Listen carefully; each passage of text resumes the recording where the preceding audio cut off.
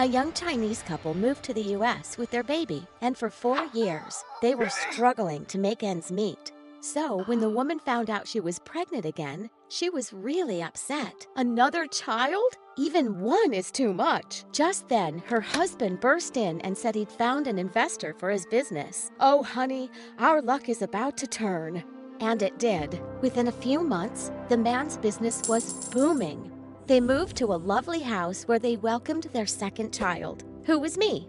Hi, my name is Gia, which means extraordinary. Before I continue, please like and subscribe. My parents could spend hours gazing at me. They thought I was perfection itself, and they gave me everything. I literally grew up with a silver spoon in my mouth. All was perfect, except for one problem. My older sister, Fen, she was weird. All she did was glare at me or pinch me awake at night and make some strange faces at me. But this one time, she put me in a pram and pushed me down our sloping driveway. As my pram rolled straight onto the main road, Mom came running out of nowhere and stopped it, just in time. On my first birthday, my parents threw a huge party for the entire neighborhood. As everyone gathered around the table, Fen suddenly jumped onto it. I've never had a birthday party. I've never even had a cake. Why does she get everything? Is that girl your daughter? You never mentioned any other kid than Gia. Fen screamed, and then she went all Godzilla on my cake. She was banned from the party, and my parents arranged for another cake within minutes. As I got older, I started realizing that my parents were really unfair to Fen. When I was 5, I got all the presents I wanted for Christmas, but she looked really mad at hers. Why would you give me these ugly socks? And a geography book? What's wrong with the book?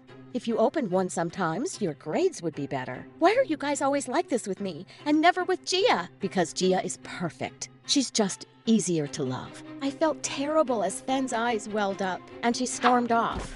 She wouldn't even join us for the Christmas party, so I took food up to her room. Hey, Fen, I brought you all your favorite. She viciously slapped the plate out of my hand. Don't even bother, witch. Nothing you could ever do would make me hate you less. Well, turns out I could give her a reason to hate me more. The next day, I was flipping through Gia's geography book when Mom said, "Oh, honey, you won't understand that. You're too little." Yes, I do, Mom. And I just learned the names of all 50 states. Want to hear them? I rattled off the entire list, and everyone stared at me. You little genius! You just keep amazing me. This has to be some kind of world record, right? My parents called every newspaper in town to come interview their wonder kid. And I was suddenly famous. Mom and Dad were showing me off everywhere. But even worse, they enrolled me in a fancy private school. Not the public one where Fen was. As I was going in our limo on my first day, we drove past Fen walking to her school, and I felt sad. Why can't she go to my school, Mom? Because she's dumb, sweetheart, and your school is so expensive.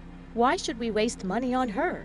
You're the one with the big, bright future, so you're worth it. Fen and I just kept growing further apart. Once in 5th grade, my parents were helping me prepare for the National Spelling Bee when Fen walked in and we gasped. She dyed her hair bright pink and was wearing the most amazing makeup. But my parents went bonkers. What did you do to your hair? It was the one nice thing you inherited from me. And I never put on makeup till I was a married woman. Everyone here wears makeup, Mom, and people tell me I'm really good at it. Maybe I could be a makeup artist one day. Wow, we came all the way from China and struggled to give you an education so you can be some clown artist? Why can't you be more like Gia? You're an embarrassment to me and all our ancestors. She left angrily. Guys, you need to stop this. She hates me because of you. Oh, baby, who cares what she thinks? I care. I went after Fen and told her she looked beautiful. I expected her to be mean as always, but she kind of smiled at me. Thanks, kiddo. You've always been nicer to me than the rest of them. Was I hearing some kind words from Fen? In this rare moment, I asked her if she'd like to come see me at the spelling bee, and she said yes. I was nervous at the event because it was being shown on TV, but I aced all the rounds and I won. Just then, I heard Fen screaming, "She's a cheater! She won by cheating!" She was shouting that my parents had been helping me by spelling out the words. My parents were furious, but when the camera footage was pulled out, we saw that they were mouthing the words, but I wasn't looking at them. I spelled the words myself. but the judges disqualified me immediately. The minute we got outside, I attacked Fen. "Why do you hate me? What did I ever do to you? You were born, and you took everything I deserved."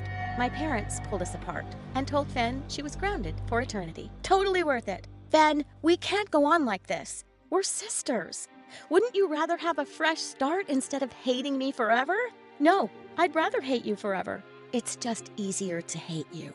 As she stormed off, I decided I was done with her, and we hardly ever spoke after that. In the 8th grade, Dad announced one day that a friend's daughter, Sophia, would be coming from France to stay with us for some months.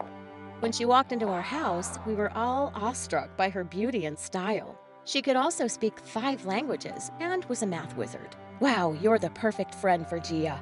You're like the big sister we wish she had." Even though Sophia was 3 years older, we had a lot in common, and we got close. One day, we heard some voices from Fen's room, and we peeked inside. She was in front of her phone recording a makeup tutorial for TikTok. The minute she spotted us, she looked mad. "Why are you jerks spying on me? Buzz off, and don't breathe a word of this to Mom and Dad, or else." We immediately checked out Fen's TikTok account, and to our shock, she had 1 million subscribers. She was really talented. Later at dinner, Fen came downstairs with a new hairstyle, and Mom just couldn't control herself. "Is this what you do all day, playing with your hair? What's going to become of you?" "Oh, I don't think you need to worry, Mrs. Chang. Fen is practically a TikTok star." "What on earth is a TikTok star?" And then Sophia showed them Fen's account on her phone. I could just see Dad turning purple. "I'm supposed to tell my relatives in China that my daughter is some internet idiot? We've been way too easygoing with you, Fen, and that was a mistake." He stormed off to her room, took Fen's phone, and flung it at the wall. Then he broke the tripod in half. "What are you doing?" "Are you crazy, Dad? Stop it!" Fen burst into angry tears and ran out of the house. When my parents stormed off, I turned to Sophia. "Why did you do that?" I didn't know they'd react this way. I was only trying to help poor Fen because they're always putting her down. I thought they'd be proud of her." Well, Sophia had no idea how crazy our parents really were.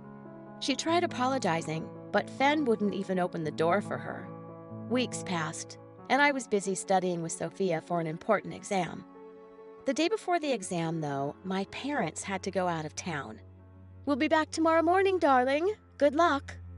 The next morning when I woke up, it was super late.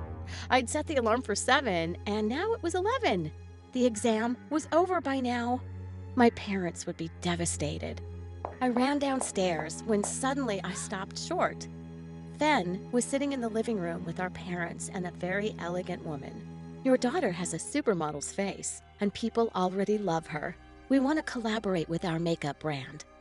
When my parents saw the check she handed, their eyes almost popped out. As Fen signed the deal and the woman left, I saw something extraordinary. My parents started hugging Fen. "Oh, darling, I had no idea you were so talented." I was still super upset about my exam, and I burst in. "Mom? Dad? I missed my exam and—" "What exam?" "Oh, for that high school? Who cares? Didn't you just hear Fen's amazing news? Come, darling, let's go for a fancy brunch."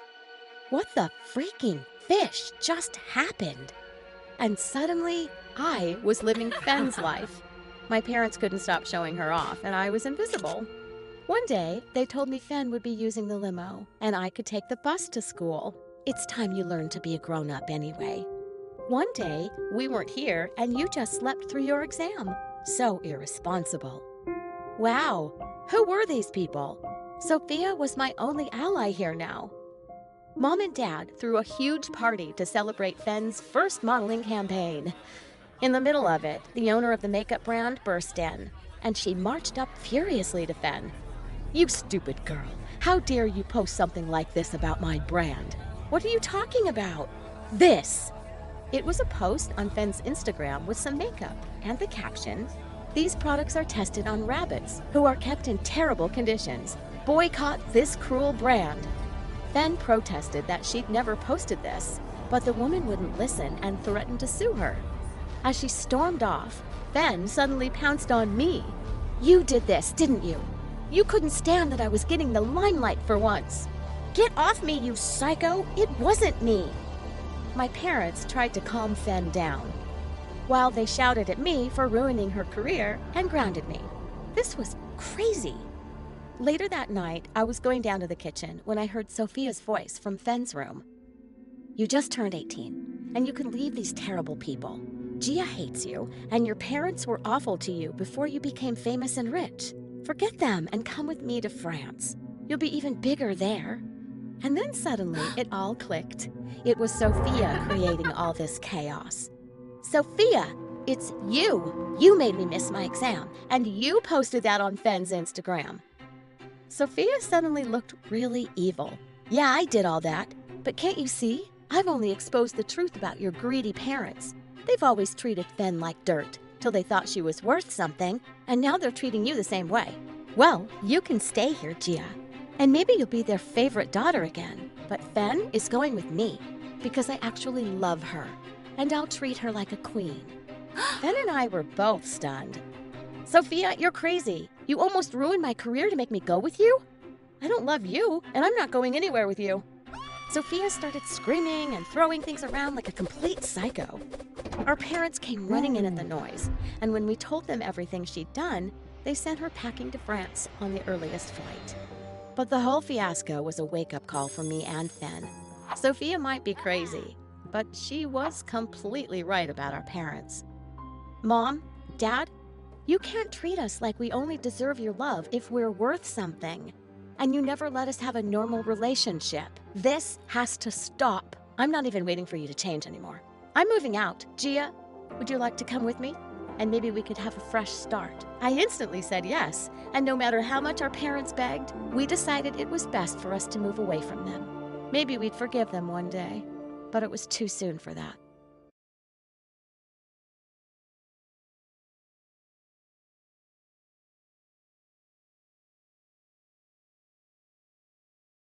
Hi, I'm Adley from Boston. Please like and subscribe, because my story animated will give $1,000 to one lucky person in the next coming 7 days. My mom got pregnant many years ago after she married my dad, and they were both overjoyed to have a daughter.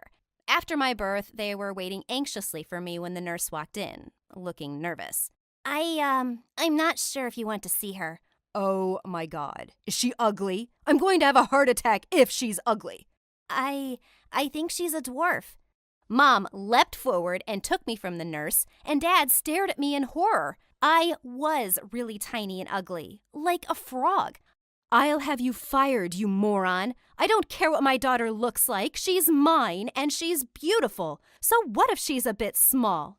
But as years went by and my progress was monitored by doctors, I was diagnosed with slower growth than most people, which meant I'd always look younger than I actually am. Mom didn't care, as long as I was healthy, but Dad couldn't handle it. How is it even possible? Everyone in my family is practically a basketball player. Be honest with me, woman. Is she even mine? Mom started screaming and throwing things at him, and he went running out of the door, and that's the last I ever saw of him. Once, when I was 6, Mom took me to a birthday party at her boss's house. I was really excited to meet other kids, but the minute they saw me, they all started staring and then laughing. OMG, just look at it. It's so tiny. With that, the birthday girl Brenda took my hairband off. Hey, give it back, you jerk. Catch it if you can, shorty. Come on, jump a little higher. Suddenly, I lost it. I climbed onto a chair and pounced on her, and we went crashing into the pile of birthday presents, which landed straight in the pool. As Brenda screamed, Mom's boss came running and went ballistic. Who is this out-of-control toddler? Where did she come from? That's my daughter, Adley. But you said your daughter was 6 years old. I don't know who this child is. I'm calling the police. Her boss just picked me up and started carrying me away. Oh my God, she's mine. But her crazy boss wouldn't let us go till the cops arrived. Of course, Mom was able to prove I was her kid, but she was so furious. She flung a piece of cake at her boss's face. I'm not working for you, psycho. I quit. Even though Mom was struggling to find a new job, she soon enrolled me in the best school around. On the first day, I was about to go inside the building when a giant limo almost bumped into me. "Hey, are you blind? You could have hurt me." A girl got down from the car, and it was that awful Brenda. "Ow, shut up. You're hurting my ears. It's not our fault you're as tiny as an ant. Who can even see you?" She spat on my shoes and walked off. And when I went to my classroom, I discovered she was in my class. Ugh! And all the kids were flocking around her like she was the queen of the school. Over the years, Brenda never failed to mock me. But it wasn't just her. It felt as if I walked into school every day wearing some ridiculous costume because someone was sure to point and laugh. "Where's your lower half, shorty, buried in the ground? Which dwarf are you, sleepy, mopey, or grumpy?" I was so sick of it all. So, in the 7th grade, I decided to do something about it. I Googled how to increase your height, and there were so many tips. One of them was hanging. I didn't have a pull-up bar, so I decided to stretch from a tree branch. But just as I stepped on it, it snapped under my weight, and I fell to the ground, hurting my leg. "Oh, Adley, what are you doing?" I just want to grow tall, Mom. Everyone else just keeps getting taller. What's wrong with me?" Honey, there's nothing wrong with you. So what if you're not as tall as everyone else? It doesn't make you less smart or kind or beautiful. I waited so long to have you, Adley, and I wouldn't change a thing. You're perfect. Mom's words really stuck with me. It was okay to not be like everyone else. A few days later, when I was heading out for home, I suddenly saw the school bus leaving without me. I ran and waved and shouted, but it just went faster. The driver probably couldn't even see me. Just then, I tripped over something and fell face first into a muddy puddle. As I got up, I saw some kids on the side staring at me, and I snapped. "What? What are you looking at? Didn't your parents ever tell you it's rude to stare? Is it so weird that I'm short, or do I have something on my face?" To make things even worse, Brenda walked out just then, and she started cackling when she saw me. "Ew, are you covered in poop, Adley? Because something sure stinks." "I think it's your mouth, you awful witch." I attacked her, and she screamed. She managed to push me off and jumped onto a bench, but I bit her leg really hard. We were both sent to the principal's office, and our moms were called in. They were not happy to see each other. But worse, the principal said I would be expelled.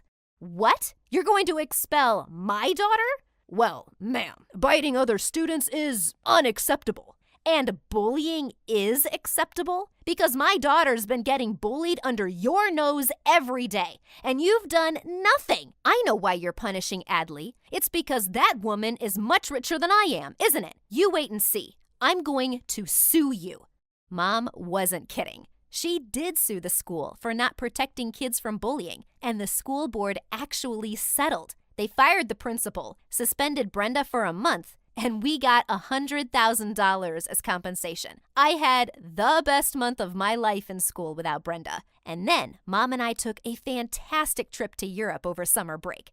A few days before school was about to start, I came home from the library one evening and found a boy sleeping on my bed. "Thief! There's a thief in my room!" The boy suddenly jumped up, and I saw he was very tall and really cute.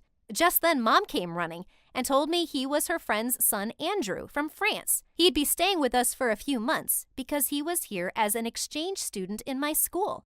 "But why is he sleeping in my bed?"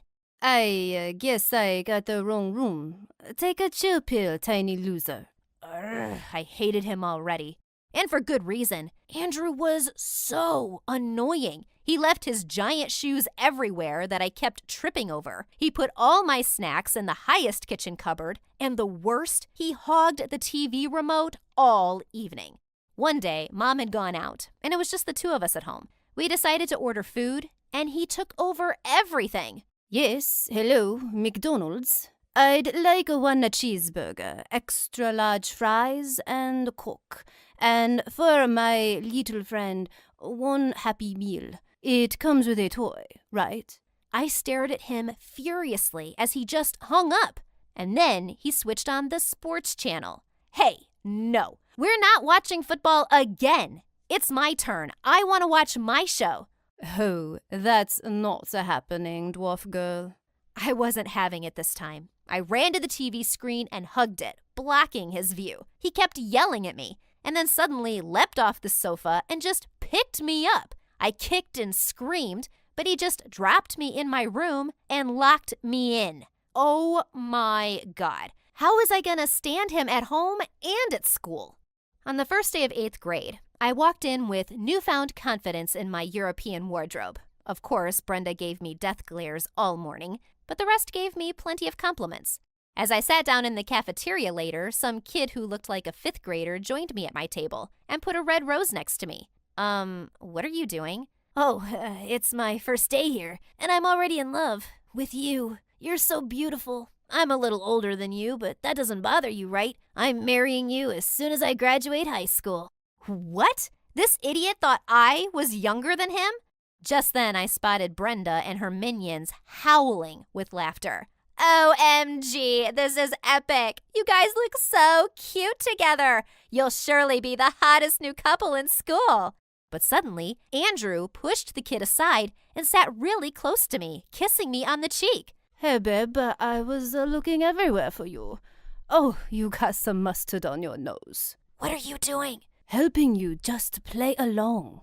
And well, I had to admit, the boy was a genius. I turned to look at Brenda, and her jaw was practically on the floor. What the? I mean, how do you two know each other? Oh, we met in Paris during summer break. She had me at hello. Who wouldn't love this cute little cream puff? Brenda stormed off angrily, and I immediately pushed Andrew away. Barf! But we decided to stick to this plan for a while, and my popularity was rising fast. I was the girlfriend of the hottest new jock in school. Suddenly, I was invited to all the cool parties. I had front row seats at all of Andrew's games. And when his team won the final football match, he picked me up and ran all over the stadium with me on his shoulders. Gosh, he was such a nut. But I was actually having a really good time with him. Sometimes I even felt butterflies. On Valentine's Day, Andrew put a heart-shaped chocolate box next to me on the table at breakfast. No one can see us here, so what's with the chocolates? They're just chocolates. Eat them, or whatever. They're heart-shaped chocolates on Valentine's Day. Is that supposed to mean anything? Do you want it to mean something? No, of course not. Yuck. Yeah, exactly. Forget it. I'll give them to someone else. He picked up my box and stormed off. What a jerk. And why did I have these weird feelings for Andrew? He was so annoying. The next day when I went to school, Brenda was standing by my locker with a huge grin. I just knew it was too good to be true. What are you talking about? You and Andrew. I just didn't get it.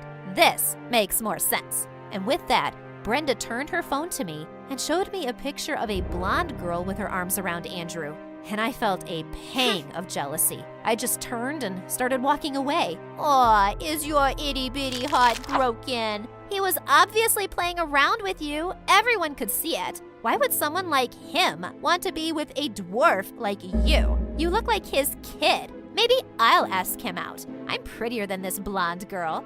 Do you really think calling me a dwarf hurts me now, Brenda? I've been hearing that stuff since the day I met you. I may not have grown much in inches since then, but I've certainly outgrown you. You don't bother me anymore, and I like myself just as I am. Go ahead, ask Andrew out, but trust me, he's gonna turn you down because he knows what a small, petty, mean mommy's princess looks like. Suddenly, Brenda snarled and attacked me. As I was trying to push her off, I was pulled away by Andrew, and standing next to Brenda was the new principal. You were given a strict warning last time, and I saw you attack this girl for no reason with my very own eyes. You're expelled, Brenda. And with that, he angrily marched her away. That witch had it coming. Adley, are you okay? What are you two fighting about? Oh, just get lost. Go back to your dumb girlfriend. What dumb girlfriend? I don't have one, but I'm trying to get one. Yeah, go on then. Who's stopping you? You idiot. I want you to be my girlfriend. I like you. I stared at him in shock and then smiled. Oh, yeah, well, who wouldn't want a cute little cream puff like me? Andrew grinned, and I stepped onto a stool and pulled him in for a kiss. Hi, I'm Isla from Turkey. The night I was born, Dad held me close and said tearfully, God, she's so beautiful. I will name her Isla, my moonlight. Just then, the doctor came in with a grim face and told my parents that they couldn't have any more children. Dad immediately dumped me in Mom's arms. You mean this is all I get? I won't have any sons? Ever? This is the darkest moment of my life. Growing up, Mom adored me, but I knew Dad thought I was a burden. The nicest thing he ever said to me was, You're just a stupid girl, but thank God you're pretty. Dad owned a small tea shop in the city. Once when I was 10, he came down with the flu, and he was being such a big baby. No one knows my suffering. If only I had a son to run my tea shop, but no, I got a dumb daughter. He buried his head in his blanket and started to cry. Mom and I just rolled our eyes and went to the shop that day, and I thought we were doing great. Sometime later, a foreign-looking woman sat down at a table. When I asked her what she'd like, she said with a tired smile, Why don't you surprise me? I skipped off and brewed my favorite mixture of lemon and saffron. I make it for Mom when she's tired. It'll make you feel better too. And you don't have to pay for this. The woman's eyes flew open as she tasted it. My God, this is really special. And so are you. Thank you for this tea of kindness. She tried to pay me, but I refused, and she left. But a few days later, Dad came home from the shop and threw a newspaper at me. What is this stupid tea of kindness that everyone's been asking me about? It turns out the woman was some big journalist, and she'd written an article about the amazing tea at our shop. And now suddenly, tourists and locals were coming over asking for it. I'll teach you how to make it, Dad, if you say please. All I got was a flying shoe, but I did teach him, and he even let me help out more often. Once in the 8th grade, I was serving customers on a really sunny day when suddenly my back and arms started to itch horribly. I dropped my tray and started scratching like crazy as people stared at me, and I just ran home. Mom, what's happening to me?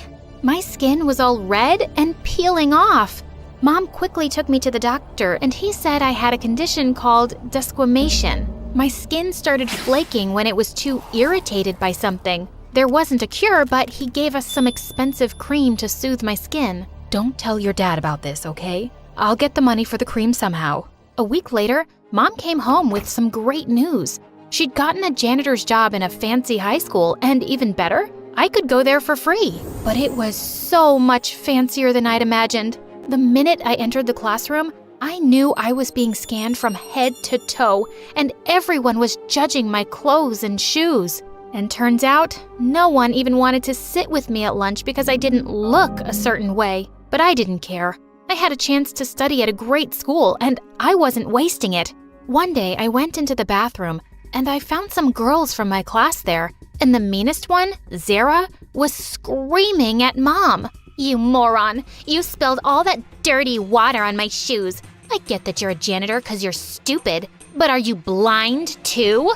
I pushed her up against the wall. No one talks to my mom like that. Do you hear me? Mom? Finally, it makes sense why someone like you is in this school. She pushed me back and pounced on me. As Mom ran forward to pull us apart, she slipped on the wet floor and fell really hard. Oh my God, Mom! The school staff rushed her to the hospital, and after hours of waiting, we found out that Mom had injured her back and she couldn't walk. I was devastated. It was all my fault. If I hadn't been fighting with Zara, none of this would have happened. The principal said I could still attend school at half the fee, but I couldn't afford that either. One evening, as I was working at the shop, I came across the journalist I'd met years ago. Wow, look how lovely you've grown up to be. But sweetheart, why do you look so sad? I broke down and told her everything. After I was done, she said, I have an offer that might solve some of your problems. You could become a model. I could connect you to all the right people, and it pays really well. Me? A model? The woman told me to think about it, and I did. It could mean I'd still be able to go to school and even save money to get Mom better treatment. I decided to bring it up at dinner that night. Dad, I'm taking up a modeling job, and he suddenly spat out his food. Modeling? Where did you even get such a stupid idea? What's wrong with it? It's for morons who don't have any brains, and it's disgraceful. Well, I do have brains, so I'm not gonna be stupid enough to waste this chance. I can make our lives better, especially Mom's. I said no! I already said yes! And with that, I angrily smashed my plate on the floor. Dad looked shocked, and I stormed off. I called up the woman and said I was taking the job. I put my cream all over my skin before going to the shoot. I couldn't let anyone know about my condition, or I'd never get the job. Everyone on set welcomed me warmly, and I was surprised that I was kind of a natural at this. 2 weeks later, I was on the front cover of a teen magazine, and Mom was delighted when I showed it to her. But of course, Dad still wasn't talking to me, and I found the magazine torn up in the trash later. But I'd been paid good money. I was able to buy some new clothes for Mom and myself, and I was back in school. And suddenly, it was a different place. People who acted like I hadn't existed before were smiling at me like we were best friends. And at lunch, I had a lot of company. A boy even asked me for my autograph. Of course, none of this was sitting too well with one person, Zara. I could see smoke coming out of her ears from a mile away. Soon after, we had a fundraiser modeling contest in school, and I was excited to participate. But as I was getting ready, I suddenly saw Zara come and sit in the chair next to me. What are you looking at? One magazine cover and you think you're the princess of this school? How hard can modeling be anyway, if you can do it? Turns out, pretty hard for her. Zara was so bad at it. She walked like a monkey and kept waving her arms like a freaking robot. And then suddenly she tripped on her dress and landed flat on her face. I ran forward to help her, but she just pushed me away.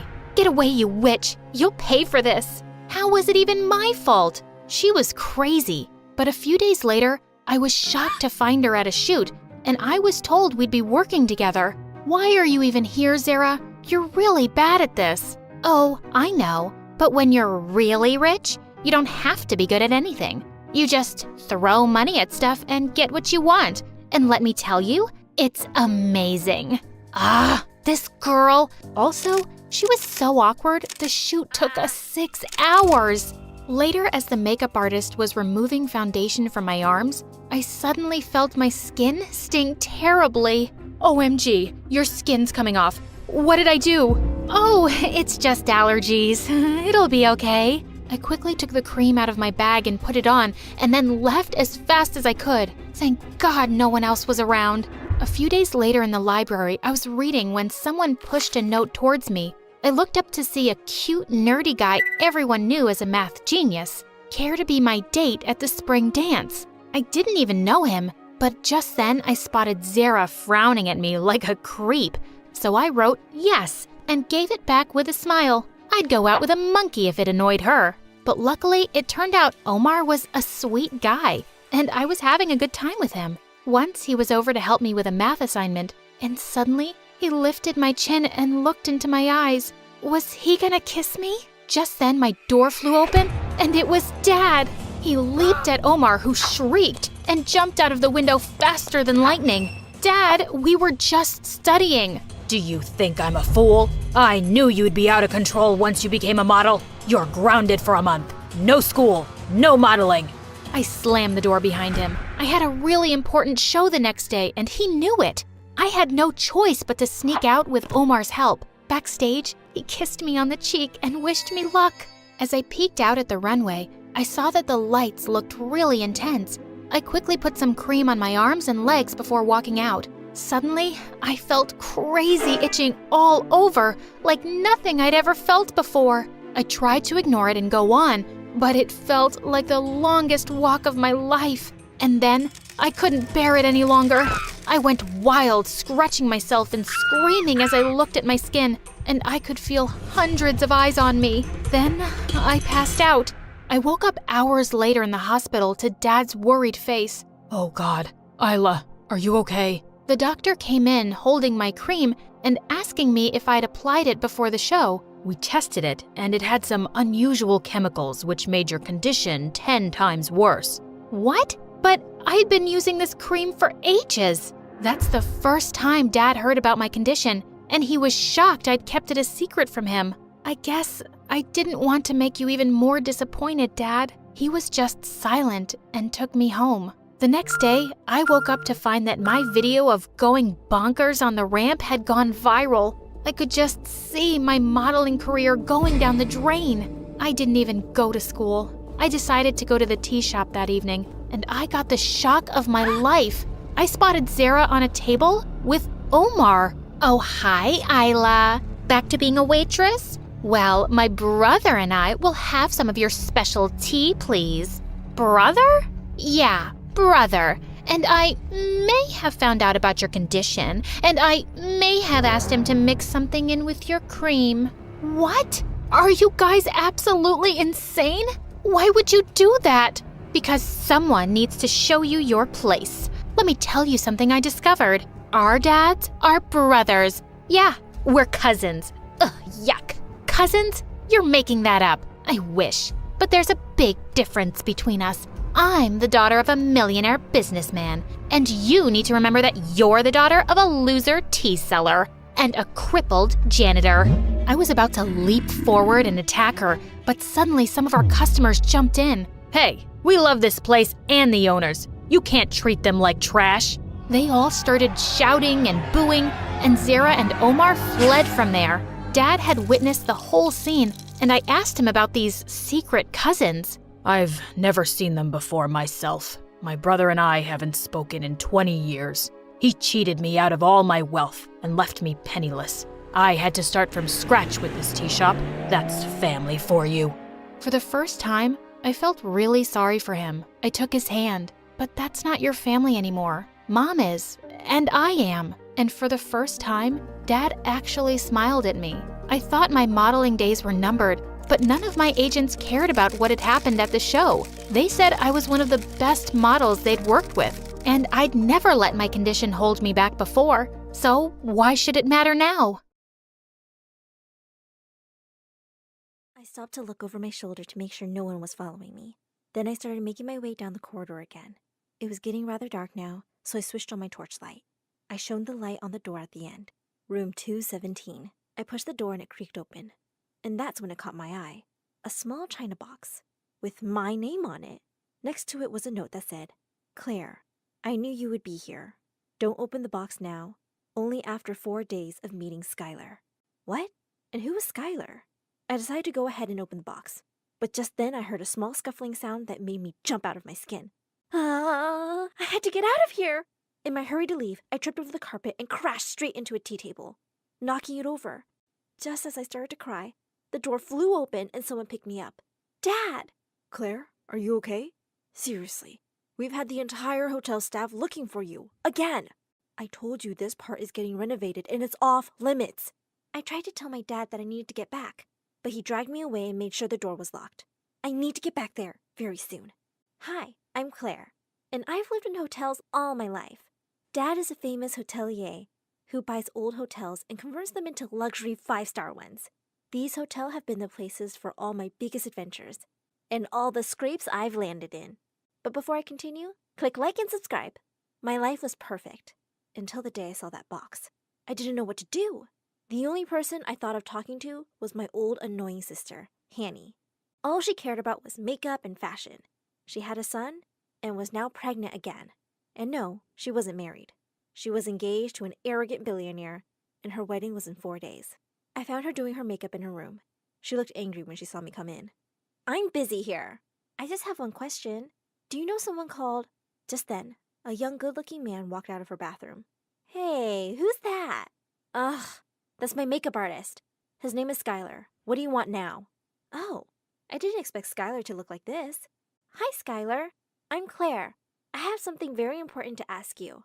He doesn't speak English. Oh, shoot. Yeah, you can leave now. I felt more confused now. When I was about to leave, Hanny's son, Sam, ran to me. Can you be my mommy? Why, honey? What's wrong? Mommy is always Buzzy. She doesn't have time for me. I felt sorry for this little guy, but I had a mission to take care of. I kissed his forehead and promised him that we would spend some time together later.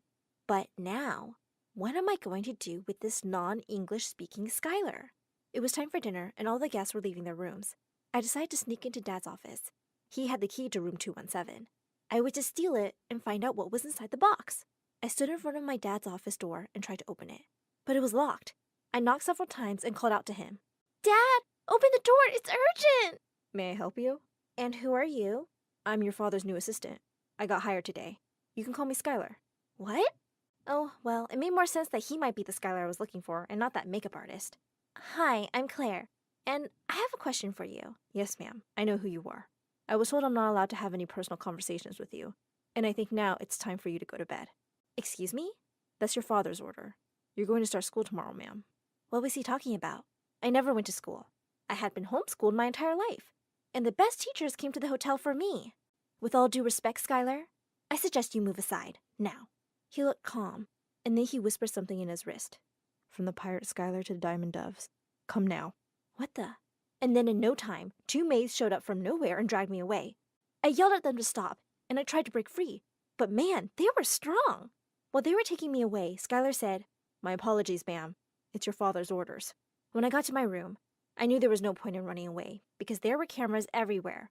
And Dad would see me and send these crazy women again. I decided that if Dad was going to send me to this school, I would disguise myself and sneak out of there. And then I'd come back into the hotel to get that box. Next morning, I woke up to find the school's uniform on the couch. I put it on and put my disguise in my bag when the maids from yesterday entered the room. I can't travel by car in the morning. It makes me nauseous. Please order a helicopter for me. No need to travel, ma'am. The school is here in the hotel. What? They told me to follow them. When we stepped out of my room, they walked over to the opposite room and opened the door.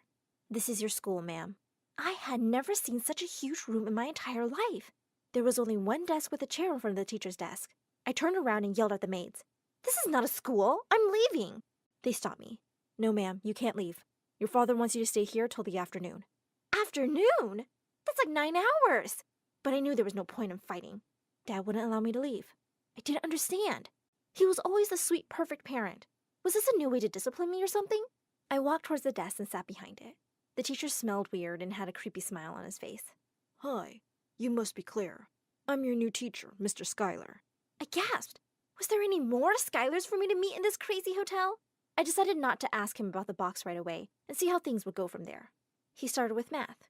He looked straight into my eyes and said, There are 200 rooms in this hotel with children in them, and 16 rooms with newly married couples in them, and 1 room that is still getting renovated. How many rooms do we have in total? I thought for a second. The answer was 217, and then it hit me. That room with the box in it was room 217. Did he give me this word problem on purpose? The answer is 217. With a creepy smile on his face, he nodded. How many boxes does room 217 have? Oh, he did know about the box. I was about to tell him what I'd found in that room when the door of the room flew open and Sam entered the room crying. Hey, you're not supposed to be here. Sam ran to me and hugged me tight, and the 2 maids ran after him. I held him and yelled at the maids to leave. Ma'am, he can't be here. Listen, all of you. This boy is not leaving this room unless I leave with him. So you better shut up and leave us alone, or else. The teacher didn't say anything, and the maids left. Sam looked at me with tears in his eyes. It's Hanny. She is mad. He always called his mom by her first name. And did he say she was mad? Hanny turns into a monster when she gets angry. The entire hotel staff gets scared when they hear her scream. Jeremy is mad too. He is gone. Jeremy was Hanny's fiancé. I felt like she had never loved him. I didn't understand why she wanted to marry him when they fought so much. Suddenly, Hanny barged in, looking super furious. Behind her, Skylar the assistant was running. Ma'am, I think you should calm down. And I think you should shut up. And I think I should leave you guys alone, the teacher said and left. She leaned towards me and whispered, I don't know what you're up to, but whatever it is, keep Sam out of it. And she grabbed Sam's arm to take him away. I don't want to go with you. I want to stay with Claire. Fine. And she left the room glaring at me. What was this crazy woman talking about? What did she think I was doing? I felt very confused and lost. I let out a loud sigh when Sam looked at me with his adorable eyes. Don't be upset. I know Henny loves you. She always say that. Pfft. Yeah, right. I took his hand and left the stupid room and went to mine. 2 days passed and I wasn't able to find anything more about the box or the right Skylar. And since no one wanted to help, I knew just how to get Dad's stupid assistant to tell me something that might help me understand what was going on. I waited for the right moment, and as soon as I saw he was alone, I dragged him into my room. There's something I have to tell you. Yes, ma'am. I hate it when you call me ma'am. Call me Claire. As soon as I'd cornered him, I kissed him. To my surprise, though, not only did I find myself enjoying the kiss very much, but he kissed me back for a second. Just then the door opened and Sam came in. I immediately pushed Skylar away and he ran outside. I can't tell you anything, ma'am. It's your father's orders. God, Sam! I decided to take him to Hanny and tell her everything. She should help me. When we got there, the door was slightly open. I was about to enter the room when I heard Hanny talking to someone. You need to leave this hotel, Skylar. I know, Hanny, I know. I don't know what to do now. I sneaked to see that she was talking to the makeup artist. Wait a second. She said he didn't speak English. I opened the door. Oh, I can see that he speaks English better than me. What are you doing here? Giving you your son back. You should take care of him, you know. You're his mother, in case you forgot. Hanny was about to say something when she stopped. I could see she was hurt by what I'd said. Then the makeup artist left the room quickly.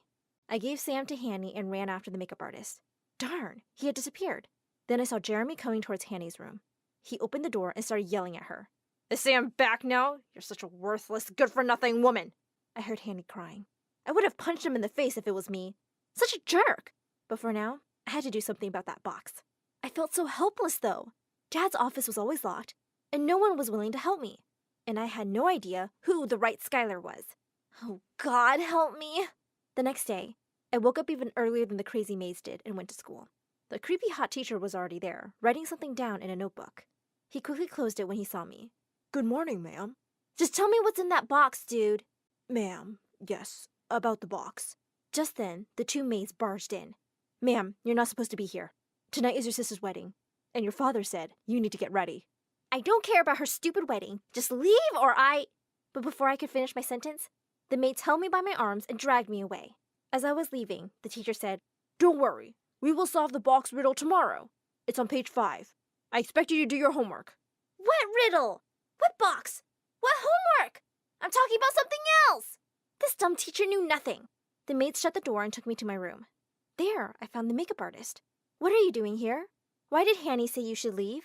Oh, she was worried about my immigration status and that I would be sent away. That's why she didn't want me talking to anyone and told you I didn't speak English, so no one would snitch on me.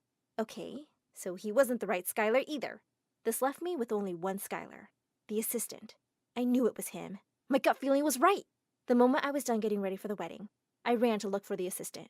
I found him talking to one of the maids, and he tried to run away when he saw me. Please, I can't do this, ma'am. I tried to think of something really fast, so I lied and said, Sam is stuck in my bathroom. I need your help before anyone finds out he's missing.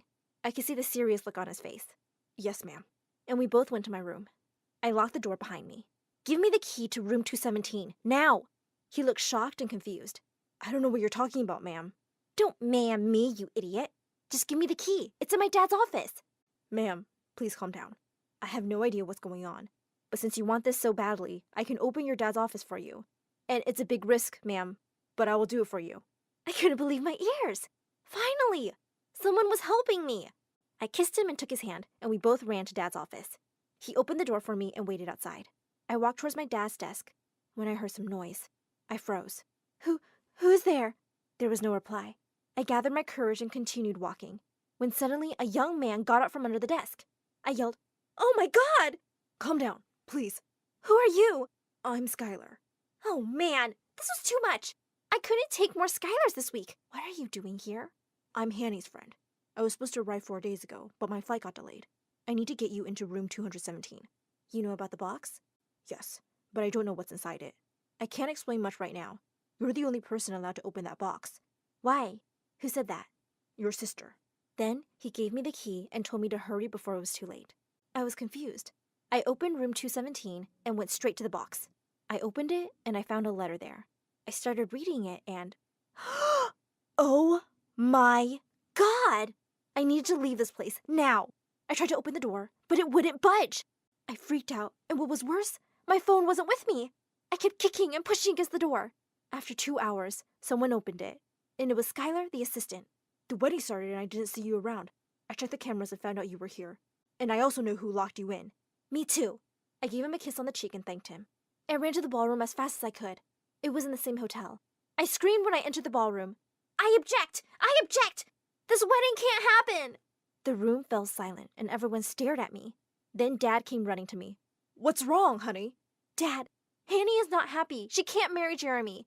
He is a psycho who never loved or respected her. She's scared, Dad. Jeremy was furious. That's impossible. These are all lies. Tell them, Hanny. Hanny started crying, and then Jeremy started shaking her by the shoulders, screaming at her to say something. Dad ran to him and pushed him away. You can't talk to my daughter like that.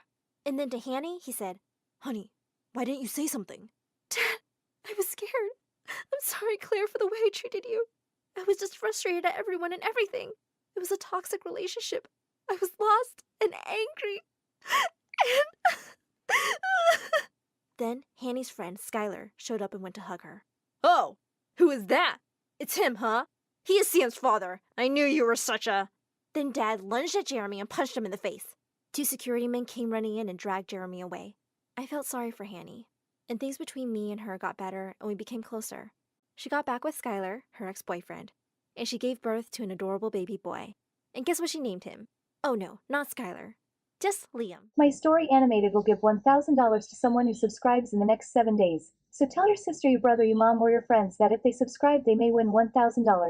Hi, I'm Olivia, and this is my story about living with a literal devil. Before I continue, please like and subscribe. Ever since I was a kid, I've been obsessed with space, the planets, and the stars. When I was 10, I painted the Milky Way all over my bedroom walls. Look, Mom, doesn't it look amazing? Ew, it looks like a bird pooped all over a blue wall. You're such a geek. At least it's better than having a pea-sized brain. You take that back. Evelyn pounced on me, and the two of us fought like wild pigs, till Mom separated us. In case you're wondering who Evelyn is, she's my sister. A monster, a witch, and a literal devil. Did I say that already? Even though she's 2 years older, we're in the same class because Evelyn failed the 2nd grade twice, and I never let her forget that. Nor did Dad. He was a world-renowned mathematician and tried his best to make Evelyn smarter, but it was mission impossible. Give me 3 examples of solid, liquid, and gas states. Poop, pee, fart. Nailed it! See what I mean? I, on the other hand, was a brilliant student, always making Dad proud. Evelyn and I never got along, but things got worse when Mom started dragging her off to beauty pageants and acting classes. And at 13, she got the lead on a hit TV show. Evelyn became famous overnight and turned into a self-absorbed diva. Even at school, she constantly threw tantrums and treated everyone like her personal assistant. This milkshake is trash. I said no sugar. Get me a new one. Are you going to a hideous skirt convention after school? Have fun, but do my homework before you leave. She was horrible, but people still loved her because she was famous. She had no time to study and failed more classes, which made Dad madder at Mom. Evelyn's on a mission to destroy her own future, and it's your fault for pushing her into this stupid career. But she's good at what she does. Not many girls her age are this famous. And once her looks are gone, what will she have to fall back on? Nothing. Pull her out of this glam business before she becomes a total lost cause. The more Dad tried getting Evelyn to study, the more rebellious she got, until eventually he gave up. On my 15th birthday, Dad got me a top-of-the-line telescope, and I wanted to test it out immediately, so I rushed to the rooftop. As I was setting it up, I saw someone lurking in the shadows. I immediately picked up a broom lying nearby. Whoever you are, know that I'm armed and I can do some serious damage! Just then a boy my age appeared, and I smacked his face with the broom and he fell down. Who are you? What do you want? I'm Nolan, your new neighbor. I come in peace. I just wanted to watch this meteor shower. Don't you have a roof at your house? The view here is much better. Oh wow, how cool is that telescope? Can I see it? Nolan and I quickly became friends. He was a space nerd like me, not to mention a total hottie. We hung out every day for hours, and maybe I even developed a teeny tiny crush on Nolan. Then one time, Nolan and I were chilling in our front lawn when Evelyn showed up, threw a drink in Nolan's face, and shoved me into the mud. Evelyn, have you lost your mind? Shut up, Quasimodo. My mind is just fine. It's that jerk that's gone crazy. He is blind and dumb as a rock, and I don't like his stupid face. Evelyn ran away, and I was totally confused until Nolan explained. I saw your sister yesterday at the mall. She spoke to me for a bit and then asked me out. She did what? Yeah, but I told her I wasn't interested. I think that's why she's acting out. Evelyn was never pleasant to me, but this time she'd gone too far. I went in to confront her, but Mom stopped me. Sweetie, please. Evelyn told me about how she behaved. She just had a really tough day. Give her a break. She'll be better tomorrow, I promise. Mom shoved a $100 bill in my hand and walked away. And after that day, Evelyn just got worse. Every time Nolan came to visit, Evelyn would interrupt our conversations, spill drinks on our clothes, throw things in our face, and if nothing worked, she'd start screaming the lines from her show. What? I'm giving you guys a private show. Enjoy it. I wanted to slap Evelyn hard, but Mom always threw herself between us and gave me some stupid excuse for Evelyn's behavior. But things really hit the roof when the school year ended, and my parents threw me a huge party for acing my exams. I was getting ready when Evelyn walked in. You should be in jail for wearing that dress. What do you want? To save you from ruining my reputation. Please let me pick something nice for you and fix your hair. And why would I take your help? Because you like Nolan, and you want him to notice you, and I know exactly how you can do that. Okay, you have my attention. Perfect, let's give you a makeover. I was confused by her change in attitude, but she did have good taste, so I went along. She pulled out a curling iron and was working on my hair when suddenly I smelled smoke. I ran a hand through my hair and half of it fell off. Oops, maybe I used too much heat. I screamed, cried, and ran around the room. Mom came running, and when she realized what had happened, she quickly started doing damage control. She cut off the rest of my hair to make it even, but I looked like a walking cone head. I was so embarrassed when I walked down the stairs. Even my dog didn't recognize me. Just then I caught Evelyn in the corner with this weird grin on her face, and I grabbed her by the hair. You did it on purpose, didn't you? Olivia, leave me alone. What are you doing? I lunged at her, and we got into a huge fight. The party was an epic fail, and Evelyn tried apologizing to me after. But of course, she didn't mean it. I refused to listen to a word. And after that, I stopped talking to her altogether and avoided her like the plague. Thank God I had Nolan as a great distraction. In 12th grade, I started a summer internship at an observatory. On the first day, all the new interns were paired up with lab partners to tackle research projects, and the best one would be published in a super fancy science paper. I was partnered with a boy named Aaron. I think we're gonna ace this research because your mind is out of this world. Get it? Out of this world? Like aliens? That was pretty lame, right? I've heard worse.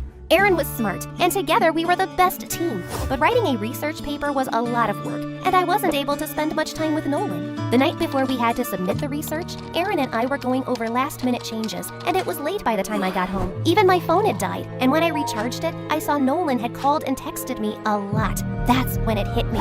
It was Nolan's birthday, and we were supposed to meet at a restaurant hours earlier. I called him immediately, but he ignored my calls, so I went to his place. I'm the worst friend ever. I'm so sorry. I waited all night like a loser. Aaron had some important stuff to discuss about the research. Oh, Aaron had important stuff to discuss, so you forgot my birthday? Hope you two had a good time. Then Nolan just slammed the door in my face. Feeling bummed, I walked back to my house and bumped right into Evelyn. Wow, you look like you've eaten 1,000 chilies. Have you been crying? Want to talk about it? Stuff your face with ice cream. It'll make you feel better. Just leave me alone, Evelyn. I spent the next week trying to make it right with Nolan, but he was still distant. Soon I got some really good news. Our research paper had won. Aaron and I decided to have a party at the observatory to celebrate, and thankfully Nolan accepted my invitation. Even my parents and Evelyn showed up. Everything was going great till Nolan left to get some drinks. And then Aaron walked up to me, pulled me in, and kissed me on the lips. What are you doing? What? Your sister told me you liked me, but were too shy to ask me out. Before I could react, I saw Nolan staring at us from across the room. He turned to leave, but I caught up with him. Where are you going? Back home. You have Aaron to keep you company. You don't need me. Nolan, you've got it all wrong. I'm not an idiot, Olivia. I saw you two kissing, and I get it. You like him, and that's fine. It's not like you and I are together. I just need to go. Nolan left, and after that he refused to take my calls or see me. I was so mad at Evelyn, I wanted to throw her in a shredder. When I got home, she and Mom had already left for Paris for a photo shoot. The last couple of weeks at the internship with Aaron were awkward, and we didn't keep in touch after. But to my dismay, Nolan now had a girlfriend that Evelyn never failed to rub in my face. I caught the two of them making out last night on the roof. Oh, such cuties. Look, I even clicked a picture. You're sick, Evelyn. First you lied to Aaron that I liked him and drove Nolan away, and now you're rubbing his new girlfriend in my face? I didn't drive anyone away. Nolan was just way out of your league anyway, says the girl he rejected on her face. That's just because he has bad taste. Not bad enough to date you, but still bad. Anyway, I have a shoot tomorrow and I need my beauty sleep. But the next morning, I woke up to Evelyn screaming like a maniac. One of her co-stars claimed that during their time together on set, Evelyn swapped her shampoo bottle with hair remover. Another colleague said Evelyn spiked her food with chili powder, making her sick and miss a huge audition. The whole media was exploding with hatred for Evelyn, and of course, she denied it. How dare they? I never did any of that. Why are they lying? But no matter what she said, Evelyn's reputation was done for. She got kicked out of her show, and no one wanted to work with her. She was devastated and hardly left her room. Even though I knew Evelyn deserved it, I kinda felt bad for her. Then one night, I was walking back home by myself after watching a vampire movie with some friends, when suddenly I heard some rustling behind me. I turned around to look, and I saw a white figure hovering in the air. I panicked and ran for my life and crashed right into Nolan. Ollie, are you okay? A ghost! There's a ghost following me! It's here to skin me alive and drink my blood! You mean that trash bag? I turned around and saw that it was indeed a large white trash bag flying around in the breeze. And the two of us started laughing like crazy. We decided to get some coffee, and it felt great reconnecting with him. So how's the girlfriend? We broke up. And Aaron? We don't talk anymore. Nolan, that kiss with Aaron. You don't owe me an explanation, Ollie. It's not like we were together then. But we can be now. I've always liked you, Ollie. You think we can give us a shot? I think I'd really like that. For our first official date, Nolan made reservations at a really fancy restaurant. My parents were out of town for a wedding, and I'd left Evelyn sulking alone at home. But halfway through dinner, I suddenly got a call from the police. Apparently, someone had broken into our house, smashed things, and attacked Evelyn. Nolan and I rushed and saw her covered in bruises, unconscious. The police then showed us the neighbor's security camera that caught a weird creature running out of our house. Is that an alien? Whoa. We didn't have time to go through every detail and rushed Evelyn to the hospital. Doctors told us that her injuries weren't serious, but she needed rest. But the news that Evelyn was attacked by an alien was spreading like wildfire. After that, a dozen reporters showed up at our house to interview her. How did the alien look? Did he walk or fly? It was an alien? I'm not sure. I can't remember what happened. She's in shock, poor baby. Maybe you guys can come back later. With all these stupid theories floating around, Evelyn's popularity was rising by the minute. She was on all the talk shows and getting interviewed by famous magazines, and Mom accompanied her everywhere. At first, she had said she didn't remember anything, but now she was making up bizarre stories. So this was a big creature, and at first I was really scared. But then I remembered my jujitsu training, and I conquered my fear and fought with that thing. Let me show you. Kaya! Hiya! Soon she was being lauded as a hero, and even landed a major role in an alien movie. But I could tell something didn't sound right. Maybe she's telling the truth? You know, there's been news of possible alien sightings around this area for months. And well, I believe in aliens. Kinda. Yeah, me too. But she's literally changed her story 100 times. Her fans might be stupid, but I'm not. I just know she's lying. I decided to do my own investigation and snuck into Evelyn's room. I searched everywhere, but then I found something hidden under a loose floorboard. A box with a baseball bat and an alien costume. Armed with the evidence, I confronted Evelyn. What's this? A bad Halloween costume, why? I found this in your room, Evelyn. You lied to the whole world about getting attacked by an alien, but it was you, wasn't it? Why? Am I supposed to tell you that when I don't know what happened either? Drop the act, or I swear I will go to the paparazzi outside and tell them that you faked the alien attack to get publicity. I turned to leave, but Evelyn grabbed my hand and started crying. I swear I don't know what actually happened that night. I've been having blackouts for years, Ollie, ever since I started acting. I know that it was wrong to lie about this alien attack, but my career was tanking. I saw an opportunity and took it. And if you spill the truth now, my career will be over. And how am I supposed to believe you now, since you've lied about everything else? Because it's the truth. Mom went inside her room and came out with a medical report that mentioned Evelyn had dissociative personality disorder. The report said that Evelyn had created a second persona who was perfect at her job, ruthless to everyone she thought of as competition, and triggered when she felt rejected or sad. What? Since when have you known this? Since Evelyn's co-stars accused her of tampering with her shampoo. I knew something was wrong ever since we started working, but I assumed it was stress. But then this news about her colleagues broke out and she lost all her work. When she pulled off that alien stunt, I realized that this could be an opportunity to regain popularity, so I asked her to lie to the public. I know it was wrong, and I'm sorry. I can't believe you kept this from us, Mom. Why would you do something so horrible? I have always just wanted Evelyn to be successful, and to prove it to your dad that she is as good as you. He always put her down, and that broke her self-confidence. I couldn't let that happen again. But what you did was wrong, Mom. You made my condition worse. Mom kept apologizing, but all of us were furious at her. Evelyn left for rehab soon after, and it took some time, but after therapy and medication, she started to get better. Mom begged and cried for forgiveness, and it took some time, but eventually Dad and I forgave her. Then one evening, Nolan and I were sitting in the park when someone jumped on me from the bushes. Evelyn! Gosh! You scared the crabs out of me! When did you get back from rehab? Just now. And I have to say, I missed your stupid face. I know I should have said it sooner, but I'm sorry, Ali, for all the times I've been a miserable sister to you. It's okay, all in the past. Really? You're the sweetest. Here, I got you a present. I opened the box she gave me, and a toy clown flew into my face. I chased Evelyn around as Nolan laughed hysterically. Guess some things never change.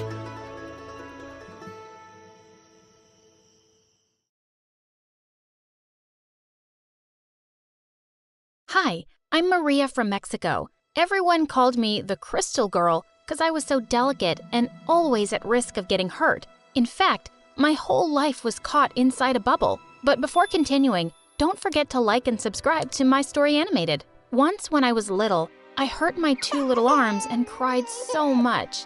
When Mom saw me cry and suffer as a newborn baby, she went crazy and grew crazier since then. Maria, don't get on there. No, Maria, you know you can't play on the swings. You can't ride a bike. No, no, no! When I was 7, Mom made a protective shield around me, so I literally grew up in a bubble. Life was not easy living like that. I never had friends. I never went to birthday parties, movies, the sea, or shopping. My whole world was those 4 walls inside my house. I was even educated at home. Mom played at being my classmate. Is there anything more creepy than that? Maria, do you want us to go to recess together? Mom, you're not a girl. You're my mother. I want to go to school. Please, I beg you. Oh, Maria, how funny you are. Let's play in the yard. The one that arrives last loses. I hate my life. The years went by. Mom decided to change the bubble models, and I got them air-conditioned. My life was boring, very boring, and Mom was becoming crazier and crazier. One day when I was 9, Mom left the front door open.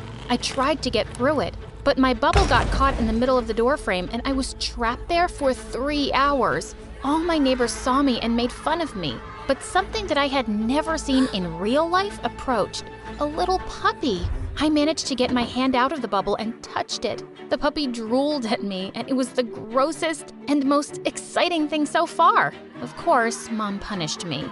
No TV for a whole week! But when I was 12, something unbelievable just happened. Maria, come here. I want to introduce you. Meet Mario, your new friend. We said hello, and Mom gave us a list of things that are forbidden and another list of things that are allowed. But Mom only let us play chess and put together puzzles and watch documentaries of wild animals? Take it or leave. It's okay, Mrs. Lopez. We will be fine. And I was looking at him like an alien. The only person I had ever seen up close was Mom, and she wasn't very pretty. Mario had dark skin and green eyes, and when he spoke, he moved his hands exaggeratedly. He almost spoke with his hands. Mario hadn't seen many people either. Maybe yes, but definitely not one like me. Mario became my best friend. With my mom looking at us all the time, we invented a secret language through chess. Maria, I have to talk with you. Tell me, Mario, I'm in love with you. And I'm in love with you. Are we a couple? We are. Mario and I became inseparable. We communicate telepathically. One day, Mom had a very bad cold. She sneezed, coughed constantly, but thanks to the cough syrup, she fell asleep. Yep, it was my time to get closer to Mario. Psst, Mario, come here. Are you sure? Yes. And this is how I got my first kiss. What do you two think you're doing? Mario Pinto Fresias, get out of here right now. Do you want to spread a plague to my daughter? No, Mom, please. Mrs. Lopez, please, don't hurt me. And so I was locked behind Mom's bars again, and I never saw Mario again. My heart was broken, but Mom didn't care. I became a very quiet teenager. I read the books that Mom bought me. With not many options, I made up a parallel world within mine. When I looked at an illustration in a book, I managed to get inside it with my mind. I was in the jungle. I stroked elephants. I fought with lions. Another day, I flew to the moon. I was an astronaut and I nailed a flag on Mars. One not-so-fun day, I got into a scary story, and I quickly fled from there. Another 2 years passed, and no one came to rescue me. When I turned 16, I managed to convince my mother that I wasn't going to break into 1,000 pieces. My method was not very conventional. Maria Lopez, get down from the top of that table right now. You will get your hand broken. You already know that you are very delicate. I'm not getting off, Mom. I am not made of glass. Enough, Maria. You are punished. I'm sorry, Mom. I'm 16 years old. You can't have me in a bubble anymore. Well, no bubble, but you will take these pills. What pills are those? No questions. You take them. It sounded better than the suffocating bubble, so I agreed to take those remedies. But strangely, I started to feel weak, practically unable to get out of bed. Those days passed me like a nightmare. I was totally scared. I didn't know what would happen to me, and my mom was getting crazier every day. I turned 17 and decided not to take my pills anymore. When Mom brought them, I was lucid enough to start pushing them aside in my mouth. When Mom left, I spit them out and hid them in a jar. I was better without the pills, but I didn't want to hold on anymore. One night, I decided to flee. At the train station, I made a list of all the dreams that I had been waiting to fulfill and that I had only imagined. To travel, parachute, go to a water park, learn to swim, and swim in open water, run a karting race, try an exotic food, make friends, take revenge on Mom, fall in love, write a book. All these dreams looked impossible, as I had nothing but myself and my bag. To travel, I needed money. I started singing on a corner, and with the money I raised, I was able to get away from there. I danced in the rain, I made friends, I could feel what it feels like to be alive. At last, the jail was over. One day I climbed a cliff, and when I was there, so high up, feeling that I could breathe freely, I thought of Mom and all that she made me miss by not leaving her house. I told myself I was never gonna let anyone lock me up again. And of course, I fell in love. Jose, the guitarist, had olive skin and the most beautiful honey-colored eyes. We spent a month together and he was a great traveling companion. I didn't want to tie myself to anything or anyone, but Jose couldn't understand, and he left. I had my list of dreams to fulfill, and that was all I had in mind. I traveled and traveled, did things that thrilled me. When I ran a go-kart race, sadly, I had an accident, and I broke down. That's not because I am made of glass. It just happens when one lives. It strikes. But while I was unconscious, they called my mother. When I opened my eyes for the first time after the accident, I saw her huge, on top of me. I felt totally collapsed. It was like the freedom and happiness I had never existed. Easy, Maria, my little one. Here I am to take care of you. Look how you ended up. No, Mom. I don't want you to take care of me anymore. You make me sick. Sorry, Maria. Here's the rule. I have your custody because you can't take care of yourself. You won't get away with it. I think the medication is confusing you a bit. Mom is going to take care of you. Stay calm. And just like that, this doctor was whom I could talk to telepathically because, coincidentally, it was Mario. Mario, thank God it's you. You have to save me. Of course, Maria. I'm never leaving you again. Ma'am, are you responsible for this young lady? Yes, I am the only one responsible. She is very sick and she cannot take care of herself. Mario, tell this to Mom. Exactly everything I tell you. Very well. What a good mother. So devoted. As you know, your daughter has a very serious fracture. We're going to operate on her. No, I will not be separated from my daughter again. I'm going into the surgery room with her. Please, have a glass of water. We put Mom to sleep with a powerful sedative. We left her at the hospital. Mario left a very clear indication. This patient must start psychological therapy. And because of that, I took revenge on my mother. And at the same time, I fell in love. And so, I checked my wish numbers 8 and 9 off the list. Mario asked me to marry him, but I said no. I didn't want to get married yet. We have all the time in the world. And so, we wrote a new wish list, but this time together. Wondering what happened to my last wish? Write a book? Right now, I am writing the last sentence of my book, and this is my story, How the Crystal Girl Turned to Steel.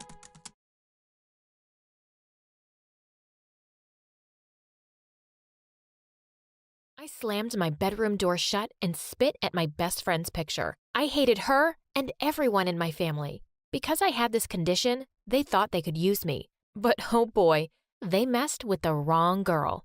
Hi, I'm Lulia from Ukraine. I'm the youngest in our family with 3 older brothers. My dad never wanted a girl. He just wanted to raise a team of healthy young boys. He was very proud of himself for being so manly that he had only produced sons. But Mom had always really wanted a daughter.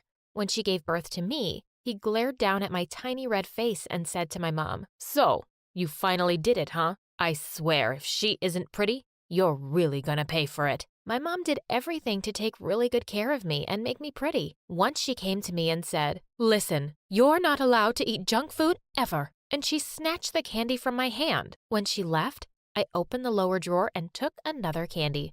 I ate whatever I wanted behind her back. Mom started taking me to salons when I was 5, and she would leave me there. I would regularly get manicures and pedicures. Every day I'd have a routine of face masks and visits to the hair salon. But no session would go on for more than 10 minutes before I interrupted it. One time, I pushed the ladies away and yelled at them. I took out my stories. "Read this for me, and I will tell Mom you did a great job." They loved it. One day, I also asked them to start teaching me how to read.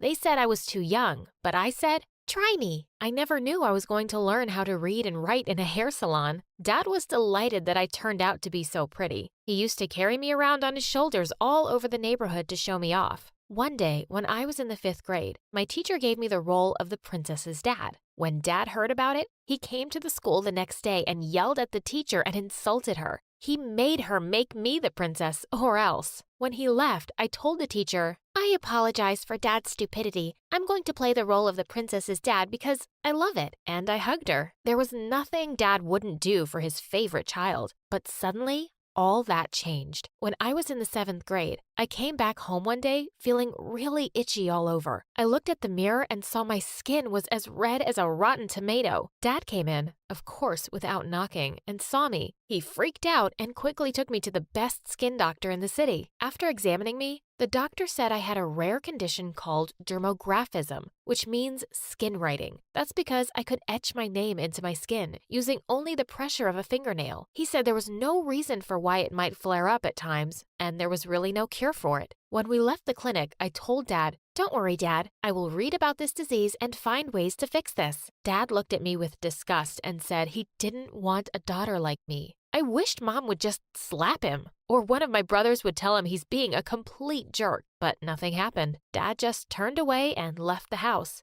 Why was Dad a terrible piece of ugh? I swore to always keep my condition a secret. I couldn't trust anyone with it, except my best friend Monica. "You should come over tonight so we can read about this disease together." When Dad saw her, he hugged her. "Your parents must be so proud to have such a beautiful daughter." My brothers were even more ridiculous. They knew she was really rich, and my youngest brother kept asking her how many servants she had. The eldest kept hitting on her, and when she told him to stop, he said he would if she paid him $100. I threw my shoe at him and told him he was a pig. I told them all to shut up and took Monica's hand and led her to my room. We both read about the disease for days and found nothing. When I got to middle school, I had eyes only for one boy, Elon. Once, we were sitting in the library. I noticed my hands had started to turn a little red. Feeling alarmed, I let go, but suddenly, Elon pulled me in by the waist and kissed me. Just then, I saw Monica. She was standing there, staring at me with the most hateful expression. She came to me with a manic look and suddenly grabbed my wrist. Instantly, big red welts started to appear. She snatched the friendship bracelet she'd given me, sending beads flying everywhere. "How could you even think of going out with Elon when you knew he's my dream? I hate you." I just stared at her, stunned. "How could I possibly know? You've never said a word. You need to stop seeing him or I'll tell him about your secret." "Oh, how could she?" I said, "Fine, I will stop seeing him." She instantly smiled and hugged me tight, like a psycho. Of course, I wasn't going to stop seeing Elon. Monica wasn't the boss of me. I started dating him in secret. In the school hallways, I would simply walk past him like he didn't exist. But we would meet up outside later every day, and I was fast falling in love. One day, Elon and I decided to skip gym class and meet at the big tree in the schoolyard. Elon had just pulled me in for a kiss when I felt someone drag me away by my shirt. I turned around to see Monica, and this time she just went insane. She kept shouting, "Liar, liar," as she pinched and poked my arms. Thick red rashes were popping up like crazy all over my skin. Elon stepped back, looking horrified. "Look, Elon, she's a complete freak." I felt helpless at first, but then I felt a wave of fury rise inside me. I slapped her hard across the cheek and ran off. Elon kept texting me and said he couldn't care less about my allergies. All he wanted was to see me. I didn't reply to any of his calls or messages. One night, I heard a gentle tapping on my window, and I pushed back the curtains to see that it was Elon. "Please, leave me alone, Elon. You deserve someone much better." "I'm not leaving until you talk to me, Lulia." He just wouldn't go away, no matter how hard I tried. I was afraid he'd wake someone up, so I let him in. He took my hands and looked at me earnestly. "Lulia, there isn't a thing about you that could make me love you any less." My heart completely melted, and I let him stay with me for the night. Suddenly, we heard some noises downstairs, and Elon quickly snuck out. A few moments later, I heard a knocking on the window. I smiled and ran to open it, but when I parted the curtain, I almost screamed and fell back in horror. It was Monica. "What do you think you're doing here, you witch? I'm here to warn you, that boy is mine. I'm not sharing him with anyone. You better break up with him or else." I locked the window and shut the curtains in her face. Thankfully, it seemed like she'd left. But man, the girl was turning into a complete nut job. The next day in school, I could see Monica by the lockers giving me a deathly glare. I also spotted Elon smiling and waving at me. If she thought I was scared of her, she was mistaken. I ran up to him, grabbed his face, and gave him a long kiss. When I looked up, she had disappeared. What was this psycho up to? Later that day in art class, I was painting away my self-portrait when suddenly I felt a dash of cold water on my back. I gasped, and to my horror, I saw that my painting was completely ruined. "That's so much better, actually. Now it looks more like you, a freak." I just snapped. I turned around and was about to throw a tin of paint in Monica's face, but I stopped when I saw the teacher coming. My eyes! My eyes! This monster is out of control." "What? I didn't even touch her." The art teacher swooped down in no time and started yelling at me. "Lulia, I will not stand for this behavior. How could you hurt the most gentle girl in class?" She wouldn't listen to a word I said. I kept pointing to my ruined work, but she kept on insulting me and said I'd been raised by savages. I'd just had it. "Shut up, you idiot. I know her daddy's donation set up this art studio. That's the only reason you're taking her side." Of course, I ended up in the principal's office and waited while she called my parents. As soon as I saw Dad walk into the office instead of Mom, I just knew I was ruined. He'd probably ground me for life. The principal pursed her lips. "We are shocked that any student of ours would behave like this. She has no respect for anyone and is a disgrace to this school and to you." I was sure my dad would agree with her. He rose up from his chair and punched the table. "No one talks about my daughter this way. I'll make sure you regret it. She's the smartest girl you will ever meet." And he took me by the arm and we left. On our way home, he finally looked at me directly after such a long time and said, "Don't ever give up on what you want. Be strong and keep fighting." And that was the last time I ever saw Dad. By the time I woke up the next morning, he had already packed all his bags and left for good. "Mom, where did Dad go?" My stupid brother scowled at me. "You finally drove him away. It's your stupid condition that made him so depressed. He couldn't handle having a broken daughter anymore." Mom banged her glass on the table. "Shut up and stop treating your sister that way.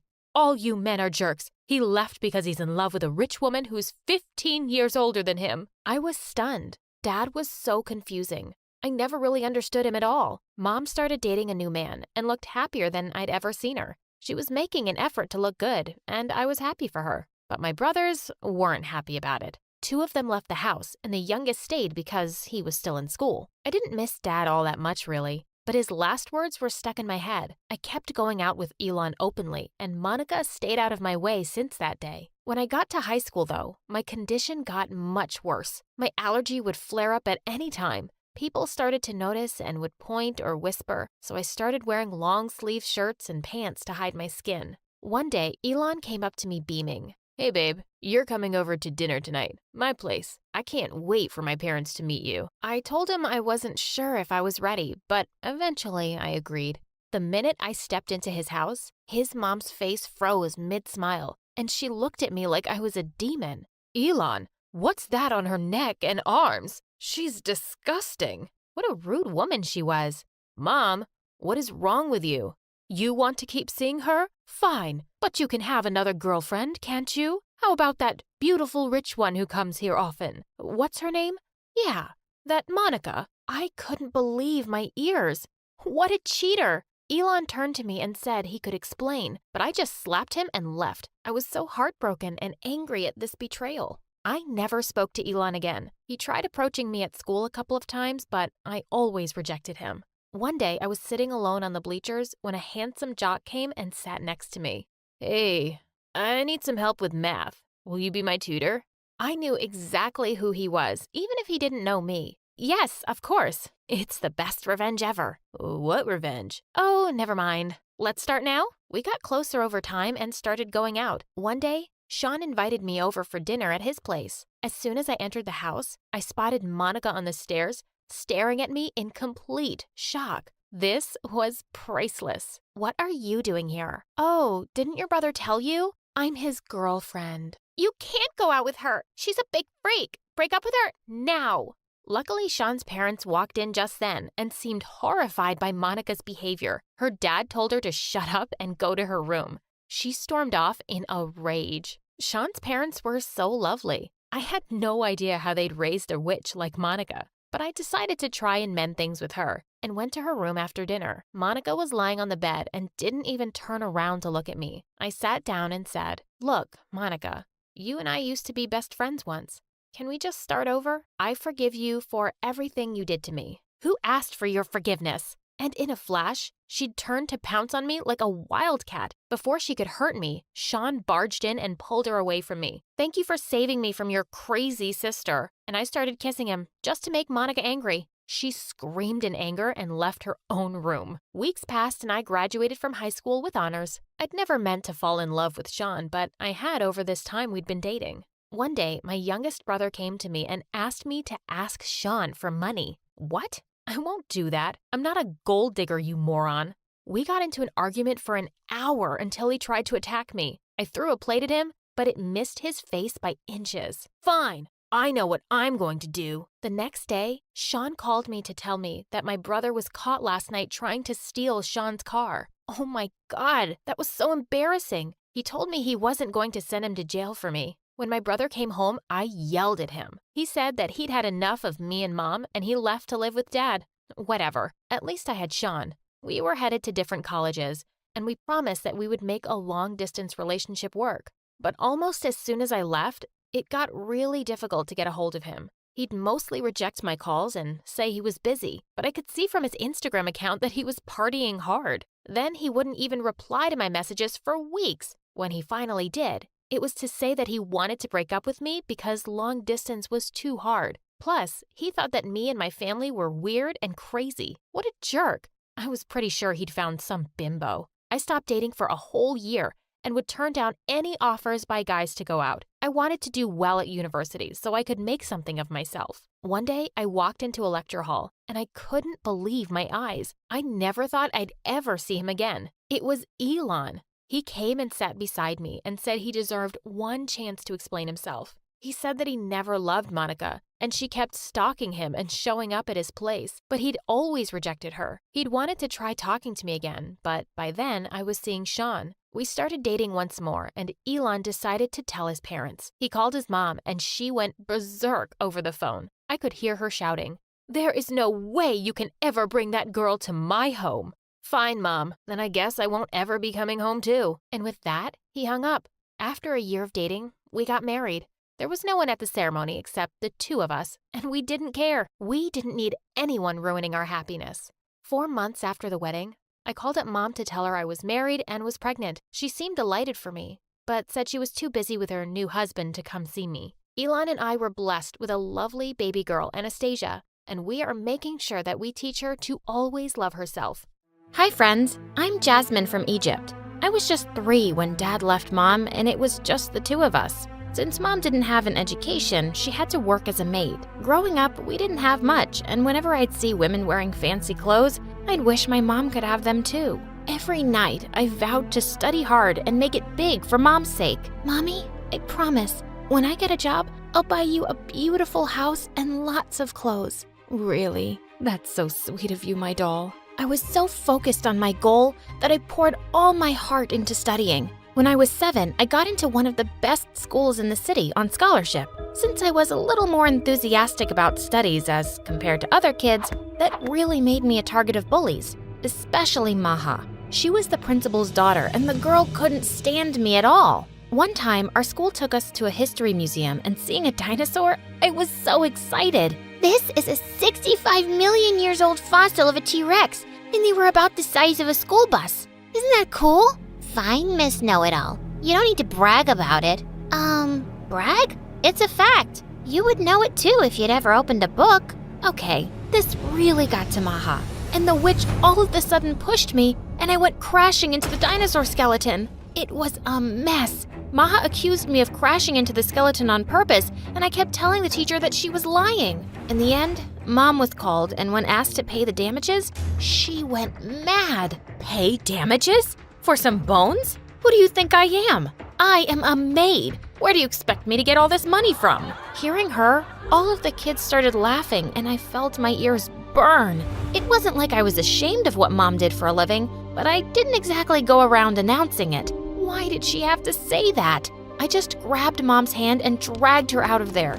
After that day, Maha made it her life's mission to always remind me of what my mom did. Hey, Jasmine, you missed a spot here. Jasmine, pick up the trash. Oh, Jasmine, how about helping the janitor? The girl was constantly on my nerves, and though I really wanted to punch her in the jaw, I had to ignore her. I was on a scholarship, and I couldn't ruin my chances. So every day, just to avoid Maha, I would go out to the school's park and sit on a swing to have lunch. It sort of became a ritual, and I loved the alone time. One time, when I was in 8th grade, I went to the park and saw a girl my age on my favorite swing. It was Azra. She was a new student, and we were both in the same class. Everything was fine until she stood on the swing. You idiot! You stood on it with shoes. One shoe has like 421,000 units of bacteria. So many. Come on, Jasmine. I know you're making it up, aren't you? Making it up? I read it in a science magazine, duh. Oh, yeah, got it. So, about the swing, I don't see any germs. Well, come on, let's swing together. By the way, I came to ask you if we could study together. Why would I do that? As you said, I am already good at it, and you are not. Makes no sense to waste my time. Wow, you are mean, but you do have a point. It's good I don't give up easily. Saying that, Asra walked away, and I wondered what she meant. Well, I found out what she meant the next day. The girl was always around me. In the class, in the cafeteria, in the school's park, and even the bathroom. I was so annoyed at her that I just wanted to get away from her. But right at the exit, I bumped into someone. It was Maha. I am so... Look where you're going. Ew. I can't believe you touched me. Your uniform? It's so dirty. Your mom can clean others' clothes and not yours? How dare she? And then the words just blurted out of my mouth. Maha, if you're gonna act like a turd, go lay in the yard. What? What did you just say? Now even Maha's minion started laughing, and boy, she looked furious. Just then Azra spoke. Better get your ears checked, Maha. You're losing your touch. Oh, really? Says the dumbest girl in class. Call me dumb one more time, and I'll introduce my foot to your butt. Got that? Maha glared at Azra, and just when I thought they'd get into a fight, a teacher entered the bathroom and everyone pretended like nothing happened. But the entire incident left me stunned because no one had ever stood up for me before. Like, ever. And Azra was the first person to do so. Later that day, when I was going home, Azra ran to me. So, fine, I'll help you. Be in the library daily at lunchtime. Yes, I knew it. I know, I have this charisma. I kind of grow on people. Gosh, I really need to get my act together. Mom says she'll get me married off if I don't do well in my studies. Can you imagine?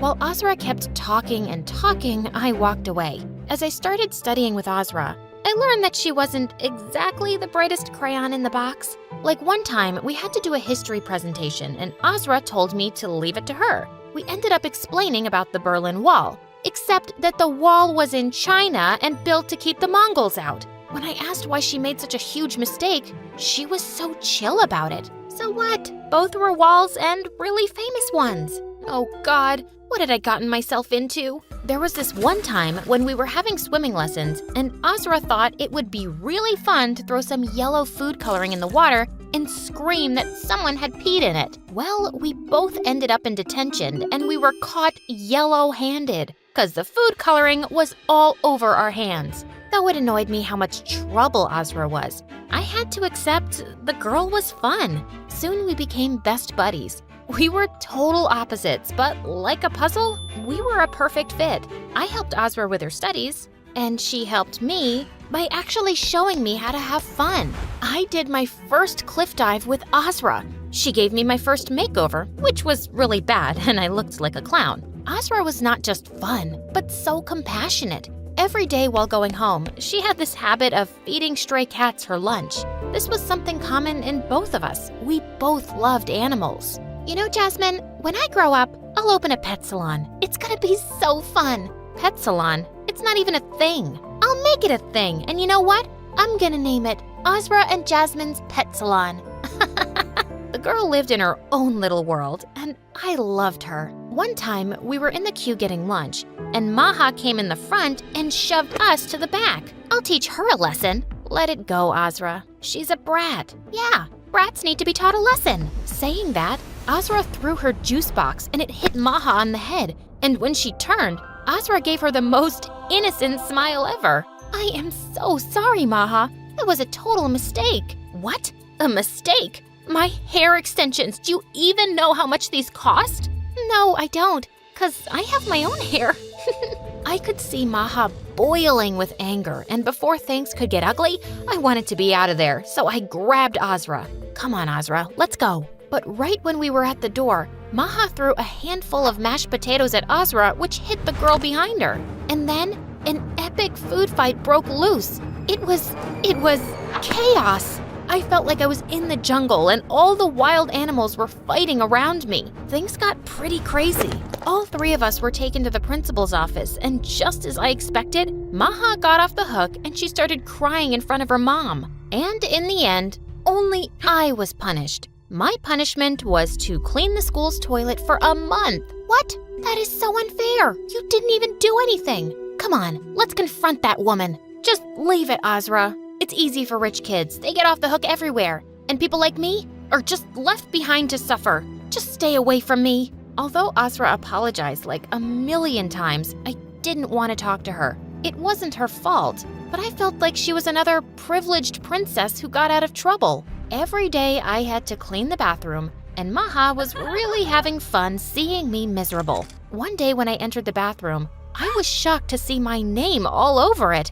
Try cleaning this. Wrote it especially with a Sharpie for you. That was it. I had enough of that witch, so I slapped her hard. The witch looked at me like she'd kill me, but right then, someone grabbed and shoved her out of the bathroom. It was Azra. How dare you touch me? I told you, my extensions are expensive. Oh, these extensions? Saying that, Azra ripped off her extensions, and in seconds, both of them were fighting like lunatics. Once again, all three of us were taken to the principal. Just when Maha acted all teary, telling how I had picked on her, I just blew up. Oh, shut up, Maha. Everyone knows it was you who wrote with that Sharpie in the bathroom. You are a witch. You just get away with it because your mom is the principal. Both mom and daughter looked shocked seeing my outburst. The principal then went on to tell me how I'd pay for being a brat. But a few moments later, a man walked in, and Azra went running to the man. What happened next left me shocked. Turned out, Azra's dad was the school district superintendent. Azra had told him about the principal's impartial behavior towards me. Well, Maha was expelled, and her mom was reported to the school board and later terminated from the job. They both totally deserved it. After Maha was gone, there was peace. After graduation, I started working as a software engineer at a very big company, and I was doing well. I was finally able to get Mom a lovely house and things were good. As for Azra, she did pass high school but couldn't get into college and her mom was always after her to get married. One day, Azra and I went out for coffee and she looked worried and told me how her mom had set her up on a date with a total stranger. I haven't even seen the guy. She wants me to marry him because he's some big shot businessman. I can't even stand up the guy because I did that 2 times already. I was wondering, can you perhaps do me a teeny weeny little favor? No, I'm not marrying him for you. No, dummy. Just go on the date and act weird. Just blow him off. I would have done it myself, but I have a very important meeting tomorrow. I wanted to say no, but she looked at me with those puppy dog eyes. And how could I say no to that? So the next day, I was in a fancy restaurant waiting, and when the guy didn't show up, I was furious. I was about to leave, but I heard a deep voice. You must be Azra. I am really sorry for being late. The moment I saw him, my jaw fell because the guy happened to be none other than Zaid, the owner of the company I worked for. Phew, he didn't recognize me because he had thousands of employees. I gotta leave because I just remembered something. Azra, our moms will set up another date if we don't sit through this one. Just pretend you're here with a friend. Easier said than done. Unexpectedly, I had a good time. I felt like I could talk freely to Zaid. Of course, as Azra. We both exchanged numbers, and Zaid and I texted each other every day. It was magical. I felt like I was falling in love with him. When Azra asked me what was happening, I told her the truth, and she told me to come clean. And the day I was going to, something awful happened. I had a presentation at work, and when I went in, I was totally shocked to see Zaid there. He looked equally stunned. After I finished the presentation, I just wanted to run out of the building, but he caught me in the elevator. Jasmine? Your name is Jasmine? Why did you lie to me? I can't believe it. I fell in... I can explain. It's complicated. I was gonna tell you tonight, but your lie was caught. Saying that, he left, and I felt awful. I left my job the day after, and when Azra came to visit me, I just lost it. It all happened because of you. My life was fine until you told me to go on that stupid date. Why do I always get into trouble because of things you start? I started. This was all you. Stop blaming me. After that, Azra and I didn't talk. I stopped all communication with her, changed my number, and even deleted my social media accounts. Soon I got another job, and I poured my heart into it. I remembered the promise I made to myself all those years ago.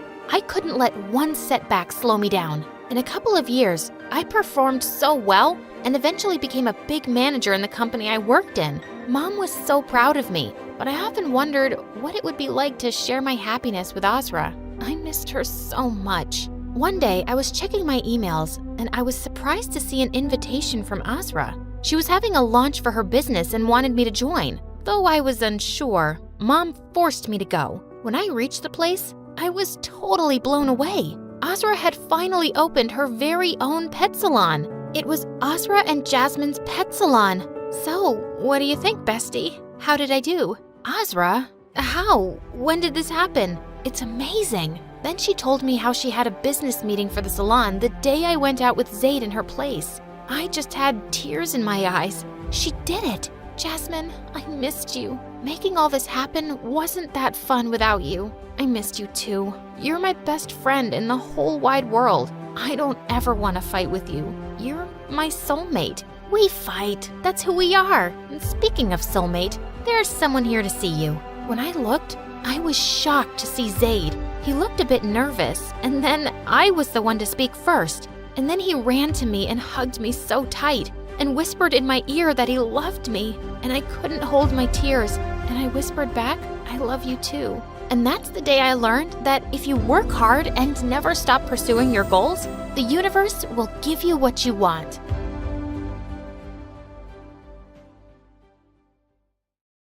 Hey, look at that weird monster man. That's my dad. Watch your mouth. Well, he looks like a freak, and so do you. Why are you wearing that mask anyway? Do you have ugly, crooked witch teeth? I kicked her in the leg and ran off. What was the point of explaining my dust allergies to an idiot? And how dare she make fun of my dad? Hi, my name is Daisy, and I go nuts around sand, dust, dirt, you name it. I can't even smell a flower without all those tiny things making me sneeze like crazy and making my skin itch. I'd been homeschooled for a really long time, but I just wanted a normal life. I insisted on going to high school, and Dad reluctantly agreed. Sweetheart, you've missed the bus. Let me drop you off today? No, I'll just walk, Dad. I knew I was going to be so late, but I didn't want the other kids to see him. I knew how people looked at him, and I'd heard the hurtful things they said. I was a little ashamed to admit that I was afraid everyone would make fun of me too. My life was hard enough at school. Ow, watch where you're going. Eat dirt, termite. Lana. She'd had something against me since the day I got here. Why did all the mean girls have to be so pretty? Every boy in our class probably had a crush on her, including Keith.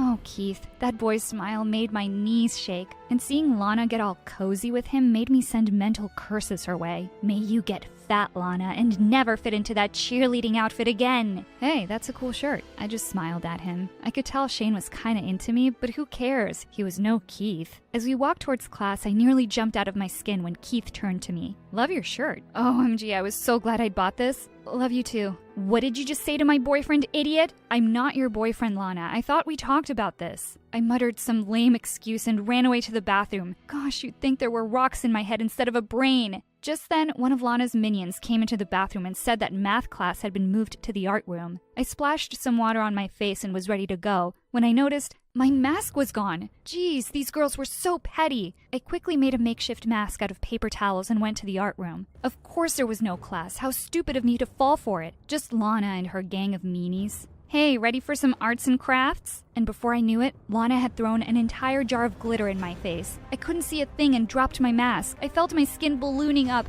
Oh God, I could barely breathe. Keith grabbed my hand and rushed me to the nurse's office. This would have been such a Dear Diary moment if I didn't feel like I was dying. The nurse gave me an anti-allergy shot and a cream for the rash. I felt drowsy after the shot. Keith offered to drop me off at home. My hero. I couldn't believe I was inside Keith's car. What? Why was he slowing down? I just wanted him to drive on and on. We're here, sleepyhead. He opened the door and helped me out, and I suddenly stopped in my tracks. I was wide awake now. I panicked seeing my dad standing on the porch. Oh God, what would Keith think? What if he told everyone? What if he said something hurtful? Who's that? Oh, just a distant relative visiting. So I was wondering if you'd like to go out with me on Saturday. Seriously? The Force really was with me today. I should have worn this t-shirt a month ago. What about Lana? She has nothing on you. I saw you without your mask the other day, and you're the prettiest girl I've ever seen. I felt like I'd shot straight to heaven in a galaxy far, far away. When Keith had driven away, I took Dad by the arm and went inside. Dad, we've talked about this so many times. I don't want my friends to see you. I was worried. I know, but you know how mean people are. When I went down to the kitchen in the evening, I was surprised to see a big basket on the table and a note. It said, "Hope you feel better really soon." Who knew Keith was such a romantic? I couldn't wait to see him tomorrow. The next day at school, I caught up to Keith. Thank you for yesterday. Come on, it was nothing. As we were walking to class, I saw Lana next to her locker. I had to mark my territory and fast. I nervously put my hand in his back pocket. He smiled and put his arm around me. Yes, it was the perfect payback. I thought Lana was going to choke and pass out. I knew I'd have to watch my back, but it was totally worth it. I was loving every minute of being Keith's girlfriend. I just skipped so many steps on the social ladder, and he was just so sweet. My mask broke one day, and Keith immediately pulled one out from his pocket. I always carry a spare for you. I just melted and sank into my chair. Another day, I got to school and saw Keith by my locker covered in dirt. I ran to him, but I had to keep my distance. What happened? Are you okay? I can't believe she'd do this. Who? What were you doing in my locker? I wanted to surprise you, but when I opened it, I got covered in dirt. I wanted to hug him and clean him off, but I couldn't risk triggering my allergy. Just then, Lana rushed over. OMG, Keith, what happened? Here, let me help you. You! Look what you've done! Get your filthy paws off my boyfriend. Cut it out, Lana. You and I are never gonna happen, you obsessed psycho. I tried to go after him, but I knew I couldn't help him. But I knew someone who could. Shane, could you do me a favor? Could you please help him and see if he's okay? Keith just seemed to be in a bad mood for the rest of the day. Nothing I said seemed to get him out of the grumps. I thought the day couldn't get any worse, but boy was I wrong. As I was about to head home, I saw something across the street that made me stop in my tracks. What the hell? My dad was here to pick me up. We would be laughingstocks. Why doesn't Dad ever listen? I slipped through the sea of kids and quickly ran to get away from school and Dad. I ducked into an alley to take a shortcut. I was halfway through when 3 boys blocked my way. What did these jerks want? The boys didn't look much older than me, but they seemed strong. Where do you think you're going, precious? I told them I didn't have any money, but they kept trying to snatch my bag. Suddenly, I lost my balance and fell into a puddle of mud. I could feel my arms starting to itch almost instantly. They were about to run away with my bag when I saw a shadow looming behind me. Why don't you pick on someone your own size? I knew that voice. Shane! I couldn't have been happier to see him right now. One look at Shane was enough to make them drop the bag and run off. He helped me up and quickly cleaned the mud away. I felt kind of warm and fuzzy looking at him. He offered to walk me home. I had forgotten how easy and fun it was to talk to Shane. I had been so focused on Keith I didn't realize how much I missed this. As soon as I got home and saw my dad, I felt irritated. Dad, why did you come to pick me up? You don't know the kinds of things people will say at school. When I turned to Shane, I saw that he had a strange look on his face. Was he going to say something about my dad? Instead, he sounded really disappointed. Why do you even care about those jerks? I thought you were different and didn't care about what people thought, but maybe I was wrong. He turned and left. Why was he judging me? He didn't know how hard my life was. The next day at school, Shane avoided me. I couldn't care less about what he thought. I was Keith's girl, and he was all I needed. Someone rang the doorbell the next morning, and I opened the door to find a huge bunch of daisies on the doorstep. I gingerly picked up the note, which said, "Some daisies for my Daisy. Happy birthday, babe. Can't wait to take you out tomorrow. Hugs and kisses, Keith." I let out a huge sneeze and slammed the door shut. Sweet, but really dumb. It wasn't even my birthday for a month. He should know better. One day, Lana's minions started following me home after school. I was afraid they'd try and hurt me, but they just turned around and left once I got home. The next day when I got to school, everyone seemed to be laughing at me. Did I have something on my face? Was there a hole in my pants? I quickly walked to my locker and froze. I felt like the world had collapsed around me. There was a picture of me with Quasimodo. It said I was a freak and we should be in a circus. I looked down the hallway and the walls were covered with the same pictures. She had made me into a freak because of my dad. I tore the poster off my locker and ran out of there. I couldn't stop crying all the way home. My dad was surprised to see me back so early, but I just shrugged and went to my room. A little while later, he walked into my room, and I froze when I saw what he had in his hand. The damn poster! He sat down on the bed and held his head in his hands. I saw him shaking. I was horrified and ran over to him. Dad, I'm so sorry your life is difficult because of me, Daisy. No, Dad, I would never change a thing about you. It's not your fault those people are awful. I burst into tears. I felt so terrible for all the awful things he'd read about himself. And I knew it wasn't his fault, but my life in school was going to be hell now. Thank God summer break was just around the corner, and I wouldn't have to deal with school. At least I had my boyfriend to hang out with over the summer, but he seemed to be a bit busier than usual, too. Over the weekend, Keith invited me to a beach bonfire, but me and sand don't go well together. My dad tried to stop me, but I wasn't going to let my allergy get in the way. I wanted to be the perfect arm candy for Keith, and I sure wanted Lana to eat her heart out. The beach party was raging by the time Keith and I got there. Keith couldn't keep his eyes off me, and I was super pleased. He pulled me close and kissed me. Wow. I was still reeling from the kiss when I saw Lana staring daggers at me, and a few feet away, I spotted Shane. But tonight was my night, and I wasn't letting anyone spoil it for me. Keith and his friends were hanging out close to the fire, but the ash was making me sick. I told Keith we'd have to move away. He looked annoyed but didn't say anything. After a while, he said he was going to go catch up with his friends for a bit and just started playing beach volleyball, leaving me all by myself. I was getting bored and decided to see the match up close.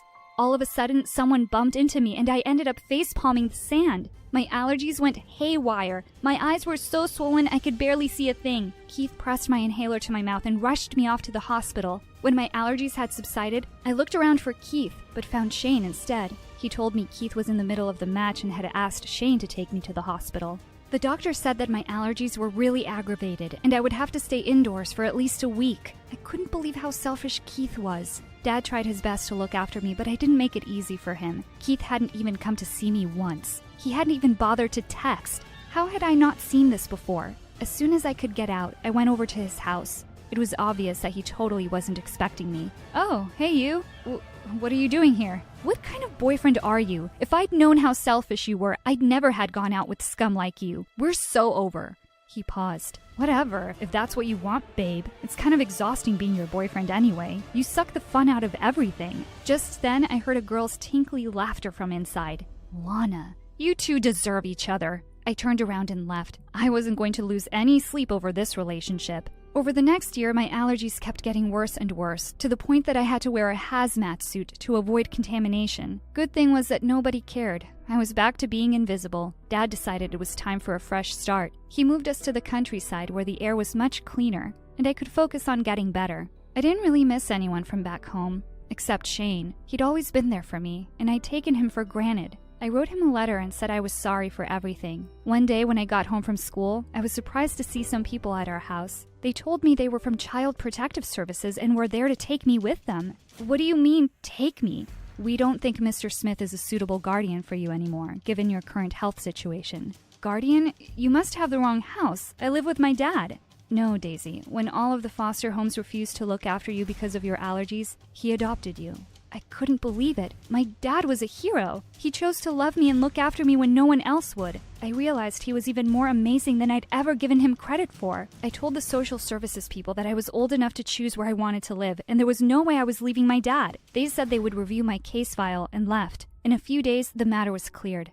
I didn't have to go anywhere. Over time, Dad and I mended our relationship. I was no longer afraid for him. I couldn't be prouder of the man who raised me, even though I was such a brat. I would watch videos on my favorite channel, My Story Animated, about all these psycho dads who were so mean to their daughters, and I couldn't help feeling even more grateful for my amazing dad. One day, as I returned from college, I found a basket of my favorite things on the doorstep. Keith? I turned around and was amazed to see Shane. Of course it had been him. Keith couldn't have sent a thoughtful present to save his life. I got your letter, and I heard things between you and your dad are better. It turned out that Shane's mom was a protective agency worker who had handled my adoption case from the start. She'd told Shane about it, and he'd confirmed Dad was an amazing guardian for me. I was stunned. He'd always been in my corner. I've always loved you, Daisy.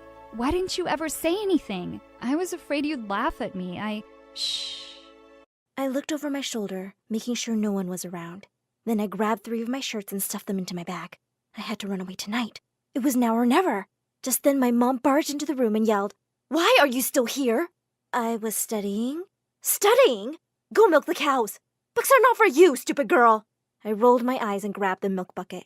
Hi, I'm Amara from Greece. I was all set up to run away from my village to escape a terrible fate, when I suddenly got an opportunity that changed my life forever. But before I continue, click like and subscribe. The next day in class, our teacher barged in and wrote a question on the board. Now who can solve this? I looked around and then raised my hand. No sweat! As soon as I was done solving the question, I saw everyone staring at a tall woman walking towards me to the front of the classroom. So, you're the famous Amara. Your teachers did say you were a genius. Signomi, who are you? She's Miss Mercedes, the vice principal of a huge school in the city. She's come here to offer a scholarship to the smartest kid in class. I just stood staring at her, my mouth open. Was this for real? I don't have all day, child. Will you accept it? Yes, absolutely. Just the day I had planned to run away, I'd been given a scholarship? I was being saved by God. 20 minutes later, my teacher was at my house, trying to convince Mama to let me go, but she kept shaking her head stubbornly. Mama, I'm not doing this for myself. I want to be a doctor so I can take care of you. For a minute, I thought she might actually give in, but then she started to scream. I've told you! Your place is here! What will you do at a school? Then Miss Mercedes took out 50 euros and handed them to Mama. Okay, maybe it's not so bad to go to school. The next day, I was at a train station with my mom, and hundreds of villagers had gathered to bid me goodbye. I tearfully hugged Mama, and she spat at me 3 times for good luck. Ftoo, ftoo, ftoo! Then she put a talisman around my neck. My darling girl! Take this. It will bring you good fortune. Come back rich and make your mama proud. I rolled my eyes, but accepted it. And then suddenly every woman was giving me a talisman of her own. I finally hopped onto the train and was so impatient to leave, I could almost push it. Just then, the train started moving away. I couldn't believe it. I was actually getting out of here. I could almost dance with joy. Sit down. I will be watching you constantly. One wrong move, and I'll have your stupid villager butt back here in no time. When we finally got to the house I'd be staying at, I was spellbound. Lots of servants were waiting for us outside. At the front was a man with kind eyes. Oh, I'd seen guys like him in movies. You must be the butler. Please take my bag. There was a pin-drop silence for a moment, and everyone looked horrified. Then the butler burst out into laughter. You stupid girl! Does he look like a butler? He's the owner of this house and your benefactor, Mr. Armitage. What? Sir, I'm so sorry. Oh, never mind. I'm just happy to see you, and I'm sure you'll do wonderful things. I noticed he had tears in his eyes. He seemed nice, but a bit weird. When Miss Mercedes led me to my room, I was thrilled to see it was full of books, and there was a TV and a really fancy-looking laptop. I jumped onto the huge bed in delight. Is this really all mine? Are you crazy? This is Dakota's room and her bed. You will sleep there. Before I could ask her who she was, the door flew open and a girl barged in. Oh my God! Miss Mercedes, why is there a beggar on my bed? Miss Dakota, she's a scholarship student. She'll be sharing your room because she can learn lots of things from you. Like manners. I'm talking to Daddy about this. And with that, the girl stormed off. That's Dakota, a real girl of the city. Later that evening, as I roamed around the house, I was walking past the library when I heard Miss Mercedes' voice. I don't see why you needed to bring that girl here. We have so many other smart kids in our school. I've told you, I have my reasons. I held my breath as I listened closer. I wanted to know why he'd chosen me. Just then someone whispered in my ear and I nearly screamed. Are they talking about something interesting? There was a handsome boy next to me, with his ear pressed to the door. I quickly walked off and he followed me, introducing himself as Gavin, Miss Mercedes' son. He said he and his mom lived here. Are you a new maid? Do I look like a maid to you? Oh, I'm sorry. Save it, city boy. You're all alike. Proud city people. I joined school after a couple of days, and I was so excited. When the first math lesson was about to start, a girl whispered to me, Psst, you can tell me if you don't understand stuff. I'll help you. I was about to thank her when she continued, I'm sure the only math you know is counting cows. Why were these people such jerks? Just then, the teacher walked in and started writing a word problem on the board. There are 85 people in a warehouse. Some of them had turned into zombies, some are still alive. If the ratio of zombies to humans is 2 to 3, how many zombies are there? Seriously? This was so easy. My pet goat could solve this. But I was shocked to see that everyone in class was just staring blankly. I quietly said, 34. The teacher turned to me. What did you say? I believe the correct answer is 34 zombies. He immediately sat down on his desk and started working out the problem. 10 minutes later, he looked up at me in complete shock. It is 34! How did you do that so fast? And before I knew it, I was being rushed off to the principal's office and the maths teacher was insisting that I was a genius and should be bumped up a grade. That night, Mr. Armitage couldn't stop raving over dinner about how smart I was, and I could see that both Miss Mercedes and Dakota were not happy. A few days later, Miss Mercedes came to me and dumped a pile of dirty clothes on me. You lazy girl. From now on, you'll be doing the laundry. I picked up the clothes and walked to the laundry room. The washing machine with all its buttons was making me feel so nervous. I never used one. But then I told myself, you're Amara. You can do anything. I held my breath and pressed one button. Nothing. Another. Nothing again. A third, and the machine began to roar. Foam and water shot out, and I screamed as I tried to stop it. Then I heard someone laughing. I turned to find Gavin leaning against the wall. What are you looking at? Nothing at all. I was just wondering why they brought you here. But for now, you just need to know that you're pretty cute. Move aside. I'll show you. And he unloaded the first batch of laundry. As he unloaded the first batch of laundry, he said, and that's how it's done. He wiped a soap bubble off my nose, and my heart skipped a beat. He was looking right into my eyes. Wait, was he about to kiss me? Just when his face was just inches away from mine, Dakota burst into the room, and she looked crazy mad. What do you think you're doing, village witch? You live under my roof, and this is how you repay me? By stealing my boyfriend? Dakota, we're not dating. Oh, are you dating her then? Maybe I am. It's none of your business. She screamed and stomped out of the room. Before Gavin could say anything else, I ran out of there. I really didn't need all this drama. The next few days, I tried to avoid Gavin, and Dakota pretended like I didn't even exist. But then one morning, as I was getting ready for school, she threw something on my bed. It was an iPhone. Daddy wanted you to have my old one, so whatever. If you have questions, ask Siri. Who's Siri? A girl at school? Dakota turned to me. No, but she's a nerd like you, and you guys will get along really well.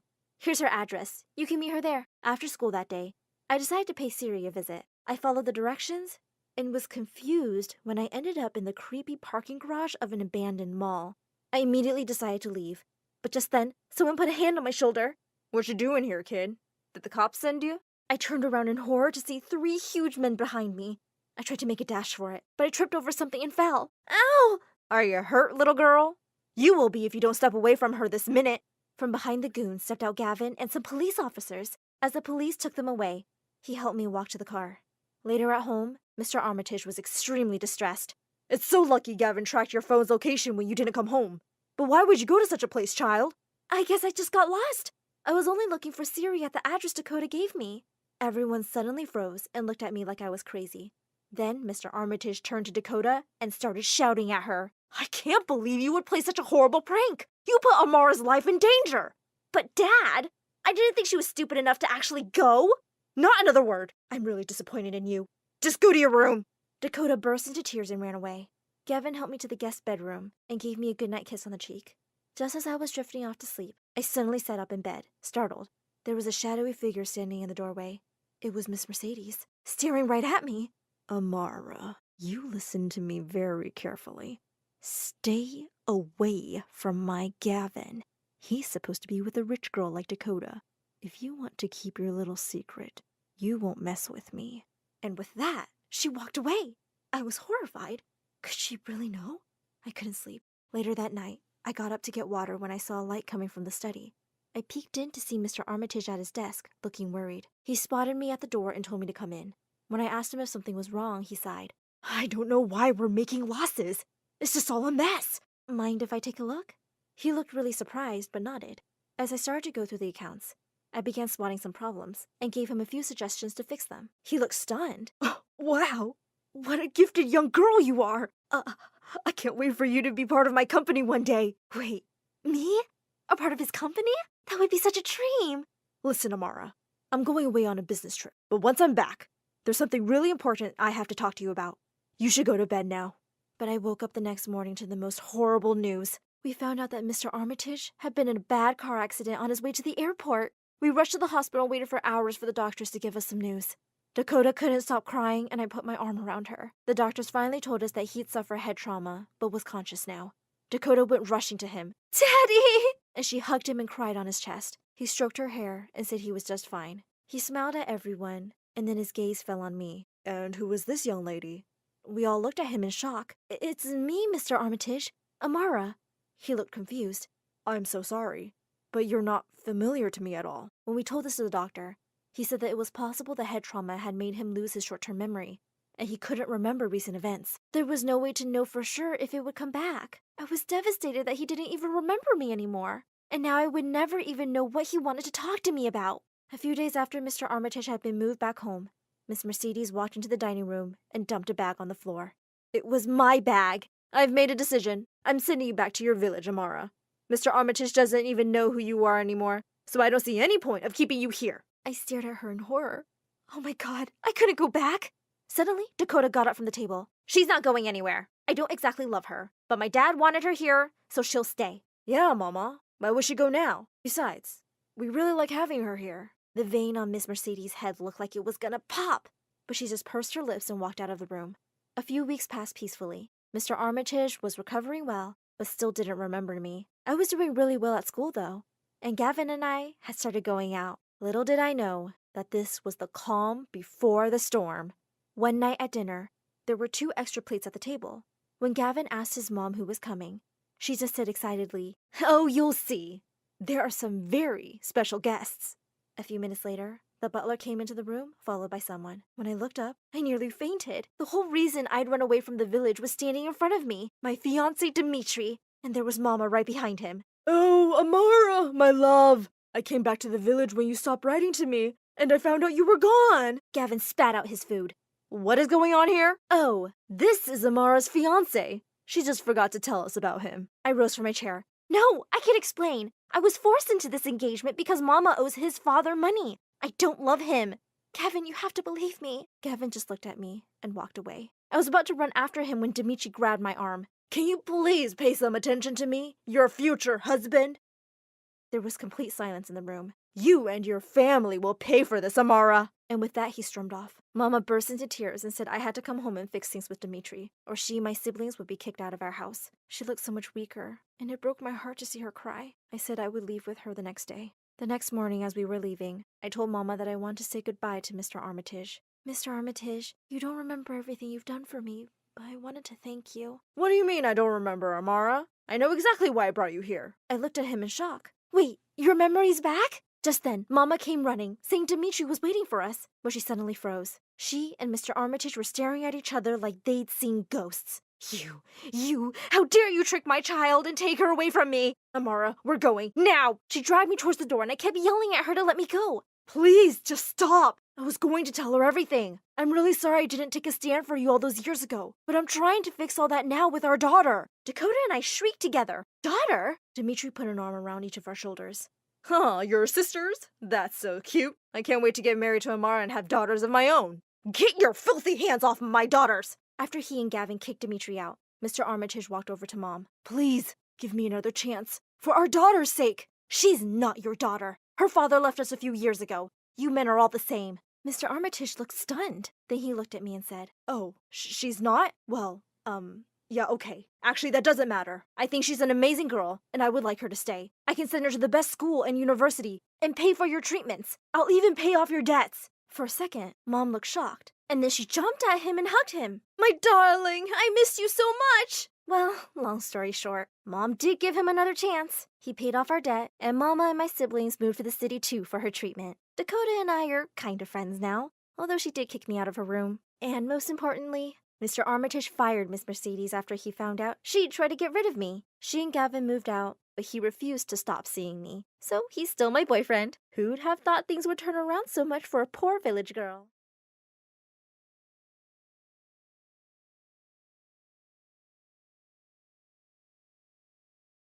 You know that part in a horror movie where you scream at the characters not to go after the monster? That scene where there's a blood-curdling scream and you know someone's about to die if they go after it? Well, that's how I felt about going after that noise in the woods. It's not some ghost or goblin out there, though. I'm pretty sure it's my mom, who just woke up from a coma. If you're feeling a little lost, you'll want to check out part 1 first. While you're there, don't forget to like these videos and subscribe to My Story Animated to listen to more crazy content. If you don't, you'll see a ghost the next time you look in the mirror. Trust me, you do not want to deal with that. In fact, you would probably scream at the top of your lungs, which is pretty much where you guys left me last time. That scream in the woods was ear-shattering. I fell down and was shaking. My dad and brother went up and decided to go and investigate the screams. I was too scared, so they told me to stay back and wait for them to come home. I sat there under my covers, crying from being so scared and alone. I know it's weird, but I actually felt the urge to call Lisa, even though the last time I saw her was pretty dramatic. I really missed her. When I thought about getting scared and running into my mom's arms, I only saw her. I was surprised when she actually picked up. I told her how scared and horrifying it was. Every shadow seemed like a monster, and I could not calm down. That's when I heard some noises coming from my living room. My dad and brother must be back. I'll hope I can see you soon. You will, she told me. She asked me to keep our conversation secret, and I agreed. I rushed out of my bed downstairs so that I didn't have to be by myself. But, to my horror, I was completely alone. The lights were all turned off. This was scarier than sitting in my room. I walked towards our lamp to try to brighten up the place. I turned on the light and walked over to sit down and wait for everyone to return. Something reached out under the couch and grabbed my ankle, pulling me to the ground. I looked around and saw that it was my mom. I screamed at the top of my lungs and kicked her in the face a few times. She hissed and covered her eyes, and I ran as fast as I could towards the door. You know the old TV show Tom and Jerry? Well, I felt like a little brown mouse being chased around by a giant gray cat. I probably would have found it funny if I wasn't so busy running for my life. Did you know a cheetah can run over 60 miles an hour? Well, it felt like my mom was about to break a world record. Even though I got a head start and my mom was weak, my mom caught up with me in a matter of seconds and pinned me down to the ground. I thought I was going to die, but in that moment, my dad and brother rushed to the scene and pulled her off of me. My dad told me to call the ambulance while he and my brother held her back. With tears in their eyes, they handed her over to the medical professionals who took her away to the psychiatric hospital. My mom was begging to stay, promising that she didn't remember anything, but my dad and brother had witnessed it. My father went to the hospital with her, and my brother just sat there and glared at me. She was literally trying to kill me. How was I still the bad guy here? My brother ran to his room without even saying goodnight, and my dad spent the whole night at the hospital with Mom. I tried to go to sleep, but tossed and turned all night. Every time I shut my eyes, I saw her staring back at me with an evil glint in her eyes. I got up to go to the bathroom and overheard my dad and brother fighting about Mom being in the hospital. My suspicions were confirmed. "This is all Emma's fault," my brother screamed. "We just got Mom back, and now she has to send her back to the hospital all over again?" I wanted to jump out and scream, but I just couldn't gather the strength. Deep down, I knew he was a little right. I ran up to my room and locked my door. I fell into my pillow and sobbed. My dad must have heard me because he was knocking on the door seconds later, but I didn't want to talk to anyone. I was a complete wreck and ignored all of my friends and family. I barely ate meals. My brother tried to apologize with gifts, and my dad tried to convince me to go out to my favorite stores.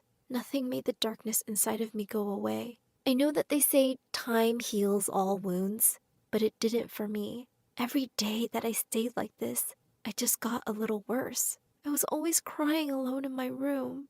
My dreams were even evolving with my horrible state. Even though my mom was far away from me, I was just becoming more afraid of her. She was starting to take over me. I hate to admit it, but I wish she never woke up. The only thing that made me feel anything was talking to Lisa. She even secretly came by when my dad and brother weren't home. I never asked how she knew I was home alone, but maybe I should have. One day in particular, before she came, my dad and brother knocked at my door a couple of weeks after this all happened. He told me that my mom was healthy enough to see people, and even doing quite better. She really wanted to see me, and it would mean a lot if we could all go there as a family. I promised Lisa I would go with them the first day my mom could receive visitors, but I wasn't feeling ready yet.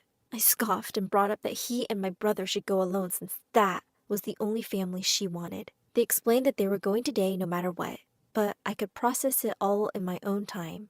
He said they would be back only in a couple of hours, and he was leaving some money for takeout on the counter. Seeing my psychotic mother didn't appeal to me, but ordering a giant pizza to wash my sorrows away, that was my plan for the next few hours. I started walking down the stairs, but froze when I heard a click. This was way too early for them to come home, and I was pretty sure they would not have forgotten anything. Part of me panicked that my mom had somehow broken out of the hospital to attack me. I ducked behind the couch as fast as I could and peeked behind it slowly. I was only able to see that a person had come in with a dark hoodie, sunglasses, and high heels. I recognized it as Lisa. But why was she being so secretive? I was about to go and greet her until I heard something that made my blood run cold. "Yeah, I got in. Are you sure about this?" "Yeah, I'm completely alone. She is receiving visitors today." She?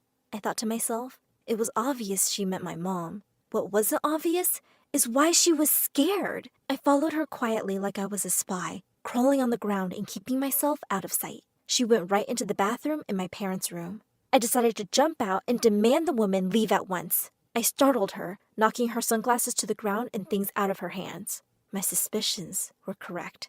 "Lisa?" She explained that she thought I wasn't home and was just picking up stuff that she had to leave behind. I looked at the ground to see what she was picking up. I reached onto the floor and picked up a little orange medicine bottle and a bunch of loose pills. "Your stuff, huh?" I asked. Are you poisoning my mom?" I told her I knew she was bad, but a murderer? She shook her hands and said she could explain everything. Not poisoning her. I was helping her. I asked what kind of help she was giving. She said it was to be her true self. She told me that she knew my mom back before all of this happened, and she was not the kind and wonderful woman she wanted us all to believe. Lisa didn't want to lose her family to such a monster. So she started to sneak in and add some of these special pills to her medicine bottle. All this time, she had been living in a shed out in the woods. Coincidentally, it was her that screamed in the middle of the night, but only because a raccoon ran into her when she was coming back from breaking into our home. She had been slowly dosing my mom, since right around the time she started to seem to hate me. I told her that it couldn't be true, how my mom had been so sweet and caring until all of that happened. The pills, they made her evil. "No, you're wrong. See, these pills are just helping her be more open. She hates you. She wants you dead. Those are her true feelings. These pills only lower inhibition." She said it was better her true colors show now than in a couple of years. I was heartbroken by this response. I yelled at her and accused her of making it up because she was hurt that my dad loved someone else. Deep down, I didn't believe that. Lisa made sense. I guess I would kind of hate me too if I were my mom. Everyone blamed me for what happened. I cried saying I just wanted to be a happy family. And now I have to face my biggest fear, the truth that my own mother wished I was never born. Look, Lisa said, that's all I want to do. Think about how great we had it. You have to admit that things were a lot better before your mom woke up. She placed her hand on my shoulder and took out her wallet. She had a picture of me and her from our last vacation. Don't you miss this? She asked. She may have given birth to you, but I am the closest thing you ever had to a mom. Just stop it, I shouted, dropping to the floor. I feel so guilty even thinking about it.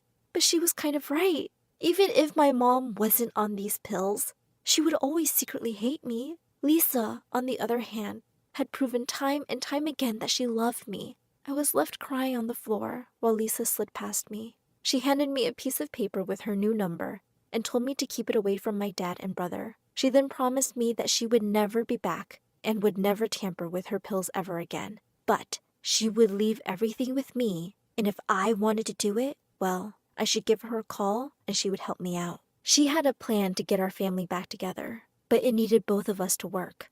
I needed to decide the mother I wanted, the one who actually raised me, or the stranger that gave birth to me. I went to flush the pills in the toilet, but something stopped me. I decided to put my mom's bottle back as it was and bring the bag of pills to my room. Why was I hesitating to call the police or toss the pills? Suddenly, my thoughts were interrupted by a click at the door. My dad and brother were home. I know this was stupid, but instead of telling them about Lisa immediately, I ran to greet them. They seemed, well, pretty happy. They explained that Mom could come home pretty soon, maybe even a week or two if we're lucky. I know I should have been happy, but this just sent me into tears. I ran into my room and locked the door. What if she would try to kill me again, or worse? What if she pretended everything was okay, but secretly hated me? I tried to collect myself and went out and told my dad and brother that they were just happy tears. I was overwhelmed. I insisted I was okay and understood, but deep down, I was pretty scared. I decided that I was just going to forget it all ever happened, to toss the pills and forget Lisa ever happened, at least until that night happened. See, I had so many nightmares.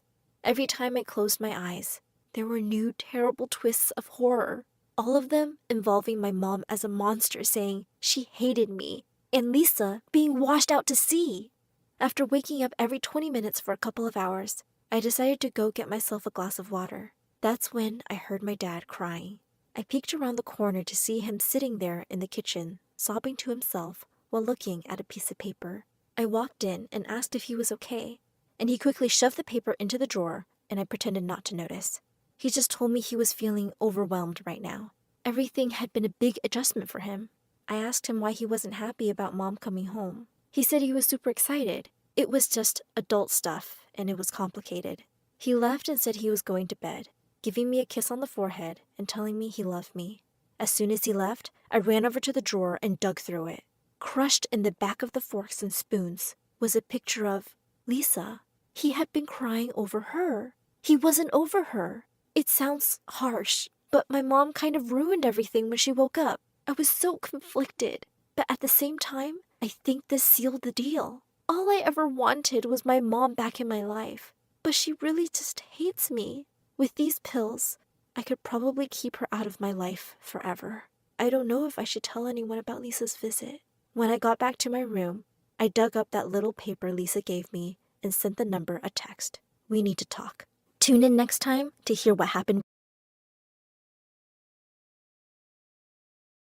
Hi, I'm Katie from San Francisco. Before I tell you more, please like and subscribe to MSA. My dad is a rich business investor, and Mom was a world-famous fashion model, and I was just like her, only prettier. With my silver locks, blue eyes, and the bone structure of a goddess, people would trip over their shoelaces to see me, and I was insanely popular in school.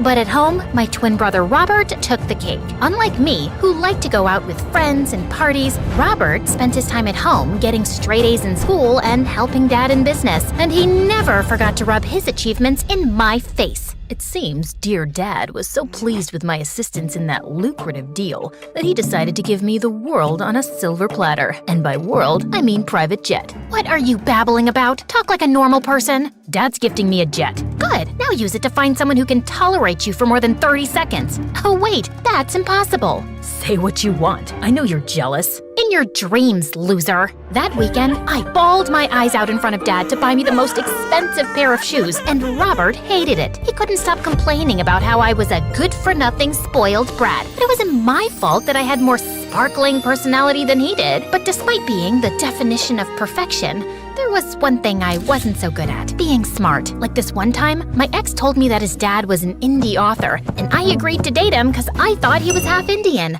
But later I found out he was fully white. Such a liar. I hate liars, so I broke up with him. I later knew the meaning of the word indie, but whatever. Also, I was really gullible, and people were always taking advantage of me. And this one time, I got a zit a week before my Sweet 16 party, and this girl in my school sold me some kind of magic potion. Apply it twice a day using peacock feathers only. The secret ingredient is sourced from the purest water of River Ganges in India, so always say a big namaste before applying this. Got it. Say namaste and apply it with peacock feathers. Wait, where am I gonna find a peacock? Try the zoo? Of course that girl was lying, and I ended up breaking out worse than ever. I swore never to fall for another trick like this again, but a week later, I was shopping online and ended up falling for a credit card fraud scam. When Dad found out, he was not happy. You take everything for granted, Katie. Look at Robert. He's your age and already helping me with business. Why can't you be more like him? Because then I'll have to be boring like he is. I'm not boring. I just don't like blowing up money on useless things like you do. It's called experiencing life. You should try it. It's fun. And you should try to become more responsible instead of being so spoiled and selfish. Blah, blah, blah. You're such a snooze fest. Okay, I've had enough. Robert is right. You need to understand the value of money. That's why I'm taking your credit card away. How am I supposed to pay for things then? Just come to the office tomorrow and I'll find you a job. Earn your money and the card is yours. I did what Dad said and went to the office, but I was bad at everything. I jacked up the printer, spilled coffee on expensive documents, and mailed the wrong file to the wrong client, which cost us a huge deal. I tried apologizing, but Dad blasted me in front of the whole office, cut me off for 3 months, and it was super embarrassing. I was sobbing in the lift lobby when Robert walked up to me. Can you stop hyperventilating? It's not the end of the world. Of course it is. I need money for clothes, makeup, shopping. I cannot be seen in the same outfit twice. Oh my God, this is a mess. Your materialism is nauseating. But if you want, I'll talk to Dad to reinstate your privileges. Really? You would do that for me? Only if you do something for me. There's this guy in my school, Jason, who's constantly knocking me off the top spot. Your job is to make him fall in love with you and keep him distracted. You want me to impress a guy? I can do it in my sleep, with a face mask on while getting a pedicure. Let me finish. If Jason knows you're my sister, he'll never entertain you. You need to get a makeover. You're dyeing your silver hair and wearing lenses. You'll still be pretty, but not I descended from the heavens pretty. Now, do we have a deal? How do I know you won't back out? I won't. I'm a man of my word. Yeah. Not gonna cut it. I'm shedding my beautiful personality to help you, so I need reassurance. I'm surprised you know that word. But fine, I'll draw a proper contract. The next day, Robert signed the contract and enrolled me in his school under a different name. He told Dad I was going for a yoga retreat to India, and the same night, I moved to the beach house. I changed my hair, wore lenses, did some makeup, and a week later, I was ready to step into my new life as Masha. On my first day, I walked into school feeling confident, but my stupid fake glasses kept sliding off my face. I was just adjusting them when I missed a step, flew right into someone, and fell on my butt. I'm sorry, but are you blind or a complete moron? Before I could finish, I looked up and saw a very handsome guy staring at me. Jason. Robert had shown me his pictures, but that was nothing compared to how he actually looked. He was like Tom Cruise and Brad Pitt had a love child, only taller, cuter, and way more hotter. I was literally speechless. You were saying something? Me? Oh, well, I'm always saying something. Why don't you say something? What? You're absolutely sorry. I'm sorry. And new, Masha. I'm new to the school and my name's Masha. Good for you. Now can you move? You're in my way. Aren't we all in each other's way? You meet someone and you get to know them and find out that they're the one you've been waiting for all your life. It's destiny, or luck, or just how the world works. You see where I'm going with this? But Jason just turned around and left without even answering me. That was kind of rude. Since my first interaction with Jason pretty much blew up in my face, I decided to up my game and sign up for all the same classes Jason was in. I guess luck was on my side because we got paired up as partners in biology class. We meet again. I'm starting to think this is destiny. And I'm starting to think you're stalking me. What? No! The teacher thought it would be a good idea to pair the new girl with the smartest guy in class. I'm guessing that's you. Mm-hmm. You know, biology is in fact one of my favorite subjects. It's just amazing how we can explore so much about nature with... pardon me for asking, but is that a dead cockroach? Yeah, you have a problem? Nope, none at all. I love cockroaches. They're... Excuse me. And with that, I just rushed out of the class and barfed all over the washroom floor. The janitor gave me the stinkiest eye that day, but I slipped in an extra 100 and I guess he was okay. That night, I stalked Jason on social media and found out that apart from being a genius, he was also a big football fan. So I booked 2 very expensive front row tickets to the latest game. And the next day when I saw Jason, I walked up to him. Can I help you? You tell me. Can you be helped? Are you done being weird? 'Cause I don't like talking to people while I eat. We don't have to talk. I'll just sit here and stare at this, rotten sandwich. What's even in this thing? I can smell cucumbers and maybe that's cheese. Why are you eating this? Can you stop touching my food? Sure.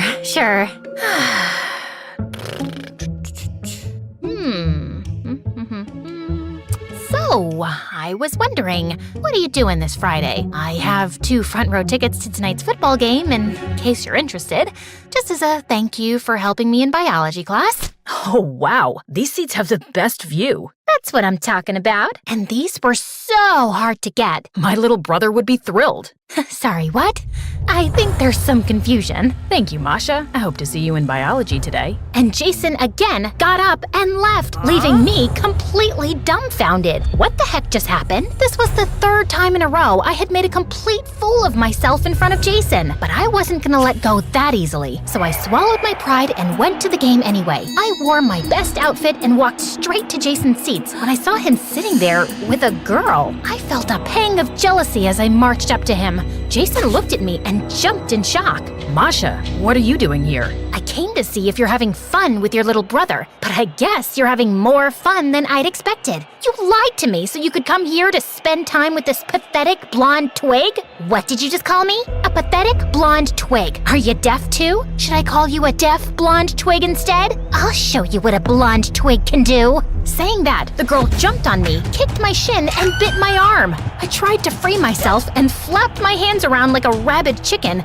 but it was useless. She was too strong. It took Jason and 2 security guards to throw that girl off me, and we both got kicked out of the stadium. The whole thing was televised, and the whole world saw me lose my mind. If that wasn't humiliating enough, Robert came to the beach house that evening and tore me apart. What the heck is wrong with you? I was just trying to get Jason's attention like you asked me to. By behaving like an animal? I thought you could impress a guy in your sleep. Did you lose your brain while getting your hair changed or something? It's not like that, okay? I got the date. I was just not on it. Yeah? And whose fault is that? Figure something out fast, Katie, or you can kiss your allowance goodbye. I wanted to punch Robert in the face with a chair, but I decided to focus on the bigger picture. Jason was a different kind of guy, so if I needed his attention, I had to think out of the box. And I got my chance when a few days later, I was coming from the salon and saw Jason's bike parked outside the cafe. I got down to say hello when I saw him going into a dark alley. I followed him and saw him exchanging an envelope. I wanted to see more, so I tiptoed my way to get closer when this homeless guy popped out of nowhere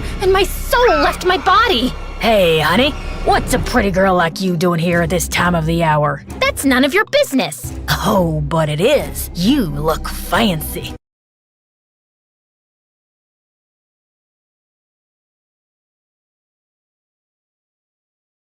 Hello everyone, my name is Rue, and this is my story. Before I continue, please like and subscribe to MSA. I was brought up by a single dad who worked very hard to give me a good life. We didn't have much, but Dad and I had each other and it was enough. Always work hard and success will follow. Got that, little birdie? I'll say yes if you buy me ice cream. Dad and I were close, and we would talk about everything under the sun. Well, everything except Mom. Every time I tried asking Dad about Mom, he would avoid the topic like the plague, and eventually I stopped asking. Growing up, I fell in love with music. It was my dream to become a singer, and at 19, my dream finally came true when I got an invitation to audition for a famous all-girls group, the Masked Minx. These girls were super famous, but no one knew what they looked like because they always performed with a mask on. I was pretty excited, but the only thing was to convince Dad. But I've never been away from you, and you're too young to travel alone. What if you get in some trouble? Then come with me. I wish I could, but I have a work trip coming up.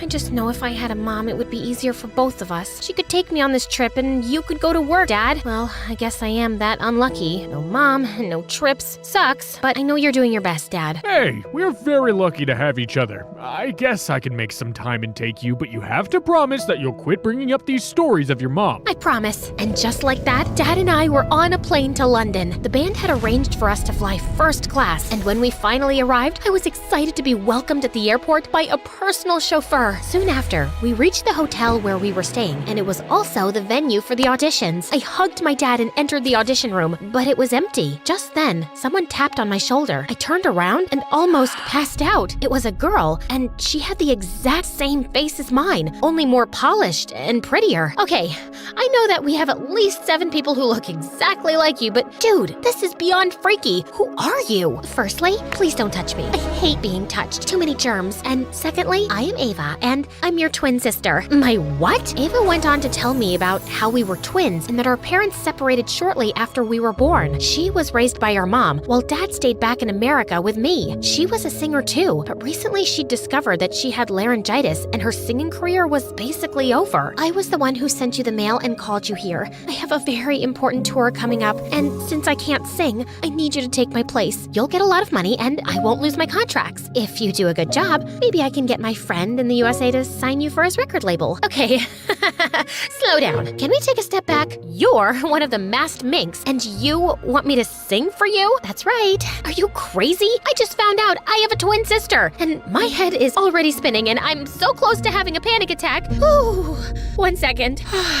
Even if, in some parallel reality, this whole thing was true, I would still have to tell my dad about you. Your dad, our dad, can't know that we've met. I do not want him to get suspicious. Mom has always told me how Dad has hated her all her life, and now I don't want him to take you away. Please, Rue, help me. How do I even know you're my sister? Ava showed me a copy of my birth certificate and a few pictures of us together as babies, but I couldn't trust her. So before I agreed, I placed a condition. I'll agree if you make me meet Mom. Deal. Dad was waiting for me in the hotel lobby, and I felt so angry by looking at his face. How could he hide such a big truth from me? I wanted to confront Dad, but I also wanted to meet Mom, so I decided to stay quiet and go with the flow. I went back to my room and dozed off, and hours later, I was woken up by a frantic call from Ava. I need to see you. Now, come to the lobby and I'm sending a car. I got dressed urgently and did as Ava asked. We met at a restaurant where Ava walked in with the most gorgeous guy on her arm. She introduced him as Jason, her boyfriend, and I just couldn't stop staring at how perfect he was. I need you to convince Dad to pay $100,000 to my manager. Yeah,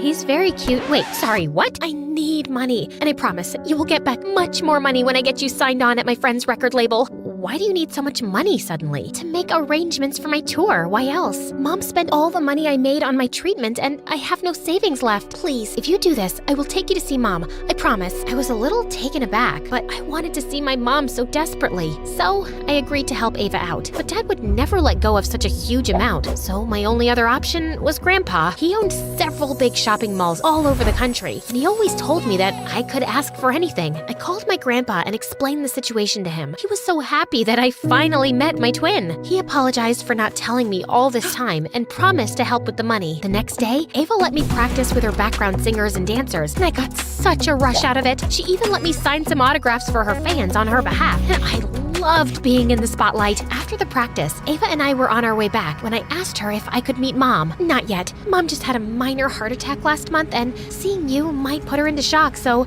we need to wait. Meanwhile, could you be a doll and get me some more money? Why? I've already spent enough, Ava. I need to see Mom now, or I will call off the deal. I asked the driver to stop the car and walked out feeling confused and angry. I wanted to cry because I had just lost my grandpa his $100,000 and I still hadn't seen my mom. I was outside the hotel when suddenly someone yanked at my arm. Jason, what do you think you're doing? Listen to me carefully, Rue. You have to get out of here. Ava and her mom are bad news. I heard Ava's mom talking about how they're going to drain your dad's finances. I think you're a really nice person, so please just tell your dad the truth and go back home. And why should I trust you over my own family? Because I know them. I've been with Ava long enough to know when she's lying, and her mother is no saint. She's my mom too, and I think I'm old enough to know what's right and wrong, so thank you, but I'll take it from here. Saying that, I turned around and left, but Jason's words kept ringing in my head. I couldn't sleep a wink that night, and the next morning, I decided to finally tell Dad everything, but he was nowhere to be found. So I went downstairs and saw him talking to a strange woman in the hotel lobby. I walked up to him, and when he saw me, he turned white. What are you doing here? I could ask you the same thing.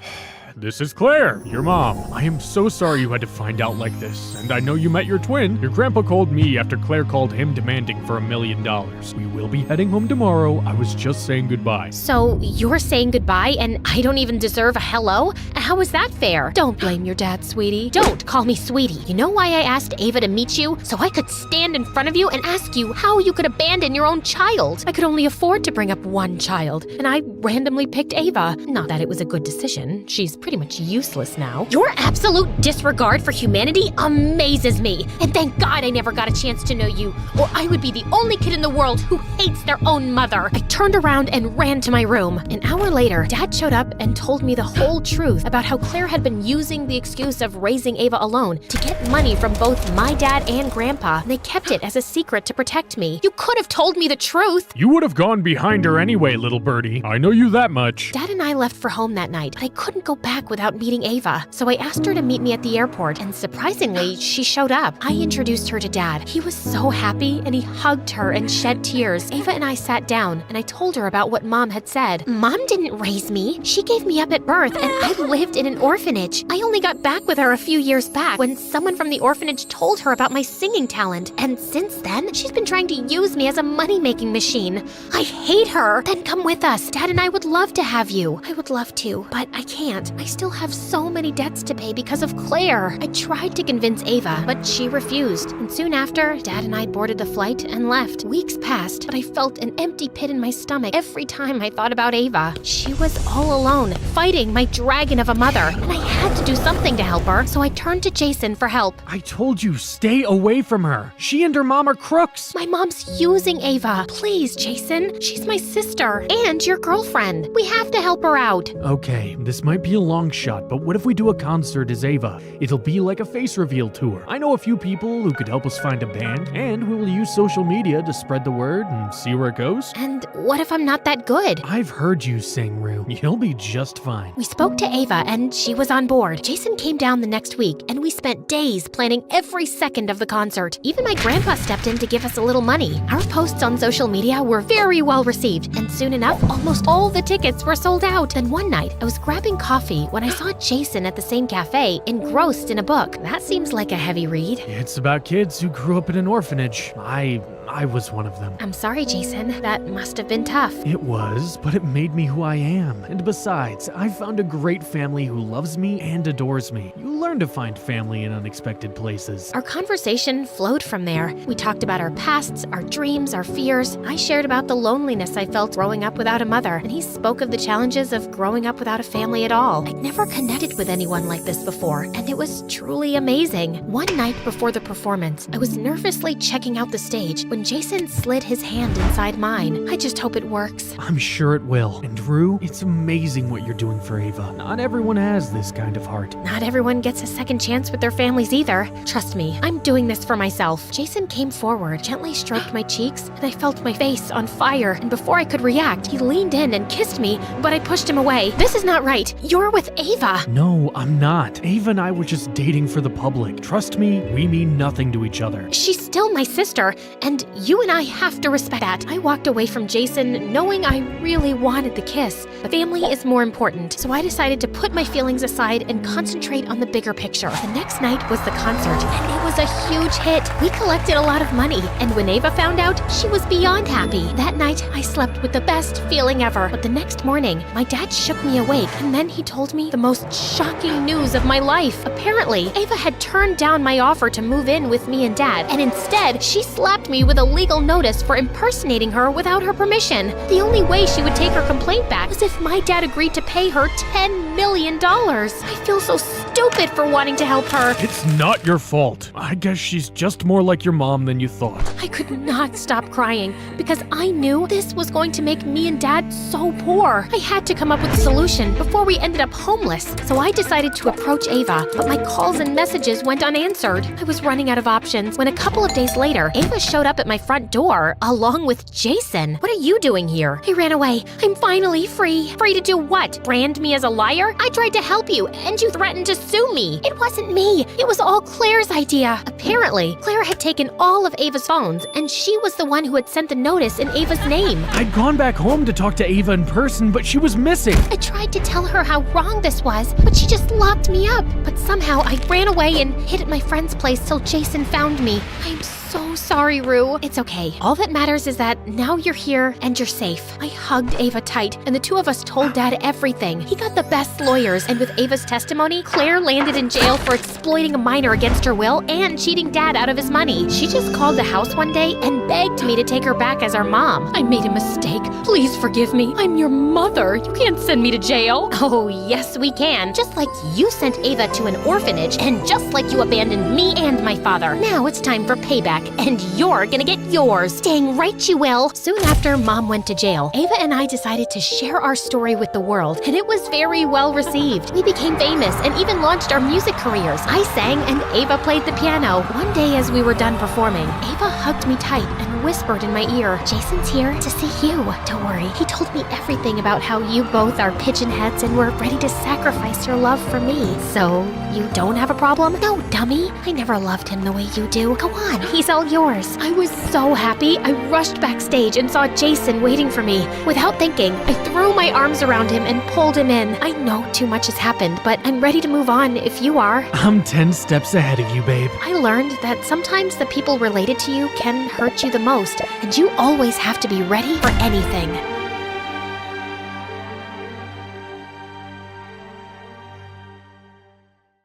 Hi, my name is Esfir. Ever since I was born, my parents have been so busy pampering my brothers, they didn't care about me at all. In fact, once I was 5, they forgot to pick me up from school, and when my teacher called, Mama asked her if she could courier me home. But all that changed on my 9th birthday when, in 5 minutes, I became their favorite kid. For my 9th birthday, Mama and Baba had been planning a huge birthday party for months. It was such a big surprise that we weren't even allowed near the hall during the preps. But on the day of the party, as soon as I entered the room, I nearly passed out. From the balloons to the tables and even the walls, everything was blue and red and Spider-Man themed. Just then, Mama and Baba rushed excitedly towards me singing, Happy birthday to you! Mama, I hate Spider-Man! But to my shock, they just rushed past me and hugged my older twin brothers Farhad and Zach, who were 10. How do our boys feel about our little surprise? Wait, what? It's not their birthday! It's mine! We know! That's why it's a surprise for them! It's their pre-birthday. Now out of the way. It's time to cut their cake! But what about my cake? What do you need a cake for? Our boys will grow up and make money. You're basically useless. I'm not useless! I'm smart and pretty! Farhad, my brother, patted my back. Yeah, Baba, that's really mean. You want to cut the cake, Yasfir? Just then, the door flew open and an old woman with white hair and the darkest red lipstick hobbled in. The minute Mama and Baba saw her, they literally turned to little yapping puppies. It was my Nana! I couldn't help rolling my eyes at my parents. They always acted weird around her because she was so rich and scary, and she loved me. She was always getting me presents and candies. Where's my granddaughter? I've got a present for her! Mama glared at me, but I ran to Nana. Nana! Happy birthday, darling! You're a real Spider-Man fan, aren't you? Zach jumped in and said, "No, Nana. Farhad and I love Spider-Man. This is our pre-birthday." Nana looked shocked. "Why? It's Yasvir's birthday." "Yeah, but we're more important because we are boys and she's just a girl." "Just a girl? Who's been feeding you this nonsense?" Without another thought, Nana turned to Mama and Baba and said the craziest thing imaginable. "I've decided that I'm going to give all my money to Yasvir when she turns 18. You know it's worth so much. Millions, maybe billions. I've lost count." Then she marched straight out of the house with Mama and Baba at her heels, crying and begging for forgiveness. But Nana was gone. As soon as the door closed behind her, Mama and Baba turned to us. I gulped. I just knew I was in so much trouble. But to my utter shock, she came and hugged me. "My eyes have been opened. If your lovely Nana thinks you're special, you must be. I love you." Behind her, Baba was on the phone with the decorators. "I want you here with the Harry Potter decor in 5 minutes. Do you get it? 5 minutes! My princess shouldn't have to wait for anyone." Were they for real? Apparently they were. And suddenly, my life turned upside down. My parents were always ignoring me, started to worship me. I was moved to my brother's room, and all their beds were shifted to the attic. My old room became my walk-in closet. My oldest brother, Omar, who was 13, tried to protest. "It's not fair, Mama. We're 3. She's just 1 and tiny. I don't see why she needs the biggest room." Mama looked like she'd found out he was pregnant. "How dare you say that?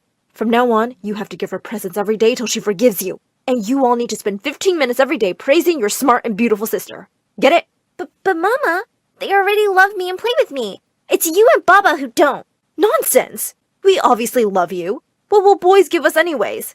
It's always the girls who come through. Now give your Mama a hug." After that, whatever she said just got wackier and wackier. When I was in the 3rd grade, some robbers broke into the house and threatened to harm me. Mama started to cry loudly. "Leave her! Take one of the twins instead! We don't need 2 of them!" During all the commotion, I snuck away and called 911. As the police were leading the thief away, I proudly turned to the twins. "I saved your life." Farhad looked at me like I was a hero, but Zach pushed me away. "No, you didn't! We were in danger because of you! I hate you and will never play with you again!" Finally, when I was in the 6th grade, I made my first ever friend in school, Brittany, and immediately invited her over. Little did I know what a dumb mistake that was going to be. As soon as Mama saw Brittany, she let out a screech and pulled me away from her. "Get your filthy paws off my daughter! Look at her clothes, Yasvir! She clearly lives with the squatters!" "Mama, Brittany is my only friend and I like her. Stop being mean." "Stop being stupid! She's just your friend because she thinks she can steal your money. But I won't let this beggar child be near my girl!" She turned to Brittany and yelled in her face. "Get out of my house, right now!" As Brittany ran off crying, Mama just slammed the door behind her and said, "It's better not to have friends than to be friends with poor people." Baba added, "I think you're right. Maybe we should homeschool Yasvir. There's too many beggars trying to steal out her money in the world." "No! I want to go to school!" But the look on Baba's face told me that wouldn't happen. Omar came to me and offered me an ice cream from the fridge. "Don't be sad, Yasvir. Mama and Baba just want to keep you safe." Just then, a shoe came flying and knocked it right out of Omar's hand. "Are you out of your mind? You want to make my girl fat and ugly?" Omar rolled his eyes and walked away. But I angrily grabbed the cone from the floor and started to lick it. "I want the ice cream, Baba, and I don't care what you say." Over the next few years, I wasn't allowed out of the house or to have friends because I was too rich for anyone, even my brothers. By the time I was 15, I decided I couldn't put up with homeschooling anymore.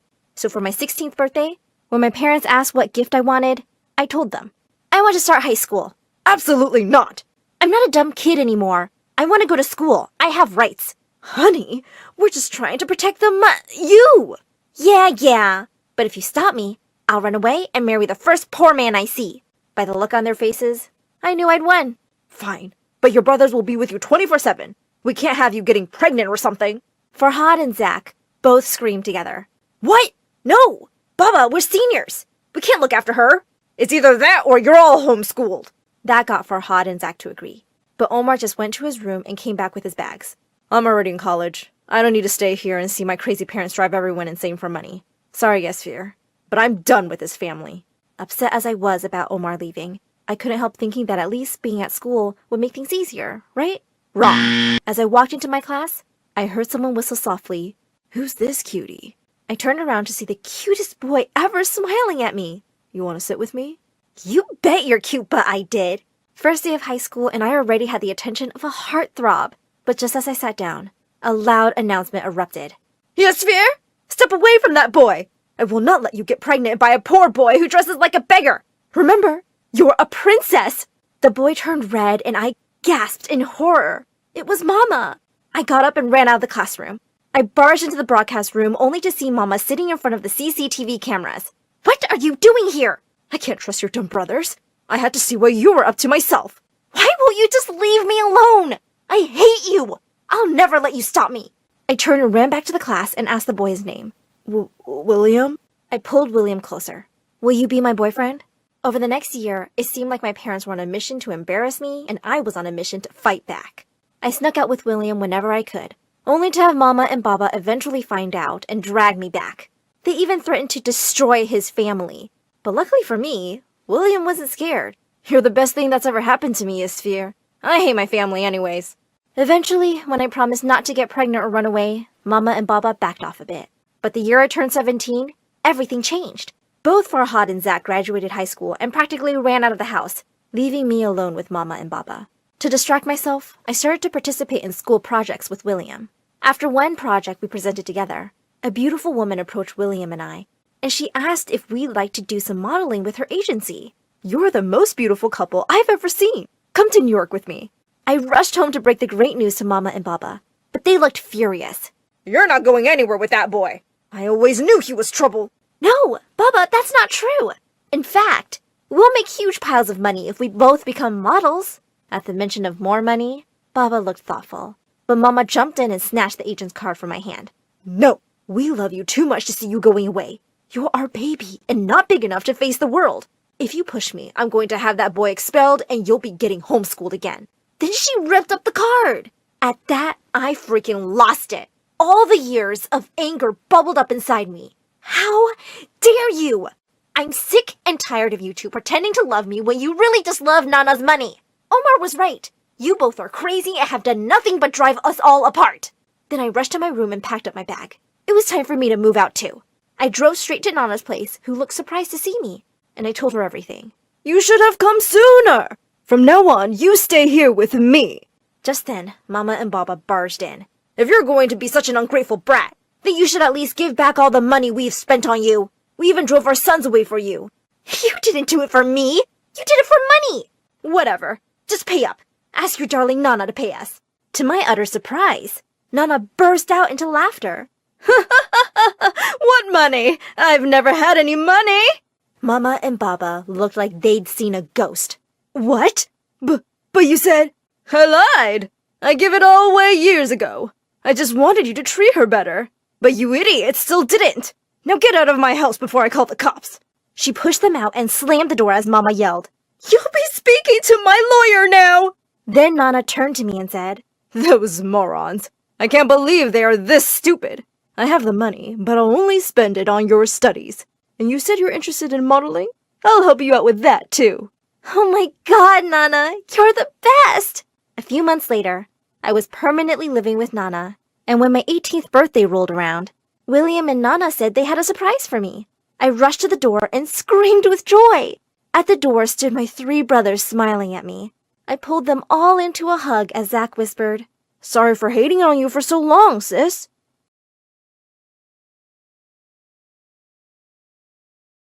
Hi, I'm Aisha, and I live in India. My dad passed away when I was 4, so I don't really remember him. But since then, my mom has been obsessed with only one thing, my marriage. Oh, my poor baby doesn't have a father. The only way you can do well in life now is to get married. She started looking for potential husbands everywhere. We couldn't go to the grocery store without her distributing my picture. At the park, she'd take the numbers of all the moms who had boys my age. I'm only 5, Mommy. I know that. You'll get married when you're 18, but we have to start looking now, or all the good ones will be gone. Mom was crazy and had a marriage fever. I wished she was normal. But one day when I was 11, I came home to find a necklace on the table with a note. You're a lost cause, Aisha, but I found myself a husband and he doesn't want kids, so leaving you with Aunt Pinky. P.S. This necklace is for your dowry. don't touch it till you're married. What? Mom had just left me for some strange guy?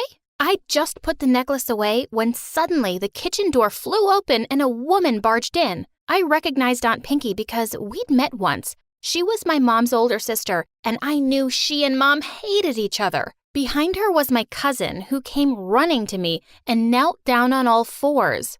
I'm Maya, remember me? I'll be your sister and we'll be BFFs for life. Come on, it's going to be our friendship game. Auntie Pinky pushed Maya away. Just get up, you idiot. Then she pushed Maya's bags into my hands. Take these to your room and take your stuff to the attic. And hurry back. I'm hungry. I don't want to move to the attic, and I don't know how to cook. Your mom said you could. Stop lying. Mom, Aisha and I can share her room. Right, sis? Auntie Pinky glared at me and walked away. Phew, at least Maya had my back. Over the next few years, life was horrible. Auntie Pinky was always making me do chores around the house and wouldn't even let me hang out with my friends unless Maya begged for me. This one time, we had to get our school trip permission slips signed by Auntie, but as soon as she signed Maya's, she threw the pen on the ground and clutched her chest. Oh, my poor heart. I can't breathe. I'm dying. Leave my room, you two. But my slip. That's what you're worried about? You heartless child. Get out. Of course, I missed the trip, but that night, I added sugar instead of salt to dinner, and seeing the look on Auntie Pinky's face, I had to admit, revenge was sweet. Maybe Mom was right. Marriage was the only solution for an orphan like me. I just had to wait a little longer to leave, for good. But things really got to my head on my 16th birthday. It was the first time that Auntie agreed to let me have a party. But when I got to the lounge all dressed up, I saw all the banners had been changed to Happy Pre-Birthday, Maya. Just then, Auntie Pinky pushed me into the kitchen. Dinner won't cook itself. We can't keep Maya's guests waiting. I was furious. Suddenly, I knocked over a bottle of juice by accident, and it went spilling everywhere. The door flung open just then, and AJ, our super rich neighbor's son, walked in. Hey, let me help you with that. And before I knew it, he'd taken off his shirt and was mopping up the mess with it. I was having trouble not drooling because, boy, he was ripped. But I quickly reminded myself that Maya had a huge crush on him. Aisha, isn't it your birthday? Why are you always doing chores? Oh, I'll do lots of fun stuff once I'm out of this stupid place. You know, once I'm married. That's your exit plan? It sounds terrible. Okay, do you have a better idea? He stepped closer and pushed a strand of hair behind my ear, making my heart skip a beat. Yeah, actually, I do. Right at that moment, Maya and Aunt Pinky barged in and they looked livid. We were just cleaning up some mess. Aisha, how could you make AJ work? You should have told me. Look at that boy's expensive shirt. Why do you always act like a helpless princess? Go to your room, now. No, it's not her fault. I promise. You're just making things worse. Please, stay out of it. And I stormed off to my room angrily. Worst birthday ever. When Maya came to bed later that night, she looked super mad. What's the deal with you and AJ? He just left after you came upstairs. Maya, I don't care about him. He's all yours. Listen, I've just decided something. I gotta find a boy now so I can get married soon. I can't live with your mom much longer. She looked thrilled and promised to help me. My plan was simple. Find a boy, marry the boy. At first, it wasn't tough. All I had to do was comb my hair and put on some makeup, and every boy in school was practically fighting for my attention. My first date was a dream. The guy was totally into me. You're so beautiful. I think I want to marry you someday. I immediately plopped my ring onto the table. Why wait? I have my great-great-grandmother's ring right here. For a second, he looked shocked and then excused himself to go to the restroom, and he never came back. After that, it was a new date every night, and always the same thing. They were all declaring love at first sight, but the minute I brought up marriage, they were gone. Soon enough, everyone stopped asking me out. I was so bummed out. Until one day, as I was walking down the hallway, someone grabbed my arm and pulled me into the janitor's closet. It was AJ. What are you doing? Me? What are you doing? Are you crazy? Listen, I've no idea what you're talking about, but let me go. It's crazy how you're chasing every guy at school, but you run away from me when I... He stopped mid-sentence, and suddenly I realized his face was just inches from mine. You what, AJ? He leaned in closer. Oh my God, was he going to kiss me? But instead, he pushed me away. When I'm only looking out for you. There's rumors that you're desperate to get married because you're pregnant. What? I'm not pregnant. I've never even kissed anyone. Really? Well, in that case. He stepped close to me again, but just then, Maya opened the door and she was staring daggers at me. Oh, Maya, AJ was just telling me about the worst rumor. Everyone thinks I'm pregnant. This will ruin my chances of finding a boy. What? That's horrible. I promise I'll find out who's spreading that rubbish and make them pay. For the next few weeks, all I did was avoid AJ and try to find a decent guy. And then one day, the school's biggest jock, Zane, slid next to me during recess. Say you'll go out with me? Not leaving until you do. I grinned back at him and whispered, I do. We started dating, and he was sweet and romantic. A week later, I decided to bring up the marriage issue soon. But instead, Zane marched up to me in the cafeteria during recess and got down on one knee. Will you marry me, Aisha? Of course! Zane twirled me around and kissed me. It was my first kiss ever, and it was not that great. Where were the freaking fireworks? Later that day, I was looking at my ring.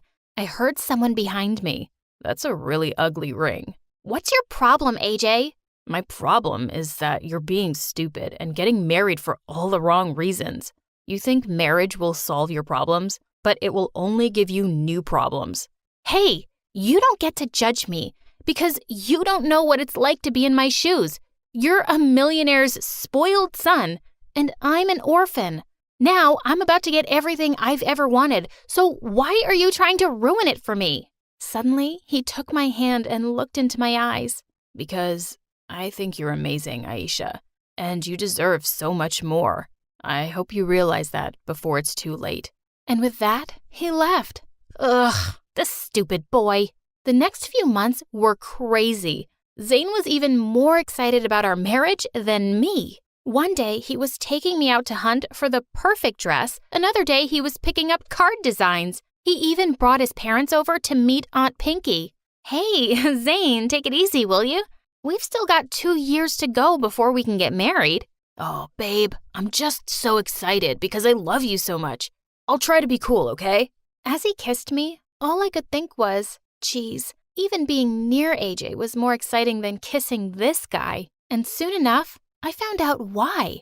One day after school, I was looking everywhere for Zane when I suddenly stopped short in my tracks. I spotted him under the bleachers kissing another dude. Wait, what? I stormed over to them. The other guy ran off, but Zane looked completely calm. Oh, it's just you. Okay, you caught me. I'm gay.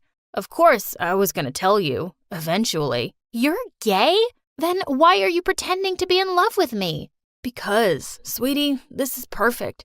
I want to hide that I'm gay, and you just want to get married. We both get what we want. Maya suggested it. The girl's a genius. Maya? I threw Zane's ring at him and ran home to confront that witch. Oh, you found out already? Boo-hoo. What are you so angry about, Aisha? I was only helping you get what you want. I suddenly snapped. I always knew Aunt Pinky hated me, but I never knew you were such a snake. Did you spread that rumor about me too? Duh. I wanted AJ to think you were just a desperate loser. And it's not even a lie. Listen, Aisha, you're just a poor orphan, and Zane is your ticket out of here, so don't mess it up. No, I'm my own ticket out of here. Someone once told me I deserve more, and he was so right. I packed my bags and marched out. And I sold the necklace Mom had left me and moved to a hostel. I started studying harder at school and trying to show AJ that I had changed. The next few months flew by and the end of the year party came around. I was standing by myself in the corner when suddenly someone took my hand. What have you done, Aisha? What did I do? I swear, whatever it wasn't me. And then suddenly he pulled me close and kissed me. I haven't been able to stop thinking about you, and I can't avoid you any longer. I'll marry you if that's what it takes to be with you. So, Aisha, will you marry me? By then, everyone around us had stopped to stare as AJ went down on one knee. But I pulled him up. No, you were right about everything. And I'm done with all that silly marriage nonsense. But AJ, will you be my boyfriend? He laughed and twirled me around, and Maya screamed and passed out. We graduated high school and went to different universities, and then on our 5th anniversary, he popped the question again, and this time, I said yes. Hi, I'm Hannah from California. Please like and subscribe because MSA will give $1,000 to one lucky person in the coming 7 days. I was born to one of the most beautiful women in the world. Yeah, everyone thinks about their moms, but in my case, it was actually true. Everyone said so, and I was just like her. Dad adored us both, and we lived in a beautiful house. Life was good, almost perfect. But when I was 14, everything changed one day. I slipped on something on the pavement outside and fell to the ground. And when I woke up, I discovered that I had small scars all over my face. And the doctors said they may never go away completely. I was in shock for a few days. Once the scars were healed, Mom took me to the mall to buy makeup. But just putting on some concealer wasn't helping much. You could still see them. The next few days, I spent hours watching YouTube makeup tutorials. I studied the way makeup artists transform their faces with layers of makeup. And once I'd applied it on myself, my parents were stunned. Hannah, I hardly recognize you. But honey, the stuff will rub off when you play outside. True. So I guess I won't be doing that anymore. A week later, my parents sat me down for a talk. Hannah, we have some difficult news. Our company is not doing well, and we'll have to sell the house. While we're taking care of all this, we think it's best that you go to my sister in Seattle for a while. Honestly, it was a lot to take in, but a part of me was relieved. I'd never met my aunt or been to Seattle, but it meant a fresh start where no one knew what I looked like before. 2 days later, I flew to Seattle and a driver picked me up at the airport. Aunt's house was basically a mansion. I knew Aunt owned a skincare company, but I had no idea she was so rich. A maid led me to my room, and as I was unpacking, I suddenly jumped when I saw someone's reflection in the mirror. It was a really short woman with an unpleasant expression. Hi, can I help you? Help me? How would you help me when you've come to live on my charity? Wait, this woman was my aunt? She looked nothing like Mom. Oh, I'm sorry, Aunt. I've just never seen any pictures of you. Of course. Why would your vain mother keep pictures of me? All she ever cared about was herself and her looks. Judging by all the makeup on your face, I guess that's what she taught you too. Not exactly. Since I'll be living with you, you might as well know. I took a wet tissue and cleaned the makeup off my face. Aunt stared at me, and then she started laughing. Oh, this must bother your mother so much. She couldn't even stand it if she had a tiny pimple. She was obsessed with perfection. Well, she's not like that now, really. I'm guessing it was her idea to get you all this makeup. Trust me, I know your mother better than you do. With that, she just turned and left. Well, yeah, Mom had bought me the makeup, but it was what I wanted too. Aunt was just weird. And over the next few days, I realized she was really weird. She'd ask me to do the oddest tasks. I only eat the brown M&Ms, so pick those out and throw the others away. Get me 6 blueberry muffins from the bakery and then pick out all the blueberries. I'm allergic. You have to read me 22 pages every night before I go to sleep. I tried doing whatever she asked, but then one night she woke me up by calling me. I need 3 apples from the tree down the road. You need them now? It's 3 a.m. I'm not going, Aunt. And I hung up, but moments later she appeared in my bedroom. If I were you, I'd do what you're told, Hannah. I've been doing that, but I think you're just enjoying torturing me. You and your parents owe me. They're nearly bankrupt, and I've been sending them money, and also offered to send you to school. So, I want those apples now. I climbed out of bed and went out. I didn't realize my parents were in so much trouble, and I didn't want to add to their stress. I got some relief from her when I started school. I was looking for my class the first day when a boy approached me. Are you new here? You look lost. Yeah, I'm extremely lost. His name was Eric, and he was really nice. He showed me the way to my class, and as we parted, he said, "Hope I get to see you around later." Maybe Seattle would be bearable after all. As I was looking for an empty seat, a gorgeous girl waved at me. "You come and sit right here, new girl. I'm Tracy, and honestly, I'm the only person worth knowing in this class. Everyone else is boring. By the way, I just love your makeup." Wow, this Tracy was definitely full of herself, but she was kind of fun, and soon we started hanging out every day. A few weeks later, she proposed a sleepover, but it had to be at my house. Sure, but be warned, my aunt is weird. The night started off pretty fun, but then Tracy turned to me and said, "I want to know how you do your makeup. Here, use this to take it off and show it to me from the start." Before I could reply, I heard Aunt yelling, "Hannah, I can't find my underwear. Help me find it." When I got to her room, I found her sitting on the bed. "Don't show that girl your face without makeup. Ever." "Why not? And wait, how did you know what we were talking about?" "Not important. Now listen to me. I own a skincare company, and I promise everyone perfect, flawless skin. I can't have customers knowing that my own niece is, well, not perfect. It will be bad for my brand." "So I'm just supposed to hide my face from my friend? Please, don't make me remind you about everything I'm doing for me and my parents. Yeah, I won't tell anyone." I went back and told Tracy I was tired and wanted to sleep. "You're not gonna take your makeup off first?" "Nope, it'll last me another day." Luckily, Tracy didn't push it, and I was glad to have her as a friend. But the best part about school was Eric. One time, he caught me looking at the track team's flyer. "Do you like to run?" "I think it's something I could like." "I love running. Race you to the gym?" "You're on." Suddenly, he sprinted and I followed, but he was too fast. When I finally caught up with him, he was leaning against the water cooler. "Amateur." "I didn't say I was a superstar." "But you had fun, didn't you?" Before I could say yes, I wiped sweat off my forehead and saw my makeup start to run. "Oh, no. I gotta go." I ran like crazy and only stopped when I reached the bathroom. I was able to fix my makeup just in time.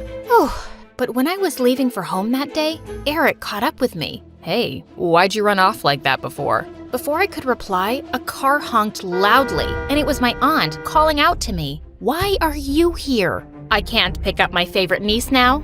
"And who's that boy?" "Just a friend." "You're obviously lying. You like him. Well, don't tell him about your real face if you want him to like you back." "Maybe not everyone's as shallow as you, Aunt." "Oh, yes, they are. Trust me, I know. I got mocked for my appearance all the time. I couldn't change other things, but I could change my skin. And I really did with my creams. But unfortunately, you only have makeup, and that rubs off." She made me so mad. But what if she was right? Maybe Eric wouldn't like me if he knew the truth. But something totally unexpected happened the next day. Tracy had bought some new foundation, and she kept insisting at lunch that I try it. "I told you, I don't want to take my makeup off right now. Can you drop it?" "Why are you like this? It's weird that you never take off your makeup in front of anyone. It's almost pathetic." Suddenly, I felt mad. I'm pathetic? What about you? Is there anything even real about you? I'm more real than you are. Really? Are your eyelashes real? And what about your nose job? Is this even real? I tugged on her hair just for effect, but suddenly half of it ended up in my hands. Oh God, I had no idea Tracy wore hair extensions. Tracy, I am so sorry. You knew, didn't you? Yeah, I'm insecure about my hair. You're insecure about your skin, but I'd never take your makeup off like that. How would I know? I'm sorry. But it was too late. Everyone had seen me. They all thought I was a bully now and had exposed Tracy's secret on purpose. I tried to apologize, but Tracy completely ignored me. No one else was talking to me either, and even worse, Eric was being cold to me. Hey, it seems like you've been avoiding me. Well, yeah, I have. That was a really messed up thing you did to Tracy. I promise, I didn't know. I'm not sure I believe that. How could you not know? She's your best friend. You're just not who I thought you were. That hurt me more than anything else. I felt super lonely, so I just started having my lunch in an empty classroom while watching MSA videos on YouTube. It was the only thing that made me feel better. A few days later, I saw Eric going into the gym, and I decided I'd tell him everything so that he could get to know the real me. He hadn't seen me yet, and just then he started rolling up his pants. He had scars all over his legs. Suddenly, he realized I was right behind him. Hannah, you weren't supposed to see that. Please don't tell anyone. It happened in an accident and no one knows. Eric, I would never tell anyone. I wouldn't even have done that to Tracy if I'd known the truth about her hair. I want to believe you, but I don't think you understand what being insecure about something feels like. You look so perfect all the time. And then I wiped off my makeup to show him my real face. Oh, Hannah, I had no idea. You're beautiful. Thank you for showing me. He pulled me into a tight hug, and for the first time since my accident, I felt seen and accepted as me. The next day at school, I came with my makeup as usual, but Eric showed up in shorts, exposing his legs for the world to see. What was he doing? Hannah, I wanted to thank you. When you showed me your scars yesterday, I just became less afraid to show mine. I don't want to hide them anymore. I don't know what to say, especially because I haven't been so open about my own scars. Maybe you can take your makeup off now. We can take this step together. I wish I could, but I can't let anyone see me without makeup. I told him how my witch aunt had instructed me to never take off my makeup in public, or she'd stop helping my family. We can keep it a secret, as long as you reapply it before you go home. She won't know, right? At first, most of the kids at school didn't even recognize me without makeup. When they realized who it was, they were stunned.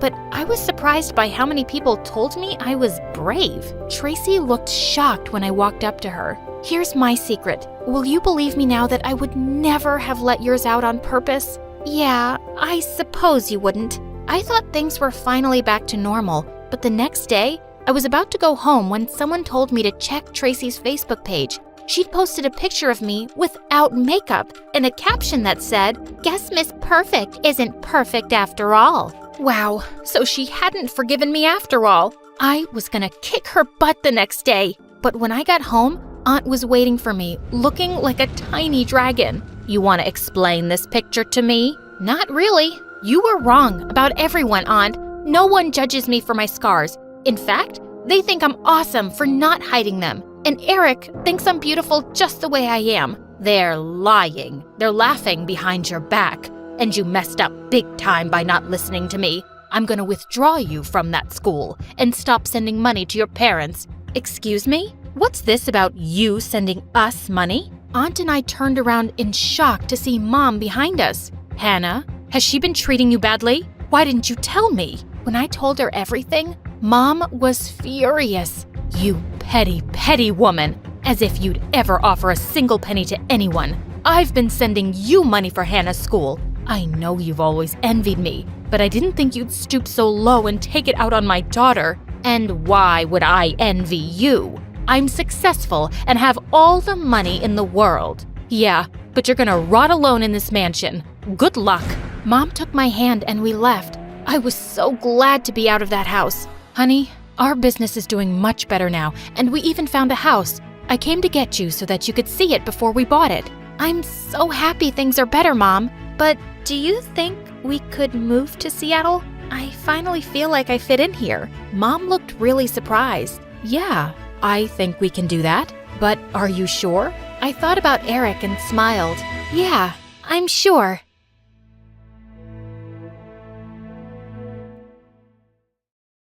I had been working as a driver for this rich boy called Brian, and one day, while I was sitting at the side of the pool outside their mansion, he and his friends jumped in, splashing water all over me. At first, I was mad. But then, more people joined the pool party, and among them was the Juliet to my Romeo. Her name was Victoria, and she was just so perfect. She turned to me and smiled before jumping into the pool, and I swear I felt my heart jump out of my chest. Suddenly, she screamed in pain, and the water around her started turning red. Hi, my name is Caleb. Before I continue with the story, please like and subscribe. If you don't, your crush will ignore you forever. So, back to the story. Victoria was screaming as everyone else around her laughed. Those jerks. I immediately dove into the pool.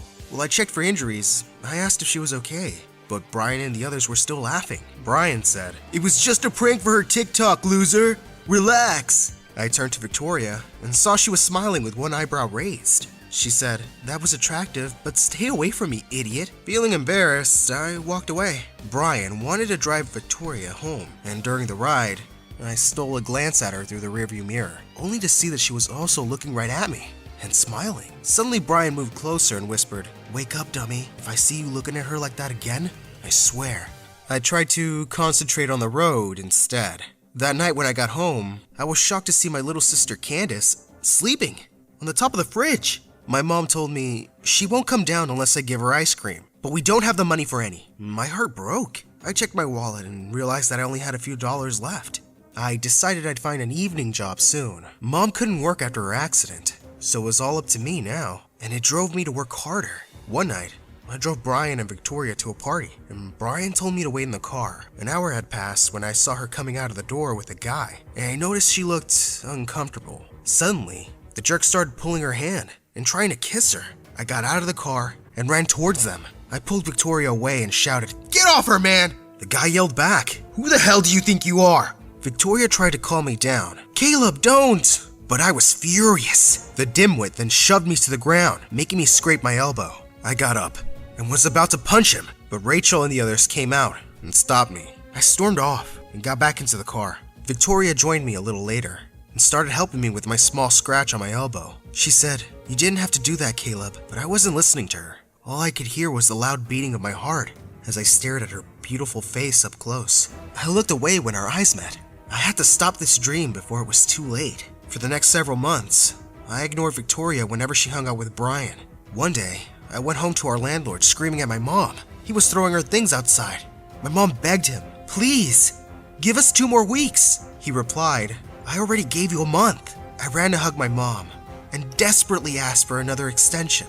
When he finally agreed, I was forced to get another job as a part-time janitor at McDonald's. One afternoon, while I was mopping the floor, Brian, Victoria, and their other friends came in. After ordering, Rachel, Victoria's best friend, asked, "Hey Brian, we didn't know that your driver was a janitor too." I waited for Victoria to say something, but she avoided eye contact with me. Brian then called me over. "Hey loser, clean this up!" He started pouring all of their drinks on the floor. They were all laughing at me as I mopped the floor, except for Victoria, who kept herself busy on her phone. I felt like I'd been stabbed in the chest. She was so cold.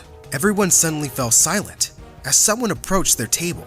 It was my boss, Brian's dad, and he looked mad. He told them, "I don't think that's how we treat people." Brian bowed his head in shame, while the others looked guilty. He then apologized to me privately and promised to arrange a scholarship program for me at Brian's school, which he actually owned. I immediately told Mom the good news. I was finally going back to school to finish my final year.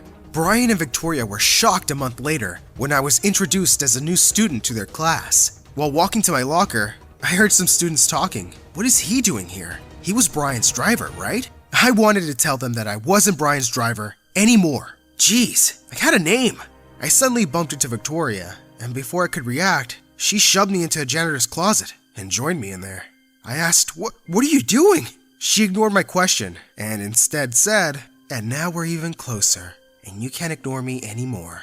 I had never been so confused in my whole life. I asked, "What do you mean?" She gave me a half smile, and before leaving the closet, she kissed me on the cheek. I couldn't get that kiss out of my mind for the next 3 days. It made me so nervous that I had to avoid her because these feelings were scaring me. One day, our science teacher paired me up with Victoria for a project, but to my surprise, Victoria requested a different partner. I was disappointed and relieved at the same time. As I was about to leave the room, she walked up to me and said, "I hate you." What did I do? My heart then skipped a beat when she suddenly leaned in and kissed me on the lips. I was going to kiss her back, but then our teacher saw us and kicked us out. It was so embarrassing. Victoria then held my hand and giggled as we ran out of school. A black limo stopped in front of us, and I gasped when she shoved me inside. I asked, "Am I being kidnapped?" She chuckled, "You're really cute. Now, take me somewhere else." Suddenly, feeling brave, I told her driver to take us to my secret hideout. When we got there, we sat next to each other silently for a while, admiring the view. I said, "You know, Vic, I've always been crazy about you." I finally decided to give in to my heart's desire and kissed her. But then she said she wanted our relationship to be a secret. She promised me that she'd tell everyone soon. Her parents would hate her if they found out, and she wasn't ready for the backlash in school yet. I tried my best to make her happy, but whenever she was around her squad, especially with Brian, she treated me like I didn't exist. One time, she got angry with me because I wasn't answering her calls. I told her my phone was broken. She turned up with the latest iPhone, which came with a bonus, a key to a Porsche. She said, "Tell everyone that it's yours. You also need brand clothes, bags, watches. We have to go shopping later." I told her that I didn't want all that stuff, but she insisted and said, "Do it for me." We headed to this high-end shopping mall after class, and on the way, she let go of my hand when we saw Rachel and her other friends. Rachel asked, "Hey girl, what are you doing here with Brian's driver?" Victoria then whispered something to her, which I heard. "I don't know, he kept following me and begging me to buy him clothes." Rachel whispered back, "Aw, he's a hopeless case, girl." She gave me a disgusted look, and they all walked away, taking Victoria with them. I was furious. But that instantly changed when she sent me a message saying, "Just stay right there. I'm going to the police to report you for stealing my heart." A few months later, I left McDonald's and got a new job as a waiter in a 5-star restaurant. During an afternoon shift, I was shocked to see who had just come in. It was Victoria and her parents. It was my first time seeing them, and they looked so sophisticated and intimidating. Suddenly, I felt insecure again. How the hell would they accept a guy like me for their princess? I took their order with shaking hands, and while serving them, I accidentally spilled a drink on her dad's shirt. "Oh, damn!" he shouted at me. "Look what you've done! Where's your manager?" Victoria defended me. "Dad, calm down. He's Caleb, and he's my friend." I was shocked at her dad's response. "Stick to friends from your circle, young lady." Victoria started to cry, while my face looked like someone had punched me in the stomach. The next day, when I woke up, I noticed that my mom was talking to someone. It was the most unexpected person, Victoria's mom. I listened to their conversation from the stairs, and my heart broke when I heard her final words. "This is a warning. Keep your son away from my daughter, or else." Mom tried to talk to me that night, but I just wanted to be alone. I didn't go to school for a few days and ignored Victoria's calls. She showed up to our house and forced me to come with her to her secret place, a hidden hot spring. She apologized about her dad. I was about to tell her what her mom did, but suddenly, someone appeared from the tall grass. "Victoria? Are you there?" It was Brian. I immediately lowered my head into the water. I came up for breath after a while and was shocked. Brian was trying to kiss my girlfriend. How dare he? Victoria pushed him and said, "Stop it, Brian. How did you even know I was here?" He answered, "I've been tracking your phone." What? Instead of being mad, Victoria just said, "I'm tired. I want to go home now." She left me a text saying that she still needed to prepare for a girls' party tonight. The phone pinged again. It was another message that said, "Get home safe." Later that night, I took my phone out and checked Instagram. I saw Rachel's stories. I thought it was a girls' party, but why were Brian and the other boys there? And then there were other stories that showed Victoria getting chummy with Brian. I felt so betrayed. I looked at my gift that I bought for her birthday next week. I saved up for months just to buy her it. We had a huge fight the next day because of Brian, and I told her I would not be attending her birthday. It was all a lie though. I wanted to surprise her by turning up at her birthday and telling her parents how serious I was about her. But little did I know that things were about to become a total mess. It was an exclusive, formal party in their mansion. I rented a suit and bought an expensive bouquet of roses for her. My heart was beating out of my chest as I entered their mansion. Everyone looked so sophisticated, which made me feel totally out of place. I felt breathlessness when I finally saw Victoria. She looked so drop-dead gorgeous in her beautiful red dress. I waited in one corner when I noticed she was still busy talking to Brian and her parents' visitors. I met her mom's eyes across the room.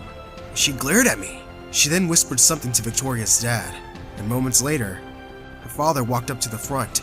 He got everyone's attention, only to announce something that made my world come crashing down. Brian and Victoria were getting engaged. What? I waited for Victoria to say something, but she just stood there with tears in her eyes while looking at Brian. Heck, she didn't even know I was there. I silently left with a broken heart. The next day, everyone was talking about the newly engaged couple. I went to the library to calm myself by reading a book. Suddenly, Victoria appeared and dragged me to the back of the bookshelf and said that she missed me. She tried to kiss me, but I pulled away. She asked, "What's the matter? You're going to prom with me, right?" I smiled bitterly. "Why don't you ask Brian instead?"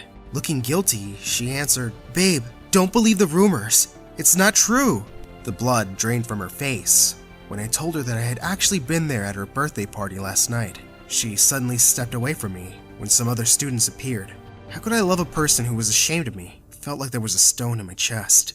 I walked away and ran out of the building. I just wanted to be away from her. She called after me and asked me to stop. I said, "I can't do this anymore, Victoria. I'm sorry." She looked shocked. "What do you mean?" I answered with a cracked voice, "You deserve someone better. Someone who can give you the whole world. I can't do that. Brian can, and your parents know that." She said, "I don't care about all that.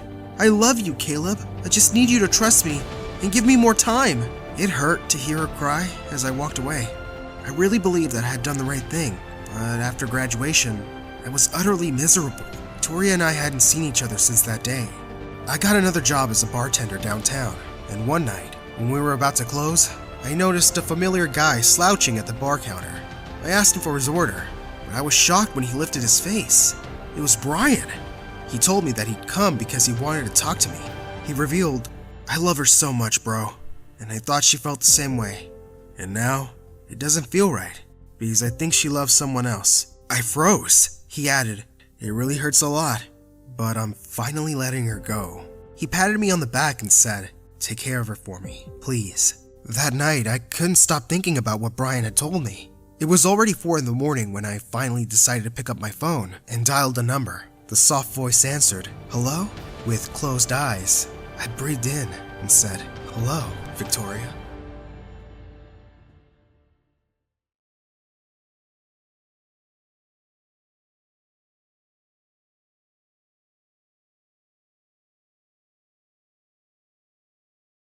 Hi, I'm Gabrielle, but everyone calls me Gabby. But before I continue my story, click like and subscribe. I've been hearing the story of my birth from Mom ever since I can remember. Oh, you were so lazy. You came out 3 weeks after my due date, and you were almost 12 pounds. My arms would hurt after holding you for a minute. You were worth the wait, Gabby. You were just the cutest baby ever, and you still are. Dad adored me, and so did my older twin siblings. I'm sure Mom loved me too, but she had a funny way of showing it. Once when I was 3, everyone was eating pizza for dinner, but Mom just kept popping boiled carrots in my mouth. I suddenly leapt onto the table and bit into her pizza slice. She pulled it away, but I clung onto it like a puppy. What are you doing? Let Gabby have pizza. Come here, sweetie. I'll give you the biggest slice. Mom looked mad. She doesn't need more calories. You're turning my daughter into an elephant. But I didn't care. I was eating pizza. Once on Halloween, I went trick-or-treating with my siblings and came home with my bag full. Everyone said I was so cute, and they gave me extra candy. But Mom snatched it from me. That's going to make you fat. Just give them to me and leave. I was really sad that she took it away, but Dad snuck me a few pieces every night. Growing up, Dad and I read lots of books together, and in the 1st grade, I started writing poetry. My teacher entered one of my poems in a school competition, and I won 2nd prize. Dad was so proud, he had it framed for his office. At Thanksgiving dinner, he asked me if I'd recite my poem for everyone, and I was happy to. As everyone clapped for me, grumpy Auntie Polly walked in. Good God, child. You look like you're about to burst out of your clothes. You've gotten so fat.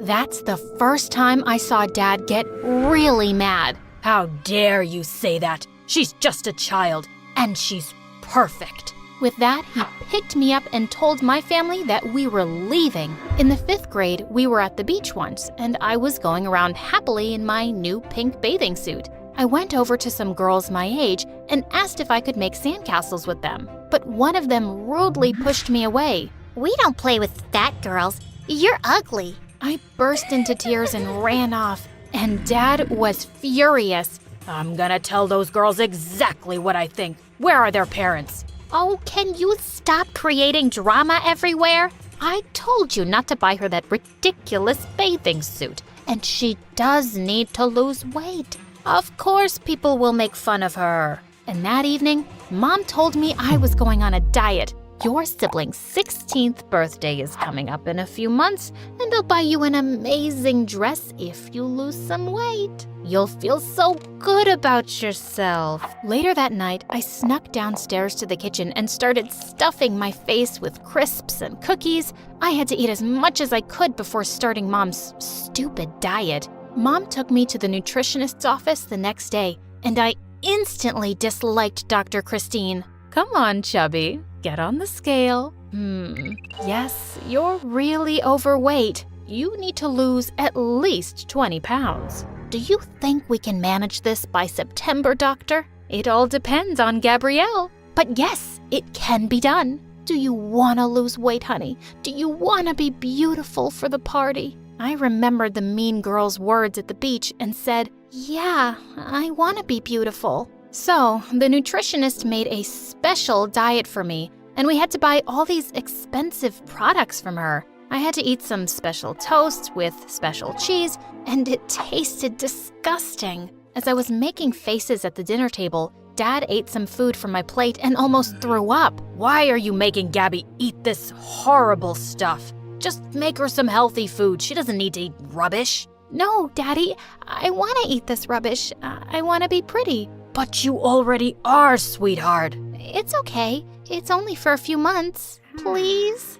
Don't look at me. She wants to be skinny. Dad looked kinda sad, but he didn't say anything after that. I kept doing the awful diet, and I didn't lose an ounce, not an inch. The day of the big party was approaching, and Mom waited until the very last minute to see if I'd lost some weight before she took me shopping. She asked the saleswoman to show us clothes that would look good on me. Oh, I see what you mean. You want her to look skinny. I might just have the right dress.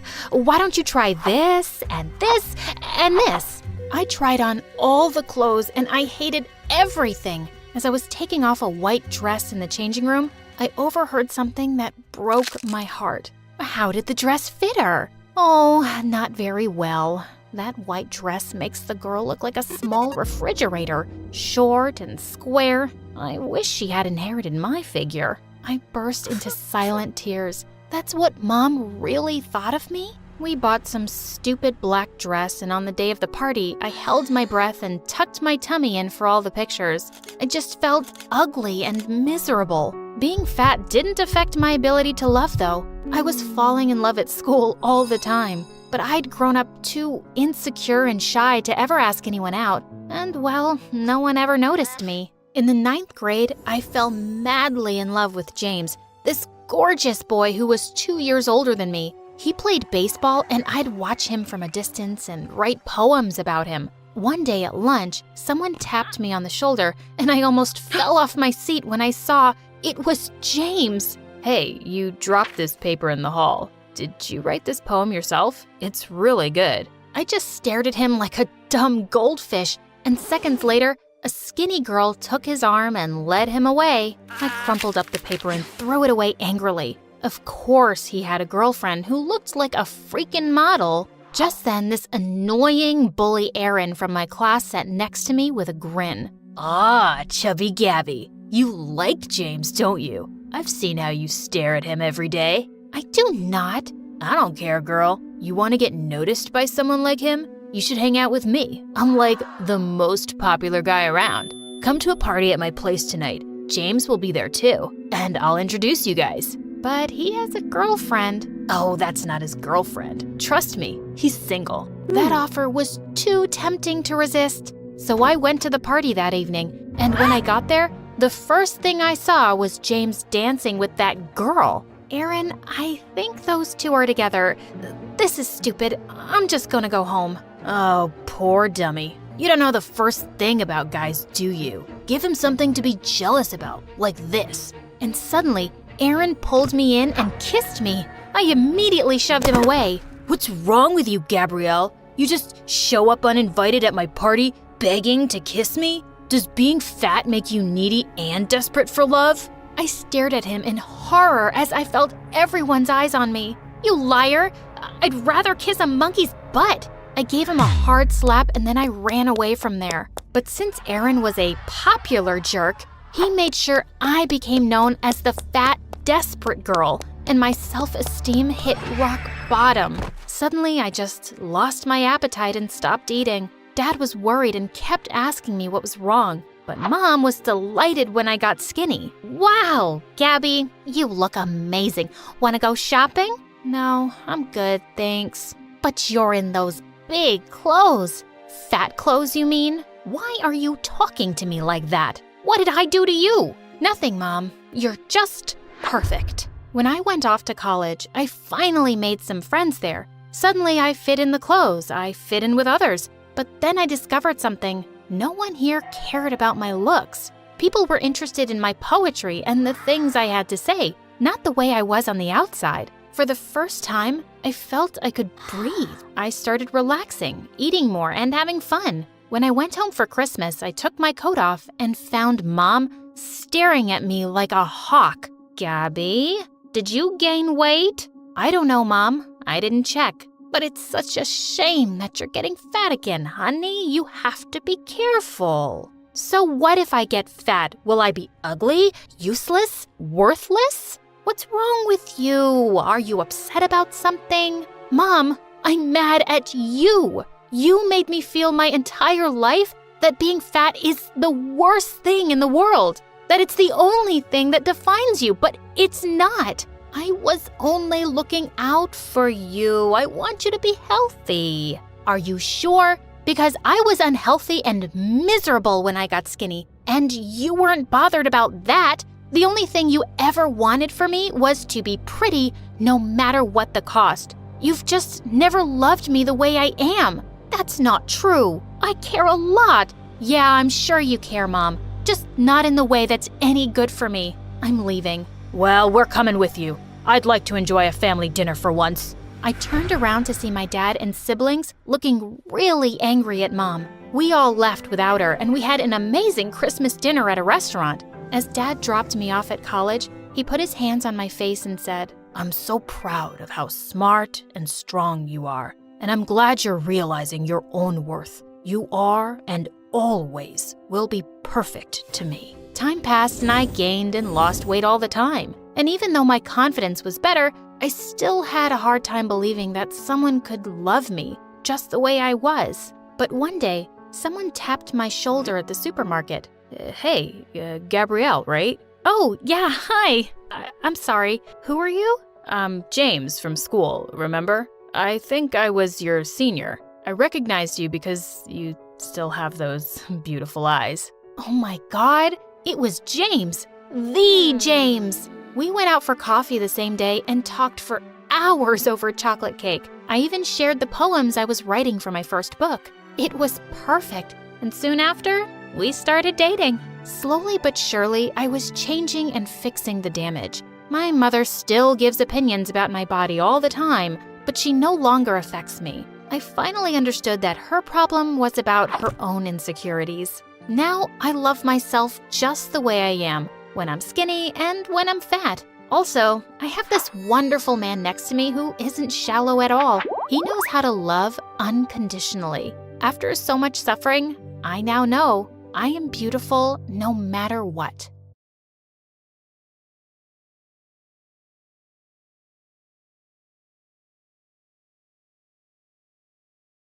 Hi, my name is Irene, and today I'm going to tell you the crazy story of how I lose control of myself and turn into these exciting characters from the movies I see. Unbelievable, right? When I was 3, my parents first took me to see the movie Tarzan. It was amazing, but soon after we got home, I started howling and beating my chest, just like Tarzan. And then I literally swung from the curtains and pillars, crashing into everything that came in my way. Mom couldn't stop laughing, but Dad got super furious. What has gotten into this child? This is not funny. Stop her, now. But that wasn't the end of it. One evening, after we all watched the movie Child's Play on TV, I suddenly got up in the middle of the night and walked to Dad's bedside with googly eyes and a pencil in my hand. Hi, I'm Chucky. Wanna play? Dad screamed like a little girl and dived under the bed. This child is possessed. Take her away from me. She's evil. Mom calmed me down quickly, but Dad always stayed away from me after that. Then one day, Mom and I came home to find a note from him. I can't sleep with that devil child in the house. I'm leaving. Goodbye. And, well, we never saw him again. But unlike Dad, Mom loved me a lot, and life was better with him gone. I also loved going to school and had plenty of friends. That is, until the day everyone found out about my weird quirk. One day in the 6th grade, soon after I'd watched the Lord of the Rings movies at home, a teacher dropped her gold ring on the floor. As I saw it sparkling in the light, I suddenly transformed into Gollum. As I leapt forward to pick up the ring, she got to it first, and I went ballistic. The filthy little thieves. Where is it? They stole it from us. My precious. Curse them. We hates them.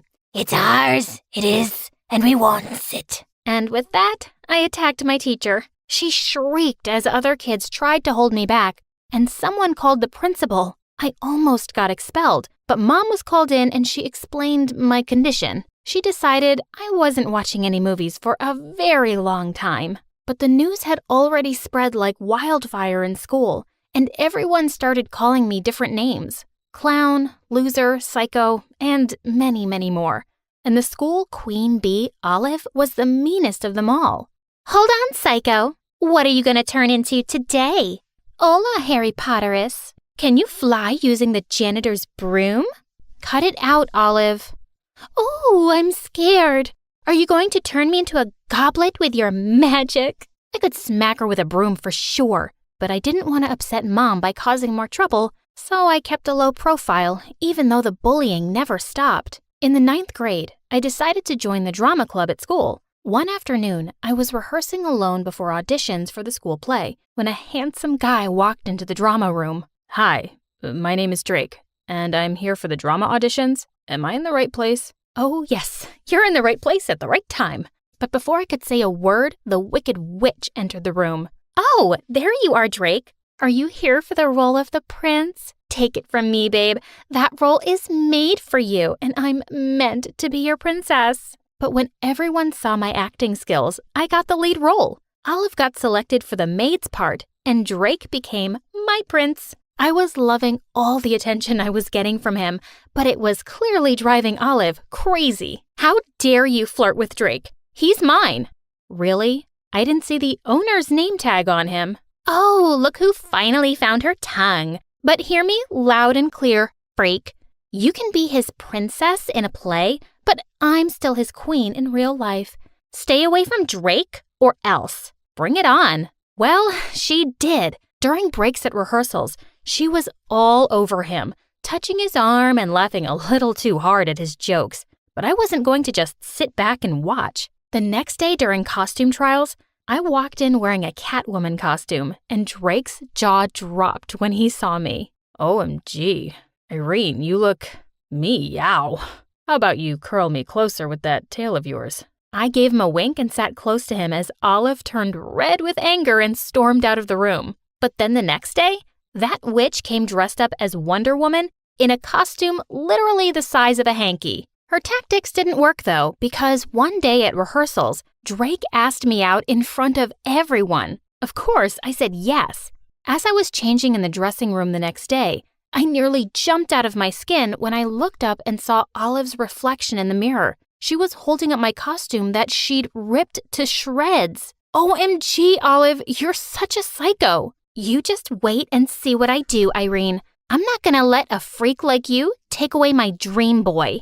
Ugh, she was insane. I pushed her aside and stormed out of the room, wondering what drama would come my way next. I didn't have to wait too long to find out, but it wasn't exactly what I'd expected. It was Drake's birthday on the weekend, and he'd invited half the school to his party. As soon as I arrived there, suddenly the music from the Twilight movie started to play on the speakers. As everyone looked around in surprise, I spotted Drake in the moonlight, and he looked just like Edward Cullen. Hello, Edward. Happy birthday. How old are you now? 104? Who's Edward? What are you talking about? Come on, Edward. I know you're a vampire. Your Bella is here. You can drink blood from my veins, and then we can live together for all eternity, my love. All the kids around us started laughing, while Drake just stared at me in shock, and then abruptly ran inside the house. Just then the music ended, and I realized the scene I'd made, and I'd scared Drake. That was just epic to watch. You acted even weirder than I hoped you would when I played the music. Now Drake's never gonna want to be with you. Freak. She was such a jerk. I started looking for Drake in the house to explain everything to him.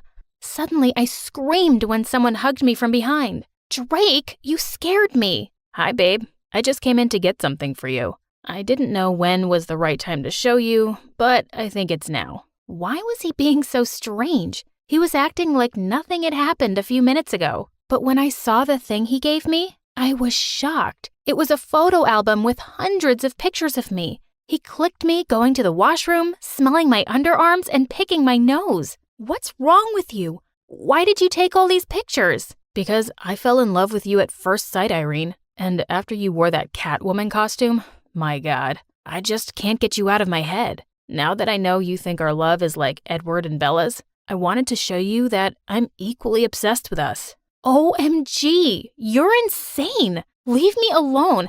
I don't want to be with you or even see you. And don't you dare follow me. I ran out of there as fast as I could. I couldn't believe I was dating a crazy psycho. The next day at school, I tried to hide from him, but he was following me around everywhere like a mad puppy. I hid out in the girls' bathroom for a while, but when I finally came out, I almost tripped over a body on the floor.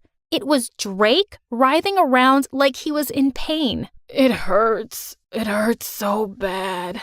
What hurts? Is it your tummy? Your appendix? No, baby girl. It's my heart. Quit playing games and say you love me too. Oh, shut up. You need therapy. I almost kicked him while shaking his hands off my ankle, and I ran away while everyone around us laughed hysterically. Olive called out to me. Wow, girl, he's as crazy as you. He's all yours. Geez, if he kept this up, I was going to need a restraining order. Later that night, as I was sleeping peacefully in my bed, I heard a faint creaking noise, and I turned around and screamed. Drake was standing by my bed. Are you freaking crazy? How do you even know where I live? Never mind, don't answer that. Just get out. Babe, just give me a chance. I have an amazing gift for you. And with that, he started unbuttoning his shirt. Hey, don't! Ew, stop that! Relax, you're gonna love this. He took out an invitation card tucked inside his shirt. Oh, thank God. I know how crazy you are about acting, princess. And you know I would bring the world to your feet. Please, accept this invitation to a party on a cruise ship with Hollywood stars. Wait, what? Are you serious? Yes, babe. As serious as my love for you. I want you to go with me to the party. But how'd you get those passes? Oh, I just stole them from my uncle's table when he wasn't looking. He knows many people in Hollywood. Okay, he was still a crazy psycho, but I couldn't miss this awesome opportunity, right? Meeting Hollywood celebrities would be like a wild dream come true. And Drake wasn't lying one bit. When we got onto the ship, I could feel my heart beating like crazy. I was at a party full of actors and directors I practically worshipped. Just then, I spotted the world-famous director, freaking James Cameron himself, right at the front of the ship. Here was my chance to get discovered. I turned to Drake. How much do you love me? Oh, as much as the depths of the sea, and the width of the sky, and the height of the... Okay, I get it. You love me. You'll do anything for me, right? Anything, babe.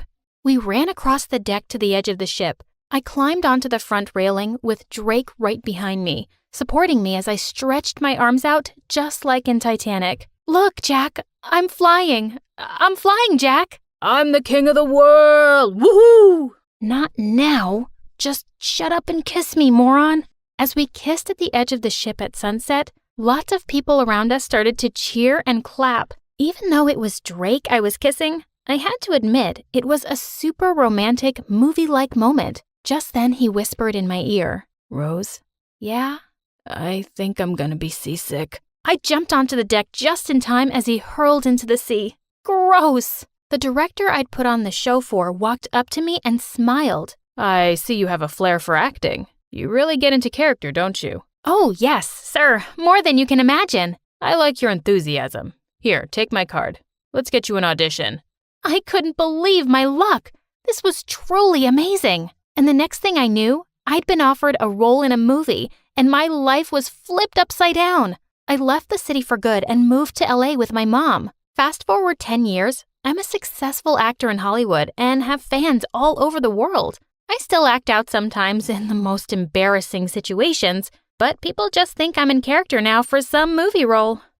Hey guys, I'm Joy from Belgium, and my story is all about how one little prank can change your life forever. But before we get started, please like and subscribe. Growing up, I was the only child in a family of artists. My parents were always busy with their creative work, leaving me with plenty of time to play the rogue. I was a little red-headed ball of energy, and from a young age, I loved to joke and prank my parents and their friends, whether it was acting like a zombie or playing dead on the floor. By the time I was 6 years old, I was already pulling the fire alarm for fun, cutting my parents' hair in their sleep, and secretly turning up the thermostat. Although I could be a handful, I was able to get out of trouble with my charming smile and big, pleading eyes. Surprisingly, I didn't have any issues at school either. Many of my classmates found me hilarious, and I had a talent for creating a fun atmosphere wherever I went. Of course, not everyone appreciated my sense of humor, especially the teachers, who were often the target of my pranks. But I never went too far, and they always forgave me in the end. Things were going great for me until we went to high school. Suddenly, my jokes started to seem childish and annoying to my classmates, and I became bored and stopped playing pranks. Around that time, a new student named David showed up at our school. He was a football star whose parents had just moved into our neighborhood. With trainers watching over him, clubs hunting for him, and a personal fan club of cheerleaders, David was the quintessential jock with a perfect reputation. I couldn't resist the opportunity to pull a trick on him. I started with some classic gags like shock pens, sticky notes, and even a snake in a can. But David didn't even seem to notice. Then I got more creative and put baby powder in his helmet, but it turned out that his fan club wanted to try it on, and one of the cheerleaders ended up getting covered in powder. Of course, it was funny, but I wanted to get him, so I decided to break out the heavy artillery. I set up slime buckets above the door of the locker room, and when the football team walked in, they all got covered in slime, except freaking David, who was the last to enter. But to my surprise, he started laughing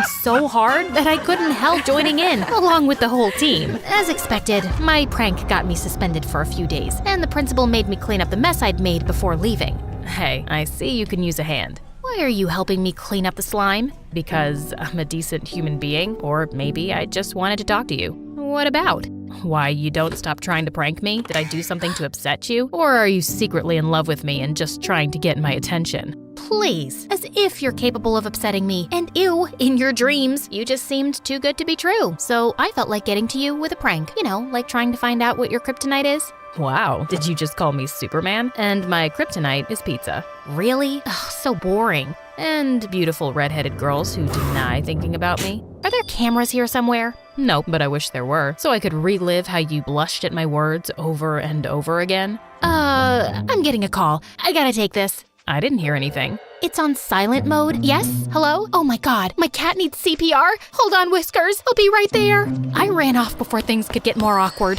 As I sat at home the next day, thoughts of David filled my mind. Was I really falling for a football star? Ugh, so cliche. Suddenly, I got a text from an unknown number. Hey, look outside, smiley face. David's car was parked near my house, and he was waving at me. Don't you have some cool, masculine-y stuff to do? I thought spending time with a pretty girl might be more fun. You know, I still owe you for helping me clean up that slime. Let's go grab some pizza. Be careful, Joy. I might just fall in love with you after this. I rolled my eyes, but my stomach fluttered. Maybe this cliche wasn't so bad after all. We spent the entire day together, and he opened up as a romantic and attentive guy who had a lot in common with me. Like me, he was hyperactive, which is why his parents enrolled him in football at a young age. Soon, David asked me out on a date, and shortly, we were together. As we walked down the school hallways, I noticed the jealous glares from his cheerleader fan club. The girls tried to spread stupid rumors about me or even prank me, but I just laughed it off. Soon, the cheerleaders cheerleaders even began to imitate me, dyeing their hair red in an attempt to capture his attention. But David only had eyes for me, and he made me feel like I was the only girl in the world. But 3 months into the relationship, I started wondering if David was keeping something from me. I knew he was very busy with his training, but a few times I found out that his football buddies had gone home while he'd disappeared somewhere else. I didn't believe it was about another girl, but something was off, and I started to be cautious. One day, a Tinder notification popped up on his phone. I couldn't read the message, but it made me feel uneasy. I didn't want to confront him about it directly because I knew he would brush it off as nothing, and I would believe him. So, I decided to create a fake Tinder account and play a prank on him. If he had nothing to hide, we would both have a good laugh and move on. I posed on Tinder as a young artist with a red ponytail and soon matched with David. We exchanged messages, and he suggested a date. At that moment, I realized he might actually be cheating on me. It was no longer a joke. Okay, let's find out who you really are, David. I wore makeup, a wig, violet contact lenses, and clothes to look like my fake Tinder profile. We met at the cafe, and he was in his best mood. To avoid revealing my real voice, I pretended to be less talkative. He led the conversation, but sometimes he would stop speaking, gaze admirably into my eyes, and touching my hand. And I was getting angrier by the second. It was time to tell him he'd been caught. Suddenly, a beautiful girl with curly carrot hair rushed to our table, and David turned white.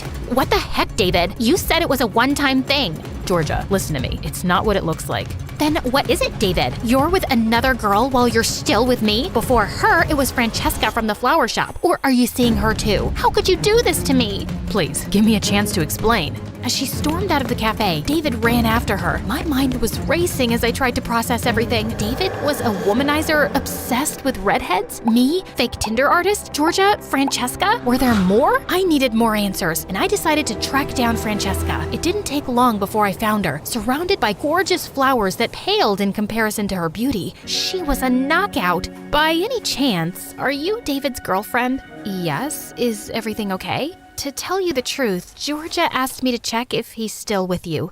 Poor girl, I feel sorry for her. She's David's ex, and she's obsessed with him even now. She can't seem to accept that he's moved on and he's in love with me only. David was an amazing liar, and I felt angry at myself for falling for his stupid lies. I wished there was something like the cheating police and I could call to have him arrested, but it was only me, and I had to do something. So I chose the one thing I was best at. I was gonna prank David. While we were hanging out the next day, I spied his phone password, and when he went off for training, I posted on his Facebook from his phone. Hey bae, if you're seeing this, get ready for a surprise tonight. Winky face heart, 7 p.m. at the fountain. At 7, the meeting point was crowded with red-haired girls, and I was just as shocked to see the number. I saw some familiar faces, like Georgia and Francesca, who hadn't seen each other yet. Finally, David arrived. The army of girls rushed to him, and then suddenly stopped to look at each other. David stared at them all in horror, realizing he'd been exposed. He panicked and just jumped back into his car, driving away like a maniac. This was you, wasn't it, Georgia? You arranged all of this so I'd break up with him. You're such a crazy ex-girlfriend. What are you talking about? We haven't broken up yet. What nonsense. I'm his girlfriend. They all started fighting like crazy, and I escaped. I felt victorious about exposing the truth, but also heavy-hearted because of David's deceit. The day after was a really big football match. David performed horribly, and our team lost the game. The other team was trash-talking so much today, just got to me and I felt distracted. Also, I think I'm coming down with a stomach bug, and I just didn't sleep much last night. David, please, stop lying. I know why your head wasn't in the game today. It's because your cheating got exposed yesterday. Yeah, I'm the one who called all the redheads there. I described my investigation, and he broke down in tears. Joy, please don't give up on me. I care about all my girls, and I never meant to hurt you. Love just happens, you know? But you're the only one who truly knows the real me, and I feel closer to you than anyone else. Please, let's work this out. David, you should work this out with a therapist, not me. But firstly, they all deserve the truth and an apology. You'll feel better once you're honest. And as for us, it's too late. I can't trust you anymore. Soon, the whole school seemed to know. The cheerleaders were giving me smug grins, and David's football team looked angry at me for making him perform badly at the big match. Suddenly, I found myself at the center of unwanted attention. I began searching for a way to escape it and process everything that had happened. Fortunately, Georgia set up an online club for girls who were hurt by David. We all shared our stories and found out that David had been dating multiple red-haired girls for years, even proposing to some of them. I shared my story too, and it felt good to let it out. The girls even encouraged me to share it on the MSA channel, but I needed some offline support too. So I reached out to Georgia and Francesca. We kept meeting regularly, and slowly, we became good friends. We all went public with our story in a magazine article, and it gained a lot of attention. David was getting plenty of negativity, so he publicly apologized and said he'd get therapy for his issues. Well, clearly it didn't work, because years later, when he'd become a famous footballer and married a beautiful singer, she exposed his cheating publicly, divorced him, and left him almost penniless. Finally, David got what he really deserved. Yeah. Also, you can tell that I had a talent for acting, which I went on to pursue at a prestigious school. You see, Georgia had an older brother, Chase, who had the same curly red hair as her. When I first met him, he pulled a classic prank on us, switching the sugar and salt in our tea. Francesca spat it out and looked mad, but I couldn't help laughing. You better watch out, or you'll wake up the pranking dragon in me. Challenge accepted. From that day on, Chase always found a way to be around us, and we had a blast playing pranks on each other. One day at the premiere of my first feature film, Chase said he had to talk to me about something important. I'm so proud of you, and you fill up my life with joy, Joy. I'm in love with you. Chase, wow, I think I feel the same way. I'm in love with you too. Oh my God, Joy, what? I was just joking. What? Yeah, me too. Duh. Okay, I'm kidding now. The first one wasn't a joke. I do love you. Ugh, I'm gonna kill you.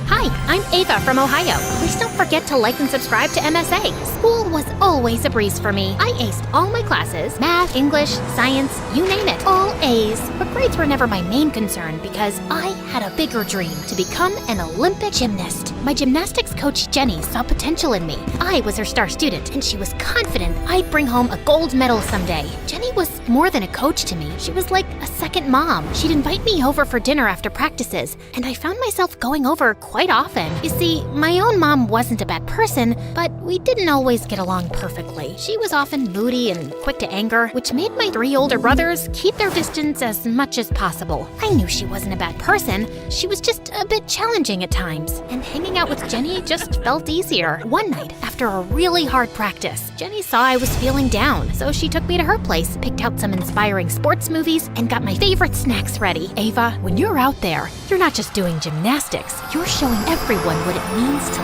love what you do.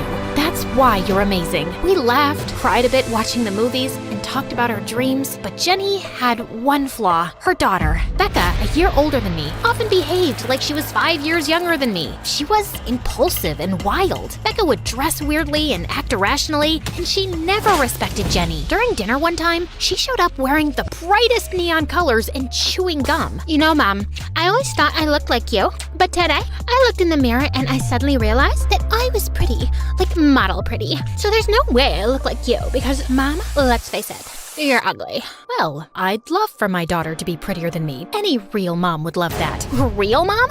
Yeah, right. You're a hypocrite who's too busy kissing her trainee's butt for some extra money. No, she's nice to me because I'm good with her and treat her well. So why don't you go home and be good with your own mom?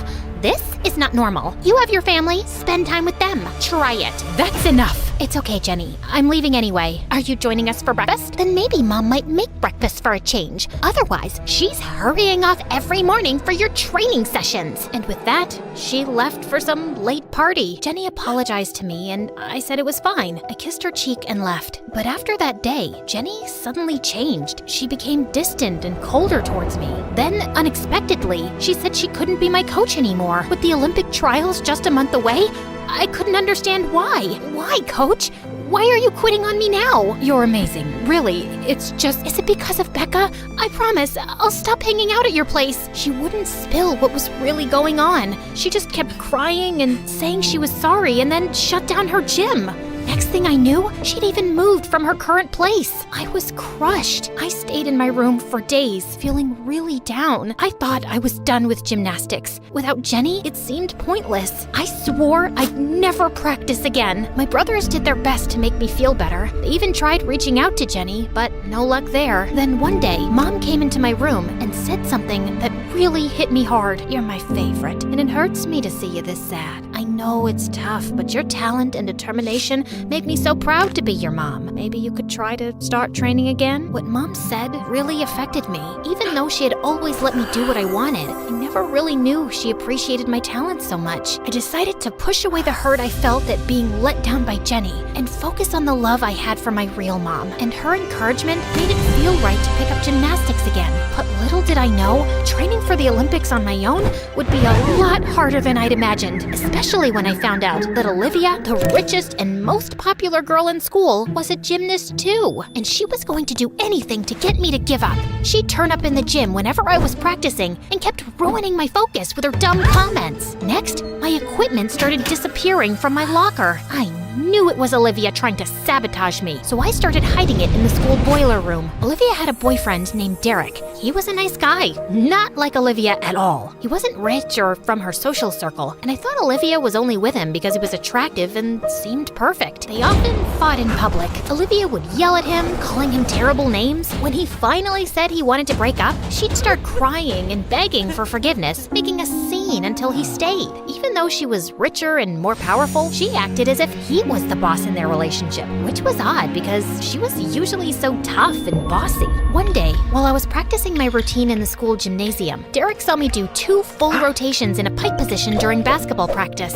Whoa, Ava, that was amazing. How'd you learn to do that? I told him I was naturally good at most sports, and we were having a good time talking when Olivia walked into the gym. And when she saw the two of us together, she got jealous. Nice shirt, Ava. Where did you get it from? The Lost and Found? Whoa, babe, that wasn't very nice. Are you joking, Derek? It looks awful. I don't think it's awful at all. Why are you always like this? As the two of them started fighting, I walked out of the gym to avoid their drama. Then, later that day, Derek caught up with me and said he and Olivia had broken up. Ava, would you like to have dinner with me sometime? Are you asking me out? Yeah, is that okay? Isn't it too soon? You just broke up with Olivia. I've broken up with her 100 times before, Ava. Our relationship's been over for a long time, but if you don't feel comfortable with this, I understand. I guess losing my coach and training alone had made me feel quite low lately, and Derek seems like a nice guy, so I said yes. That was a huge mistake. At first, Derek was great. He was fun and seemed to care a lot, and I appreciated his love and support. But after a few days, Derek started to act like I owed him everything. He got super clingy and always wanted me to hang out with him. I can't today. I have practice. I don't get it. I left Olivia for you because I thought you were nicer, but you're just an arrogant snob. Suddenly, I could see through him. He was just trying to mess with my head.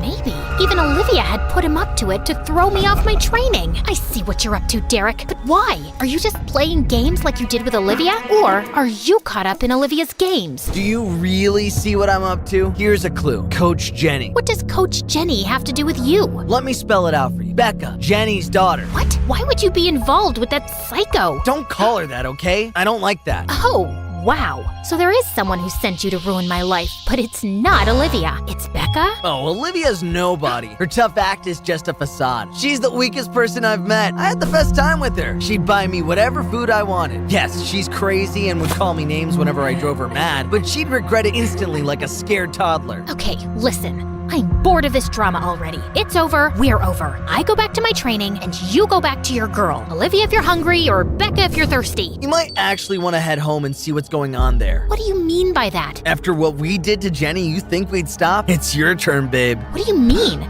What did you do to Jenny? Man, you're annoying. I'm out of here. Just go home. With that, he stormed off. I felt a mix of confusion and worry. What had they done to Jenny? And what was happening at my house? Driven by fear, I rushed home. And upon arriving, I was shocked to see smoke billowing from the house. I ran to my neighbors, who immediately called 911. The police and firefighters arrived on the scene in minutes. Fortunately, nobody was home, so there were no injuries. And because I got there when I did, the house didn't suffer much damage. I shared Derek's comments with the police, but they got back to me later saying he denied having said anything of the sort, and they had no proof to take any action against him. Also, when they'd tracked Jenny's address down and gone to her place, her daughter had answered the door saying she was completely fine. Becca can't be trusted. Can you please give me the address so I can make sure? That's private information, ma'am. We can't disclose it. You are not related to Miss Jenny in any way, and if her daughter says she is okay, we have no reason to believe otherwise. After the fire incident, I felt upset and lost and unable to focus on anything. Finally, I decided to meet up with Olivia and told her everything, who was apparently also fed up with Derek for being a manipulative jerk. I know we're not friends, but sometimes you have to join forces with an enemy to take down a common one. Do you have any clue what Derek meant? He once introduced me to his cousin named Becca, which was obviously a lie. He talked about her having a rough time with her mom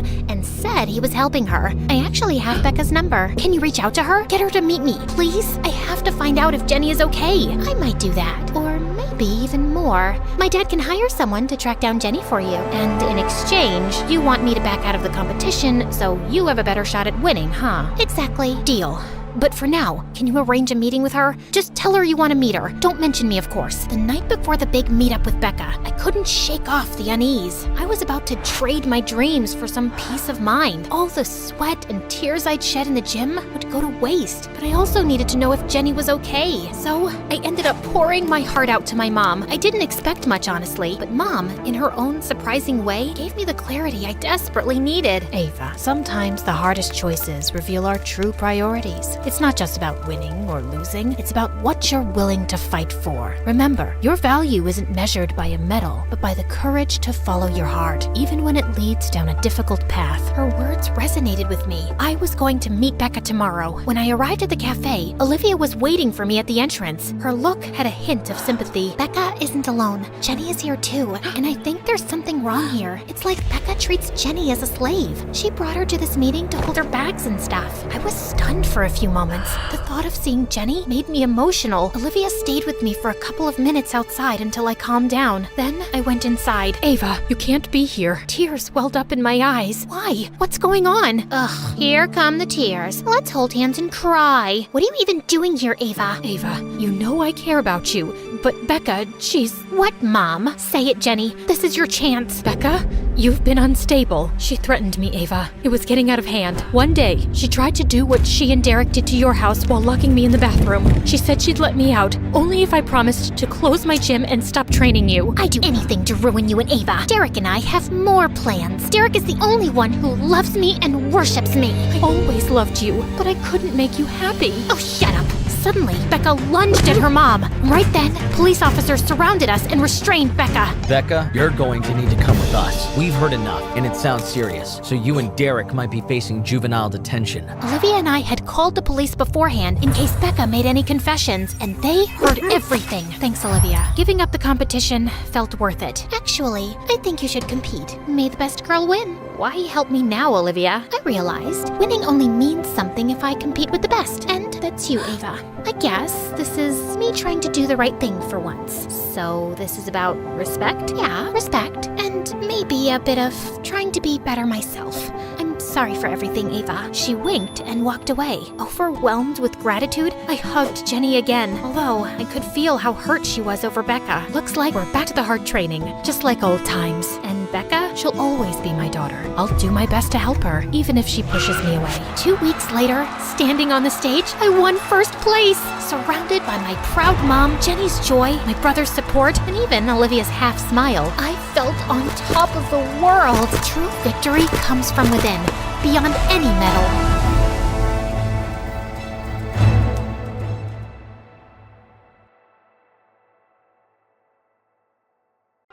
Hi everyone, my name is Zoe and I'm from New York. But let me tell you, MSA will give $1,000 to one lucky person who subscribes in the next 7 days.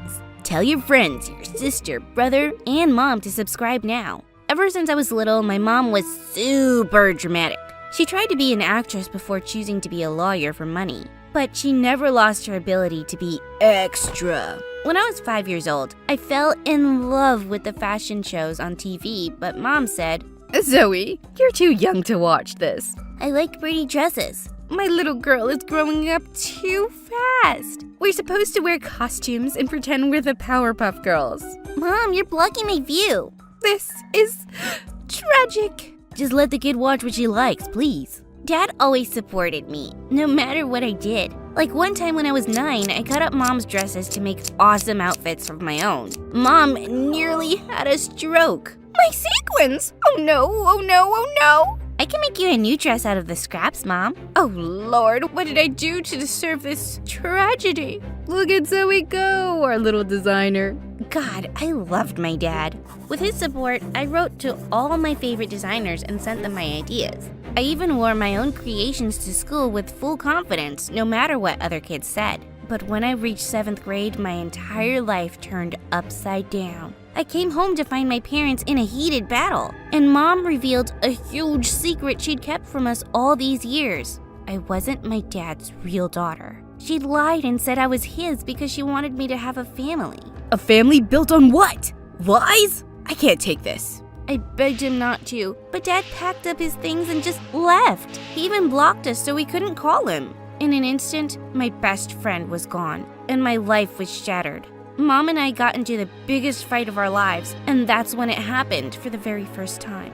My ears started ringing. I couldn't hear anything Mom was saying. My heart was racing like a horse, and I couldn't breathe. And the next thing I knew, I blacked out. When I woke up, I was in the hospital. The doctor said, it was just a panic attack. Kids have them all the time. She's fine. Fine? She passed out. What if it happens again? Ma'am, this is the ER. We're very busy. I didn't want her to make a scene here, so I pulled her away. I just wanted to go to school and act like everything was normal. But it wasn't. My friends in school heard about my parents' divorce from their families, and when I got back, they had a million questions for me.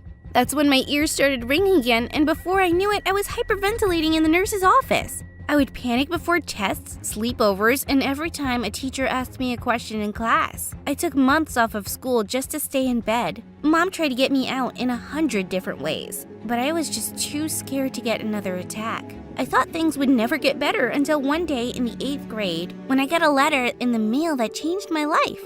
It was from Amelia, my favorite fashion designer in the whole world. She loved the designs I sent her, and she wrote back because she wanted to get to know me.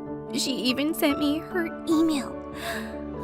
I literally flew out of bed. I emailed her in a rush, and like an idiot, I blabbed about every problem in my life, including the divorce. The moment I pressed send, I felt instant regret. Why didn't I talk about design? I was busy kicking myself when she emailed me back. Zoe, I never even got to meet my dad, but I'm still doing great, right? Have hope and hold strong. Wow, she was my idol. I rushed to tell Mom about what happened, but she got so dramatic as usual. You're texting a stranger? Online? Who is this person? Just the most famous designer in the whole country. I felt so relaxed. I didn't have to worry about my fears or my dreams. I could just ask Amelia, and she really believed in me. Amelia had advice about everything. We were in the 8th grade now, and my friends felt distant after my long absence. Amelia had a quick solution for that. Just make one of your friends trip at lunch and then help her up. If she spills food on herself, just give her an extra shirt from your locker. What? That's crazy. Trust me, she'll love you. I did as she asked, and I was shocked when it actually worked. The girl I tripped spilled soda all over herself, and when I gave her my extra shirt, she hugged me. You're such a lifesaver. Wow, that was fast. Amelia, it worked. I knew it. She was a bit over the top, but her techniques were flawless. I followed Amelia's rules, and by the time I reached 9th grade, I was doing well in my classes, I had plenty of friends, and I even became vice president of the school's fashion club. Everything was going well until one day one of the girls said, "Hey, Zoe, is this your dad? He's getting married again, look!" Her words took the wind out of me. She showed me the wedding announcement, and just like that, my ears started to ring. Not this again. Why are you shaking your head like that? Ew, she's putting her finger in her ear. Can you do this outside? I ran out of there with my heart racing. Everything was spinning. Was I gonna pass out again? Suddenly, someone close to me spoke, and it was a really cute guy. Are you okay? Ah, who are you? I'm a new student. Step away from me, please. I didn't want anyone to see me like this. What's happening to you? Nothing. My ears are ringing, that's all. I was sweating and gasping for breath, and the boy came closer. Take off your sweater. What? You're having a panic attack. I've had these before. Really? The cold will help you. Trust me. I pulled off my sweater with a huff. I couldn't believe it, but he was right. The moment the cold wind hit me, I felt better and I started to calm down. Are you a magician? He just smirked and walked away. I'm pretty sure I just fell in love at first sight. I was convinced the boy was just a handsome ghost until he showed up in my next class. My name is Elliot. I like music. I don't like people. Thank you. I waved at him as he sat down, but he didn't respond. Did he not recognize me? Turns out he was so cold and aloof, he ignored everyone that tried to talk to him. The moment class got over, he flipped on his headphones and ran off to be alone. I wanted to get to know him, but his attitude made me nervous. Of course, the best person to ask for help was Amelia. My first tip: stick a bit of your dress into his watch during class. When he moves, you'll be like, connected. So romantic. It wasn't. Elliot just took off his watch and walked away. What? Okay, he sounds like a tough cookie. Just ask him for a ride home on a rainy day. You know he'll help you. He did help by handing me his umbrella and asking me to walk home. This is not working. I should just talk to him normally. Not if you want a real romance. There's one last trick as old as time. Grab a bunch of papers and fall into his arms. Let him catch you. It will work. As one final effort, I took some papers in my hand and waited until the perfect moment. Then I flew into his path and all the papers went flying in the air. He grabbed me by my shoulders. Did you just fall down on purpose? No? Liar. He dropped me and started walking away. Hey, wait, do you not remember me? You helped me on your first date. I wouldn't have helped you if I knew how weird you were. Okay, rude. Maybe I did try to get your attention, but that's your fault. You were like a beautiful angel who just appeared out of thin air to help me. I'm a girl. I'm not made of stone. I turned to storm away and he said, I'll be gone in a while. There's no point in getting to know me. What? I change foster homes every few months. I don't stick around. He walked away and my heart twisted. He didn't have a home? Is that why he had panic attacks? I wanted to reach out to him, but I had no time to myself the next few weeks. There was a huge fashion contest in the school, and kids from all over the town were gonna compete. I worked my butt off for that show, but the day of the contest, the fashion club president walked in with some news. One of our male models has the stupid flu. No! I found a super hot replacement in the hallway. Elliot walked in and I was shocked. You're joining the show? I'm handsome and tall, and I was rude to you, so I owe you one. Oh, thank you. Also, your president's paying me $50. Let's do this. I helped him practice his walk and chose an outfit for him. Dang, he looked so good in everything. I couldn't help but blush every time I touched him. When the show started, I was literally holding my breath as the models walked by in my outfits. I wanted to win so bad, and I did. At the end of the show, the judges announced my name as the winner, and my entire team screamed. We ran up to the stage to accept our award. Mom was hooting for me from the audience. Presenting our award today is a special surprise guest. Please welcome Amelia from Amelia's Designs. My heart dropped to my stomach. I watched Amelia walk up to me like a goddess. Congratulations. Amelia, how are you here? Oh my God! I grabbed her in a tearful hug and she looked shocked. Are you a fan of my work? I'm Zoe. We've been best friends for years. I'm sorry, have we met before? No, but you've been writing letters and emails to me since I was in the 7th grade. Look! I pulled out my phone and showed her the proof, but she just shook her head. Why would I spend so much time talking to some idiot kid? I mean, these emails aren't for me. That's impossible.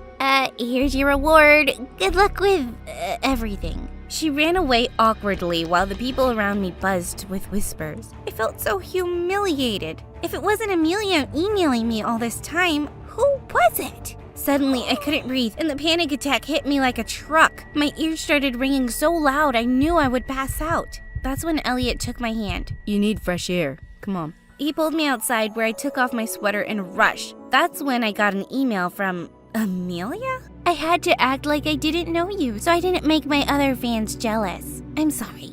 I sent her a hasty reply, but the moment I hit send, I heard a phone ring nearby. I sent another message and heard the sound again. I followed the rings only to find my mom crouching behind her car, replying to my emails. Mom? Zoe? It's you? You've been sending these emails? No. Let me see your phone. No! Give it to me! I jumped on my mom and wrestled the phone out of her hands. One look at her email and I knew. It was her. Are you kidding me? All this time, it was you? What's wrong with you? I'm sorry. I felt so guilty about the divorce, and you were so unhappy without your dad. I couldn't bear the thought of you having those panic attacks, and you didn't want to go to a doctor. I had to do something. What? Violate my privacy and make me dance to your tune like a monkey? That's not how it was, Zoe. All these years, I thought I'd made a true friend, and I thought I was sharing my fears and hopes with my idol, and it was you. What a waste. I threw her phone to the ground and stormed back home. I'd never felt so angry or so embarrassed. How could I have not seen it? All those dramatic ideas right out of a movie? Of course it was Mom. There was no way I was going back to school, and I refused to even look at Mom. No matter how many times she apologized, I just slept in a pile of my clothes like an old cat until a week later when there was a knock on my bedroom door. Go away, Mom. Or should I say, Amelia? It's me. Can we talk? How do you know where I live? Your mom messaged me on Facebook asking for help. Ugh. Why aren't you coming to school? Are you embarrassed? It's not just that. Ever since my dad left, I've been relying on Amelia for everything. She was the reason I started having fewer panic attacks. She made me feel confident. I can't go back into the world without that. The person who made you feel better is still downstairs. Mom? Yeah, right. Look, maybe her methods are insane. Yes, but she was just trying her best to take care of you. As someone who's never had a mom, I kinda envy that. Was he right? I opened my emails with Amelia after weeks, and when I read them, knowing it was Mom, I couldn't help but laugh. She was so crazy, but she was really trying to be there for me. I went downstairs to see her, and when I said hi, she fell to my feet. I'm the worst mother on earth. I don't deserve to live with you. I ruined your life. I'm so sorry, Zoe. Calm down, Mom. Why didn't you just tell me it was you? Did you think I'd never find out? I didn't want you to hate me more than you already did. I just wanted to see you smile. It was working, so I kept going. I'm so stupid. It was actually pretty clever. You talked about her life like you were her. I researched her for weeks. I read all of her books. You're crazy, but you're not a bad mom. I forgive you. Mom grabbed me in a tearful hug. Thank you. Oh, I love you so much, Zoe. I love you too, Mom. And thank you for making her talk to me, Elliot. You should ask her out. She really likes you. Mom, oh my God, you're so embarrassing. I'd like to go out with her too. What do you say, Zoe? I say yes.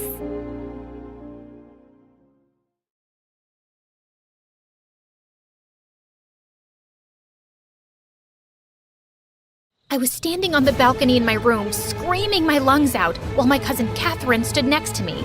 Hello? Hello? Save me from this wretched queen and her snooty bodyguards. I will give 10,000 gold coins to anyone who saves me. No one can hear you, Merida, and even if they did, they won't go against the queen's orders. When I'm queen, I will demolish this stupid castle and build a big house with glass windows, and everyone can visit me, and I'll have lots of friends and pets and pastries. No, not pastries. They give me a sugar rush. Okay, so only friends and pets then. You wish. Just then, I heard the queen screaming my name, and I ran in the other direction to save my soul. Hi, I'm Merida, a real-life princess from someplace in the world. Please like and subscribe. My mom, the queen, was really strict, but she wasn't always like this. She used to be a fun-loving mom who loved spending time with me. But when I turned 5, Dad went out hunting. He fell from his horse, hurt his back, and was permanently bedridden. Mom had to take up all his responsibilities, and since then, she turned into the Wicked Witch of the West. To make matters worse, when I was 7, I was with my mom inaugurating a children's park when this homeless guy picked me up and started running.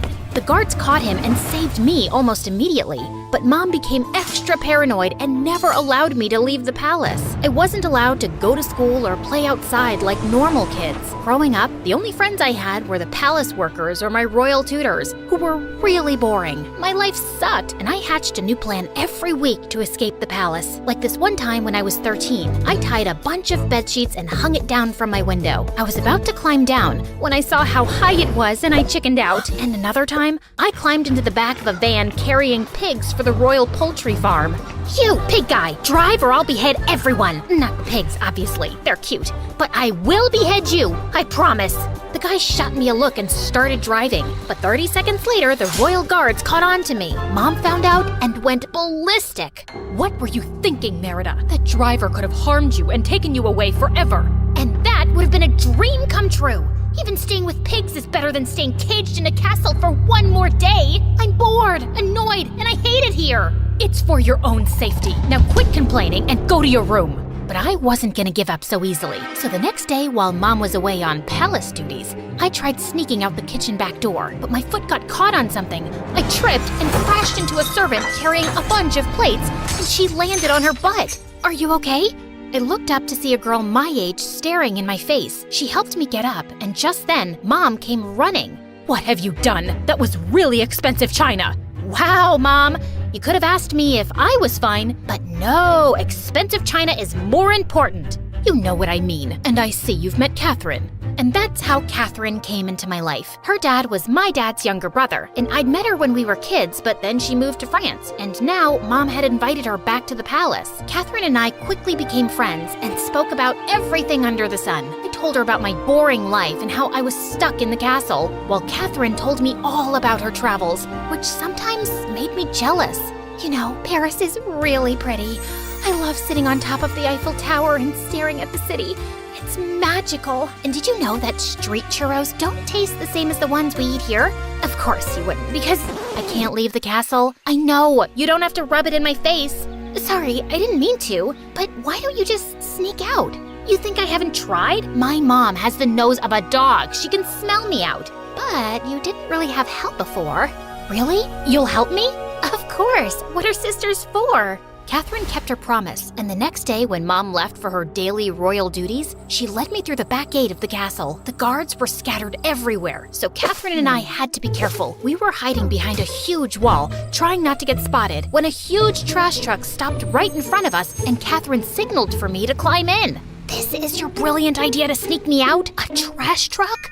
I'm sorry if it's not up to your expectations, but it's literally the only way out that will escape the guards' attention. Whatever, fine. After the longest, bumpiest, and smelliest ride of my life, the truck finally stopped. Without warning, Kathy yanked me out like a bag of potatoes, and we fell into some bushes nearby. Welcome to the real life, princess. Let's go. I look like a homeless person dipped in a pile of poop. I'm not going anywhere looking like this. But it's the perfect disguise. Who would think a princess is walking around smelling like a pig? Hey, watch it. Don't forget that when I'm queen, Yeah, you'll behead half the population. Can we go now? We only have a few hours before the queen comes back. It took years before I was finally out of that miserable palace. So I didn't want to waste any time. Catherine took me to a photo booth to capture my first day out, and we ended up clicking a dozen pictures. I was still in the photo booth when she went outside to get something to eat, and this really cute boy walked in. I tried to run away before the boy saw my face, but I tripped over my own foot and went flying into his arms. Whoa, is it fate or did the most beautiful girl in the world fall into my arms? He smiled and my heart raced, but just as he came closer, I started sneezing like crazy. Are you okay? I'm sorry. I must be allergic to something. Just give me Just then, the curtain flew open and Kathy angrily pulled me out. The hot dogs in her hand went flying, and one of them hit the pretty boy in the eye. Ow! Wait, will I ever see you again? No, get out of our way. As Kathy dragged me away, I waved goodbye to the boy, feeling like I'd just lost the love of my life. We went through a secret tunnel through a church that opened at the backside of the castle, and I was stunned to know that something like this even existed. We quickly slipped inside the castle before someone noticed. Wow, that was so cool. How did you know about this? My dad might have mentioned it. Then why did you drag me through the trash truck? Seriously? That's your concern? If that boy hurt you, the queen would have killed me for sneaking you out. It was a mistake, and I'm not doing it again. But now, I didn't need Catherine's help. I already knew about the secret tunnel. So the next day, I sneaked out through the passage and went straight into town. I went back to that photo booth where I saw the same boy sitting outside kicking the air. You came. I was hoping I'd run into you again. I couldn't stop thinking about you. Neither could I. I'm Romeo. I'm Juliet. Right. Wanna get out of here, Juliet? It It was lame, but I wasn't gonna tell him my name yet. I need to trust him completely. And for all I know, his name wasn't Romeo either. Over the next few days, I sneaked out every day just to meet Romeo, and I was smitten. He was cute, fun, really kind, and even volunteered at a local children's hospital at times. One day, he took me to the hospital with him, and I could see how everyone's eyes just lit up seeing Romeo. Hi, Romeo. Is this your new girlfriend? She's very pretty. Are you guys gonna get married? Well, her name is Juliet, so the chances are high. I blushed as Romeo winked at me, and my insides exploded with excitement. Later that evening, he asked me out, and we shared our first kiss, which was magical. I knew I was falling for him. So a few days later, while I walked back home, I decided to tell Mom everything about Romeo. But just as I crossed the secret passage, I saw a bunch of guards waiting for me on the other side. The head bodyguard, Markle, immediately grabbed me and carried me as I kicked and screamed. Hey, put me down right this minute, or I'll have your head served to me on a platter! Sorry, Princess, but the Queen will skin me alive if I don't deliver you to her. I prefer to be beheaded at this point. Oh, you stupid bug-eyed giant mooncalf! I'll make your life miserable when I'm queen! Can't wait. Markle finally sat me down, and a second later, Mom walked in looking pissed. She threw a bunch of photographs on the table along with a news article. I stared in shock with all my pictures all over the tabloid with the most hideous headline. The princess who smells like rotten eggs and kissing a commoner is a disgrace and not fit to rule. Hey, that's not fair. I do not smell like rotten eggs. You think this is a joke, Merida? I've spent a lifetime building my reputation, and I will not let you destroy it in seconds. And how dare you leave without my permission? Mom, come on. It was only one outing. Okay, 2. Okay, sorry, 20. But look at the bright side. Nothing happened to me. No one kidnapped me, which means it's safe to travel outside. But Mom didn't care and left angrily. The next few days were miserable. The security around me was tighter than ever, and this time, no one was allowed to enter my room, not even Catherine. Things got worse when a week before my 18th birthday, Mom announced my engagement to the prince of some country. Can't say the name, sorry. And along with that, the date of my coronation. I felt lost and furious. Late one night, I was sulking in my room when someone knocked on my door. I opened it and saw Romeo standing outside. I pulled him in immediately before someone saw him. What are you doing here? If my mom sees you, you're dead meat. I will leave, Merida, but before that, you need to know something. Catherine isn't who you think she is. What do you mean? Before Romeo could say more, the door burst open and Mom came in with Catherine and some guards who immediately grabbed Romeo. Mom, no! Let him go! I can't believe you would stoop so low, Merida. Wasn't it enough that you embarrassed me in the newspapers, that now you were planning on escaping with this peasant? Mom, Romeo is a very nice guy, and I wasn't going anywhere with him. You can ask Catherine. She's met him before. Tell them. I have no idea what you're talking about, Merida. I've never seen this guy before in my life. Why are you lying? I'm not. I was in my room when I heard noises coming from your chamber. I heard him telling you that he's here to take you away. And as a loyal servant of the royal court, it was my duty to inform the queen. You backstabbing witch! I will— Enough! I'm so disappointed in you, Merida. Now, until the members of the royal court decide what to do with you, you will not leave your room. For the next couple of days, I was locked in my room with 2 guards at the door the whole time. I had no idea what happened to Romeo, but I prayed he was okay. About a week later, I was summoned by the royal court members who had apparently made a decision about me. After a week of deliberation, the royal court has concluded that Princess Merida has gone against Act 54 of the royal constitution that states, "The queen in line shall not interact with commoners or have personal relations with them before her coronation." Seriously? There's a constitution like that? Shh! The princess has not taken her duties seriously. Therefore, she will be replaced by the next person in line to the throne. Wait, Catherine? Seriously?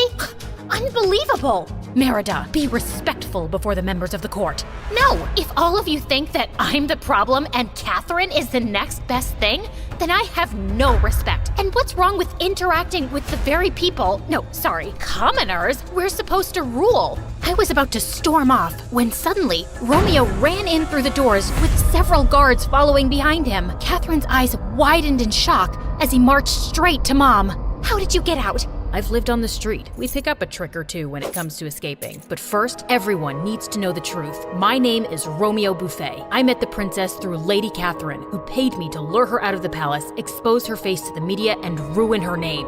You did what? Romeo went on to tell everyone how his little sister was a patient at the children's hospital where he volunteered. She was sick and needed surgery. I needed money for the surgery, so when Lady Catherine approached me to work for her, I couldn't say no. He's lying. He has no proof. You can see my phone. I have the messages. Your Majesties, I did a terrible thing trying to ruin the princess's reputation, and I couldn't live with myself if I didn't confess the truth. Kathy, why? Suddenly, Catherine turned to me with angry, bloodshot eyes. Because this crown belongs to me. It should have gone to my dad after his brother fell sick. But you, Queen, you snatched it away. My father lived in misery all his life when he was the rightful king. So that's why you came back, for the crown. Of course. You thought I came here to be friends with your sorry butt? Please. I hired this butthead so I could somehow ruin your reputation in front of the court, and your mom would banish you from the throne on her own. I would have succeeded if this jerk wouldn't have barged in. I'm gonna kill you when I'm the queen. Which will be never. I've heard enough. Get this girl out of here. And if I ever see your face near the palace again, Catherine, you'll never see the light of day again. The room was quiet as Kathy was dragged out of the hall kicking and screaming, and that was the last time I saw her. The queen then got up, grabbed the scroll from the royal speaker, and tore it to pieces. What are you doing, Your Majesty? That's the only copy of the Constitution there is. I'm the queen, and I make or break the Constitution. I'm sorry, Merida. I thought I was doing the right thing by keeping you safe, but sometimes parents can be wrong. I wasn't the best daughter either, Mom. I made life tough for you when all you wanted was to keep me safe. I promise I'll be better. Mom and I hugged it out and finally made up. Overcome with emotion, I ran to Romeo and hugged him too. I'm still mad at you for deceiving me, but I get why you did what you did. Also, I missed you a lot. Think we could start again? Nothing would make me happier. Romeo and I started dating officially. His sister's surgery was a success and was fully paid for by the palace. 2 years later, I was officially 21. Romeo and I tied the knot, and I was ordained as the next queen. Don't worry, I haven't beheaded anyone. Yet.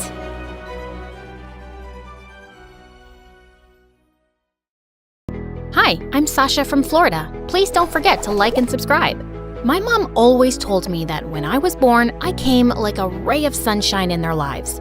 My parents were struggling financially and were the poorest in their families, but I was a special kid. They could tell from the start that I was super bright, and I could read and count when I was only 3. This made them so proud, especially since my brother Damien, who was 2 years older than me, was just a troublemaker. Once when I was 5, Damien and I were playing baseball in our small yard, and I told him not to throw so far, but he wouldn't listen. Relax, Sasha. Don't be such a nagging baby. But Damien, the neighbors... He threw it again, and this time it broke the neighbor's window, which my parents had to pay for. Damien, you're not getting a Christmas gift this year after that stunt.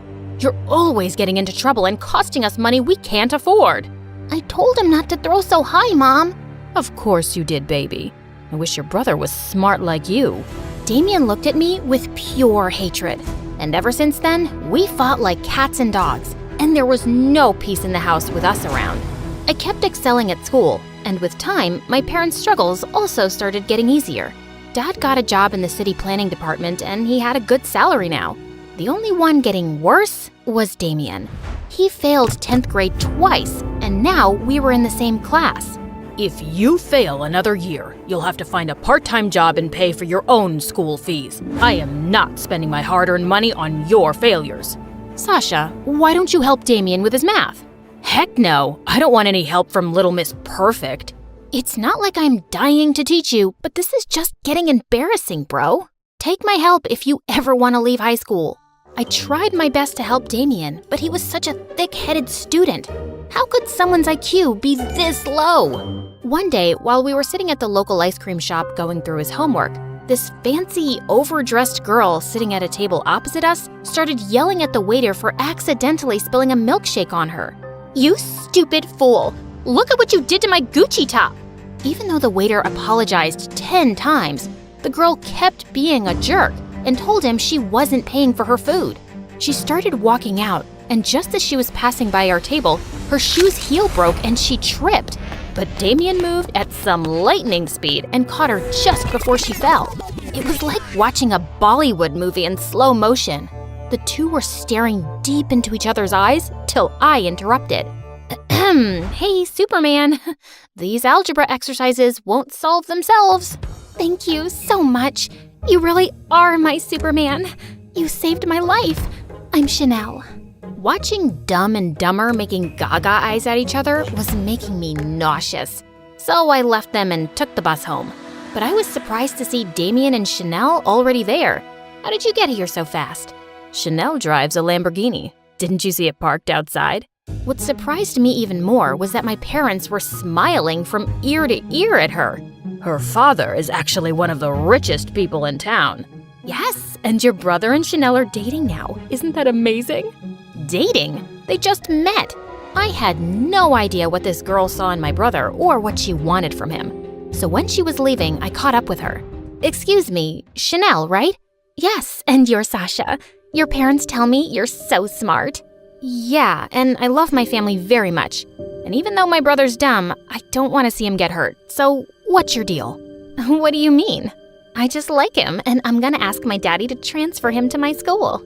I didn't think Chanel was serious. But a month later, Damien was going to her school, and she was coming over to our house for Sunday lunches. My parents started giving Damien all their attention, and I stopped existing. Damien, my darling, we're so proud of you. We always knew that there was something special about you. Hey guys, I got selected to participate in the international math competition. Oh, that's nice, dear. Oh, and Chanel, thank you for speaking to your father. Because of you, I now have a good job at the bank. But Mom, you don't even have any banking qualifications. Who needs qualifications when you know people in high places? My house was turning into a fake zone, and everything was about Chanel and Damien now. I wasn't used to this at all. When I was in 11th grade, Chanel invited us to her mansion for her birthday party. We were welcomed warmly by her mother, but her father was forever on a phone call. While my family were busy mingling with the rich, I found a quiet place on a balcony. Just then, this tall Superman-type guy appeared beside me, and I immediately felt nervous. The view is beautiful from here. I'm Clinton, by the way. I haven't seen you at any of Chanel's parties before. I'm her boyfriend's sister, not really a close friend. How are you related? Oh, I'm her ex-boyfriend. Why would you come to her party? Her father and I are very close, and he still wants me and his daughter back together. What? But she's with my brother. Chanel's father has helped me and my family a lot, so I'd do anything to help him out. Like, break up my brother and Chanel? Is that what her dad wants? And you'd do it? That's just crazy. They've been together for a year now, and they're in love. That's what you think. Sasha, what are you doing here with this jerk? He's obsessed with Chanel and keeps asking me to break up with her because he wants her back. You are such a fool. I'm just trying to help you, dude. Damien lunged forward to punch Clinton, who pushed him away roughly to defend himself. Just then, Damien tripped on a rug and landed hard on the floor. Damien! He was unconscious, and we quickly called an ambulance. While my parents and I sat in the hospital waiting room, I went to get some water when I found Chanel in Clinton's arms. You lying, cheating snake! My brother's seriously hurt, and you're here playing makeup with your stupid ex. You can't talk to me like that, Sasha. Oh, drop the act, you witch. Sasha, why are you making such a commotion? Because your son is in the hospital, and it's all because of this stupid girl you adore. Just then, I spotted Grandma's pearl necklace around Chanel's neck. Hey, what are you doing with that necklace? It was a gift from your mother. Mom, why would you give her that? You always said it was mine. Sasha, please calm down. Chanel has done so much for our family since she came into our lives. You need to be more thankful. Chanel is fooling all of you. She is not who she seems. Enough of your jealousy. Not everything is about you, Sasha. After my dad said that, I suddenly lost it and pulled the pearls off Chanel's neck, sending them flying everywhere. I ran away before my blind, foolish family could say more. When I went to see Damien later, he did not look great. You bruised like a peach, bro. But I'm glad you're awake. Where's Chanel? Listen, there's something I need to tell. I'm right here, Damien. Oh, you had me really scared, babe. Damien, don't trust anything she says. Just hear me out first. Sasha, just mind your business, okay? Chanel is the love of my life. Now please, get out. I saw that I was just wasting my time with my family, so I stopped talking to everyone and minded my own business. But a week later, everything came crashing down. Damien came home looking devastated because Chanel had broken up with him without any explanation. And when Mom returned, she said she'd also lost her banking job. I should have listened to you, Sasha. Chanel just threw me away like a toy she got bored of. And now, I'm back to being nothing. But you were never nothing, Damien. Yes, I was. I was always a disappointment next to you. But once I started dating Chanel, they finally noticed me. I was worth something. It was true. I'd enjoyed all their attention without ever thinking about how he felt. And for the first time, I hugged him. Just then, Dad appeared, looking frantic. Chanel is a bigger traitor than we could have imagined. She stole some important work documents from my study, which proved that our entire neighborhood was built on some illegal land decades ago. Her father has those documents now, and he's planning to demolish the whole neighborhood to set up his factory here. Son, I think this is why she was dating you all along. And now we'll lose our house, and I'll definitely lose my job. I couldn't believe how far Chanel had gone to deceive us all, and I had to do something. I was sitting at the local cafe wondering what could be done when I spotted Clinton in the corner looking upset. Why do you look like you've been crying? Aren't you back with Chanel? No, I'm not. That day at the hospital, I was only hugging her because she was really upset about your brother. Whose heart she broke, by the way. Upset my butt. She totally used him. You don't know everything. It's all because of her dad. Anyway, I told him I didn't want to get back with Chanel because I don't love her, and he fired me from his company. Well, I'm sorry to hear that. But right now, I have to figure out how to save our entire neighborhood from getting bulldozed by Chanel's dad. I know how you can stop him. Look, I still don't really trust you, but I'm listening. Clinton told me that Chanel's father had some important documents in his safe at home, which proved he'd committed fraud to steal people's lands. I still have the access card to his home office, and the whole family goes to the golf course every Saturday morning. That's when we can get in. If we expose him, he'll be ruined. I was very nervous about this whole plan, but a lot of people were about to lose their homes, so I had to try. When the day arrived, we managed to get into his office and get the documents from the safe when suddenly Chanel walked in. What are you doing here? Chanel, I should call the police. I was scared out of my wits, but suddenly she took my hand. But I won't. My dad's been using me for his dirty business all this time, and I'm sick of it. I don't want anyone to lose their homes. So go and save your neighborhood. I suddenly hugged her. Thank you, and I'm sorry. No, you had every right to be angry, but you have to know, even if it started off as an act, I really did fall in love with your brother. Come on, Sasha, we have to go. They'll be back any moment now. The documents we had were enough proof to get tons of lawsuits slapped on Chanel's dad and shut his illegal businesses for good. And our neighborhood was safe. You did it, Sasha. We're so proud of you, love. Well, I wasn't alone. Clinton helped me. And Chanel. Just then the two walked in and Damien looked furious. What? Why would you have anything to do with these people, especially her, after what she did? She only hurt you because of her father, Damien. You have to give her a chance. Yeah, and all that time I warned you about breaking up with Chanel, I was just trying to protect you from her dad's plans. Because you're a good guy, Damien. Also, you should listen to your sister because she's strong and smart. I was taken aback by Clinton's words, and the way he looked at me gave me butterflies. We don't know about Damien, but we will never forgive her. Mom, Dad, you aren't completely innocent here either. You only started giving Damien attention when he brought a rich girlfriend home. And you accepted all kinds of favors from Chanel, even though you didn't deserve them. Let's just all forgive each other and start over, okay? We left Damien and Chanel to talk things over, and I was certain things would be right between them because they truly loved each other. We make a good team, don't we? I guess you could say that. We should, team up more often. Okay, I'll contact you next time there's another neighborhood that needs to be saved. Or how about you try to understand what I'm saying and realize I'm asking you out? Yeah, I understood that the first time. And sure, why not?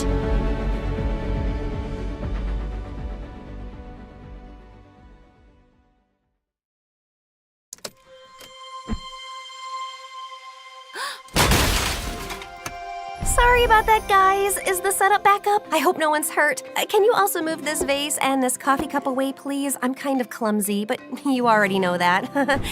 So, we're here to talk about my life, huh? It's quite a roller coaster, let me tell ya. Anyway, I'm Maisie, and before I continue, please like and subscribe to MSA. My story starts in a small apartment in Washington, D.C., where I lived with my dad, who worked as a computer expert with the government. Dad and I were close, mostly because we both loved computers and would spend hours chatting about codes, algorithms, applications. Well, let me tell you something interesting. There are over 700 computer languages, and the first bug found in a computer was an actual bug. Okay, that's not interesting. I can see you're yawning. That's because you took my coffee away. I would have broken that cup. I was 6 when I accidentally broke the toilet because my butt was too fat to fit inside. And then at 10, I went to a wedding, tripped on my own foot, and crashed into the wedding cake. You should have seen the bride. Some crying mess she was. So, you're clumsy and annoying? Do you want the story or not? Yes, please continue.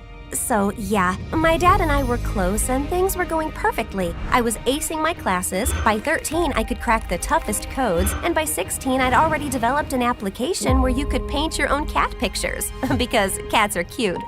Life was good. But then I turned 17 and everything changed. Dad and I were working in his lab when his screen started glitching. And suddenly it went blank. Dad sprung into action, but it was too late. And then minutes later, out of nowhere, the FBI crashed open the lab and handcuffed Dad. You're under arrest for leaking important government files. You have the right to remain silent, and whatever you say will be used against you in the court of law. No way! My dad is innocent! Tell them, Dad! Maisie, I'm sorry. Take care of yourself, and I promise you everything will be fine. The FBI dragged Dad away, and a week later his case went to trial. I used all our savings to hire the best lawyer for Dad, but it was useless. The evidence against him was stacking, and he was sentenced to 20 years in jail. Do you want a tissue? Yes, thank you. Oh, sorry. I just get really overwhelmed. It was a tough time. Anyway, the day Dad went to jail, I couldn't sleep a wink. And the next morning, news of his arrest spread like wildfire. My friends turned their back on me, and everywhere I went, people whispered all kinds of things about Dad that made my blood boil. I was losing my mind. So that week, when I met Dad, I told him everything, and he suggested I move in with his sister Gina to New York. But I'd only met Aunt Gina once when I was 6, and it wasn't a pleasant experience, mostly because her daughter Claire was such a prude. I was nervous, but somehow made up my mind and hopped on a plane. I reached Aunt Gina's mansion and saw her waiting for me with Claire. I walked up and hugged Claire tight, but she pushed me away. Oh my God. Have you heard of personal space? 2 steps back, please. I'm sorry. That's just the way I say hello. Maisie, that's a funny noise. No, my name's Maisie. We met when we were really young, and you told me I have the nose of a seahorse. And then I asked you if you wanted to play with the computer, and you told me that was geeky and you'd rather eat a bag of worms than stay with me because I smelled like a farm. Ring a bell? But Claire just gave me a weird look and left without answering. The next morning was no good either. Aunt Gina and Claire were sinfully boring people, and they hardly spoke, so I decided to start a conversation. Such beautiful weather. I can already smell the winter in the air. Perfect time for some hot chocolate and sandwiches, right? It's the weather to curl up and die. The leaves have ruined the garden, and I feel like throwing up at the thought of wearing 10 layers so I wouldn't freeze to death. Oh God, I'm having flashbacks. Oh, sweetums, do you want a handshake? It will make you feel better. Yes, thank you. See what I mean? Well, thankfully, I still had my computer, so I wasn't totally losing my mind. And a few days later, Aunt Gina enrolled me in the same school as Claire, and I was happy to finally get some time away from the house. On my first day, I was in the cafeteria figuring out what to eat when I saw the last piece of pie. I reached out for it, but someone else did too. And for a moment, I forgot how to breathe. Standing in front of me was the most gorgeous guy. Wow, we're in a fix. You can have the last one. It's okay, you were here first. Besides, this pie is the only thing edible in this cafeteria. You know, one time I ate the muffins here and it gave me such bad gas I almost pooped my pants? Okay, that's not a very funny thing to say. I have a weird sense of humor. So do I. I'm Maisie. Noah, pleasure meeting you. Noah and I sat down on one of the tables and ended up having a great time. He told me he was a year senior and had only recently moved to New York. We had a lot in common, but the best part was when he said he loved coding, just like me. After that day, Noah and I were inseparable. It felt nice to have someone to talk to, and as time went by, I slowly started to like him. Soon after, Noah asked me out, and I gladly said yes. We went to this video game parlor near school, and I totally owned his butt. Those were some crazy moves. And where did you learn all those cheat codes? My dad taught me. He loved video games, and he was a coder too. He's not around anymore though, and that's why I'm stuck with my aunt and my cousin who are worse than a statue. They don't talk to me, and I have no one to share my feelings with, and I just... Hey, I can understand. Please calm down. Noah pulled me into a hug and I melted into his arms. I wanted to tell him everything about Dad, but I knew he's going to judge me, so I stayed quiet, and soon after we left. Noah held my hand tight throughout the ride back home, and I couldn't help myself falling for him harder. I was super excited to see Noah the next day, but surprisingly, he kept avoiding me. He wouldn't talk, wouldn't laugh, and every time I tried having a conversation, he would make up some silly excuse and run away. I gotta go. Class. Wish I could talk, but I have to go home. A raccoon came flying and knocked my grandma off a rocking chair. She broke her hip. A flying raccoon? Yeah, it's an Australian raccoon. We live next to the zoo, so I guess it broke out or something. Is she okay? Nope, she tried to get up with a broken hip, then lost balance and hit her head on the door, and now she's unconscious. I just got her text that she needs me. Okay, bye-bye.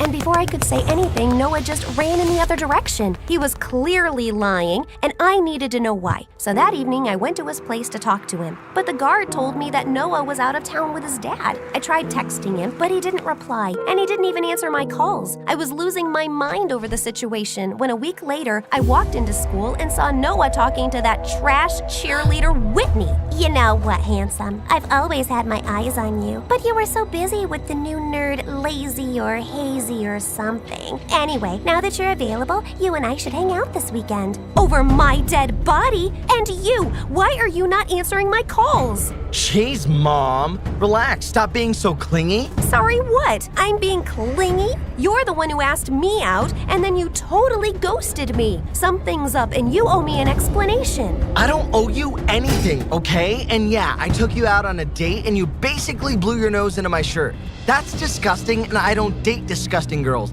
Now, if you'll excuse me, I'm late for class. Noah started walking really fast. I tried my best to keep up, but then he opened the door to the classroom, walked inside, and the door swung back, hitting me in the face. That oughta hurt. Oh yeah? I'll tell you what hurt actually feels like. I flew into a rage and punched Whitney's stupid nose. She tackled me to the ground, and we started fighting like a pair of wild dogs. The teacher pulled us apart, took us to the principal, and we both ended up in detention. After that horribly bad day, I went home, stuffed my face in a pillow, and cried like a baby. I was wiping my nose when Claire barged into my room. I heard what happened at school today.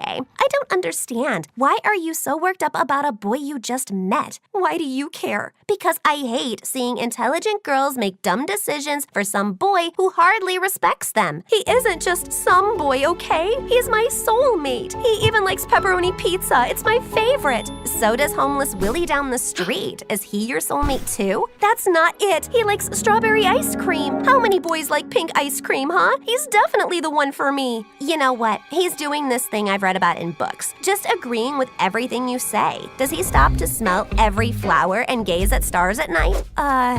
Yeah? Oh, yes, he's definitely faking it all. I haven't dated anybody, but I've read all the books there are to read about male psychology. I mean, I've only read 2, but I know they almost say the same things. Men aren't that complicated or diverse. He thought you were cute, and then he found someone cuter. This is not helping. Claire, trust me, Noah's different. He's lying, and I have to know why. I've already lost my dad, and now I can't lose Noah too. You also have me and Mom. I mean, I get why you're so hungry for love. The only people you love are in jail, and we both know my mom's as warm as an ice cube. But we're here for you, and that's why, if you're so sure that Noah's lying, then I will help you. You will? Oh, thank you. Just please don't hug me. I hate that. What started next was a series of things that Claire suggested, and even though some of them made no sense to me, I decided to go with the flow. The first thing on the list was to make Noah jealous by dating someone else, and for that, Claire hooked me up with her childhood friend Lance. We were standing by the lockers when I noticed Noah staring at me from the corner of his eye. I quickly took Lance by his arm and pulled him close. So, Lance, are you an appendix? I don't know what you do or how you work, but I feel like I should take you out. Seriously? Shut up. Is he looking? Not really. Hold my waist, now. He's digging his nose. Disgusting. Oh God, this isn't working. And with that, I pulled Lance in for a kiss. I was sure this would work, but then I turned around and saw Noah walking out. I followed him and found him beating a trash can to death. What's wrong? Are you mad?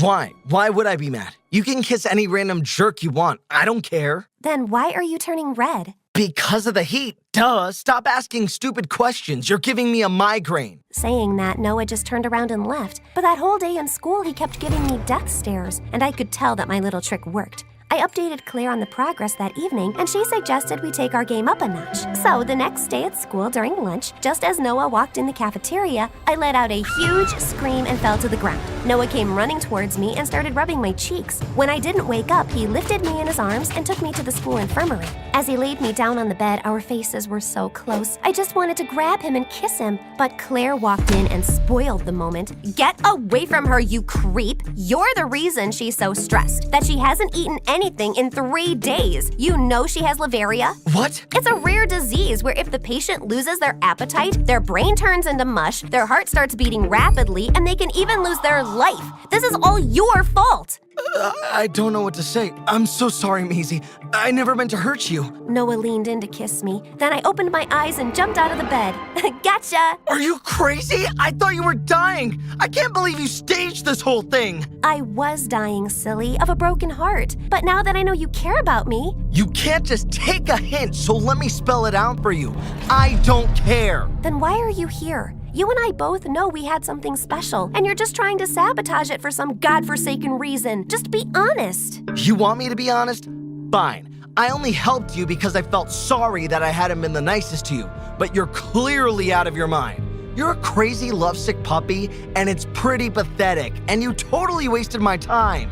I wasted your time? You're the one who made me fall in love with you and then threw me aside like some cheap trash. And now you're being a jerk for no reason. You don't want me around? Okay, but at least give me a reason. I just don't like you, and I have nothing more to say. Fine, then you won't see my ugly face ever again. And I just covered up my face with a sheet as Noah walked away. I spent 2 days in my room crying and stuffing my face with ice cream. Every time I saw Noah at school, my stupid heart fluttered. Then it would break again the moment he was out of sight. I didn't want to feel like that, so I plunged myself into studies and applying for college, but it still wasn't enough. Then one evening, Claire thought it would be a good idea to go out and clear my mind. But on our way to the restaurant, I saw Noah talking to some shady-looking men. And then one of the men punched Noah in his stomach, and the other pushed him in the back of a van. I have to go. No, Maisie, this is not your problem. He's in trouble. I have to save him. Who do you think you are, Rambo? Did you see the size of those 2 men? They would crush us with their pinky fingers. Then you stay here, but I'm going. I took a cab and asked the driver to follow the van. Minutes later, we stopped in front of an abandoned building. The shady-looking men dragged Noah inside, and I was right on their tail. I hid behind the pillar, totally confused, when I saw a middle-aged man walk in. What is this I'm hearing? You don't want to work for me anymore? Have you forgotten why I adopted you? No, I know you only need me for my skills, but I've done enough already. I can't hurt Maisie anymore. Well, my little boy is in love, it seems. I wonder what your girlfriend would say when she finds out that you're the reason her dad's in jail. If you wouldn't have hacked into her dad's computer and leaked those files, he'd still be home with his dumb daughter.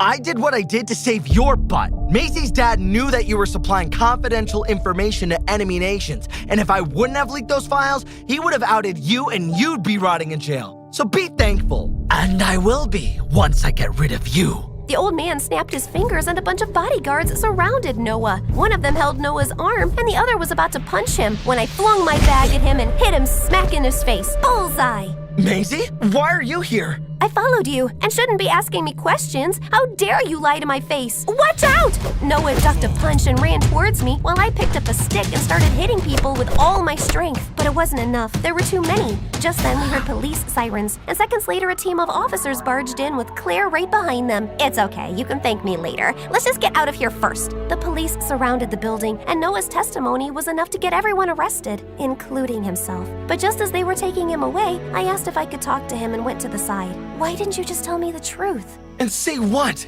That I'm the reason your dad's in jail? The day you told me your dad was a coder, I went home and checked you out on the internet. After I found out who you were, I couldn't be around you. But I couldn't let you go either. I know I messed it up, but can you forgive me? No, Noah, I can't. I lost my home, my family because of you, and nothing can compare to that pain. I can understand. Have a good life, Maze. God knows you deserve it. Noah turned around and left, and I never heard from him again. Claire took me home, and a week later, Dad was released. Dad got his old job back, and I went back to being the computer nerd I was. Developed 100 applications, got rich, famous, gave interviews, but Noah always remained in the back of my mind. So you never met him again? Nope, but I still miss him a lot, and I wish I could have said that to his face. Let's see if we can help with that. What are you doing here? When did you get out? Last week, I helped with the investigation, so they reduced my sentence. The crew got in touch with me an hour back and sent me the address, and here I am. And I'm glad that you're here. Maisie, I'm sorry. You know that when you're away from someone for so long, you make a mental image in your head about how they would look, and you think that no one can be that perfect. Well, you are. You are perfect, and I wish I could have said that sooner, but... Can we not talk at all? And let's just agree that we've both been stupid? I'd like that. And can you also just pull me closer and...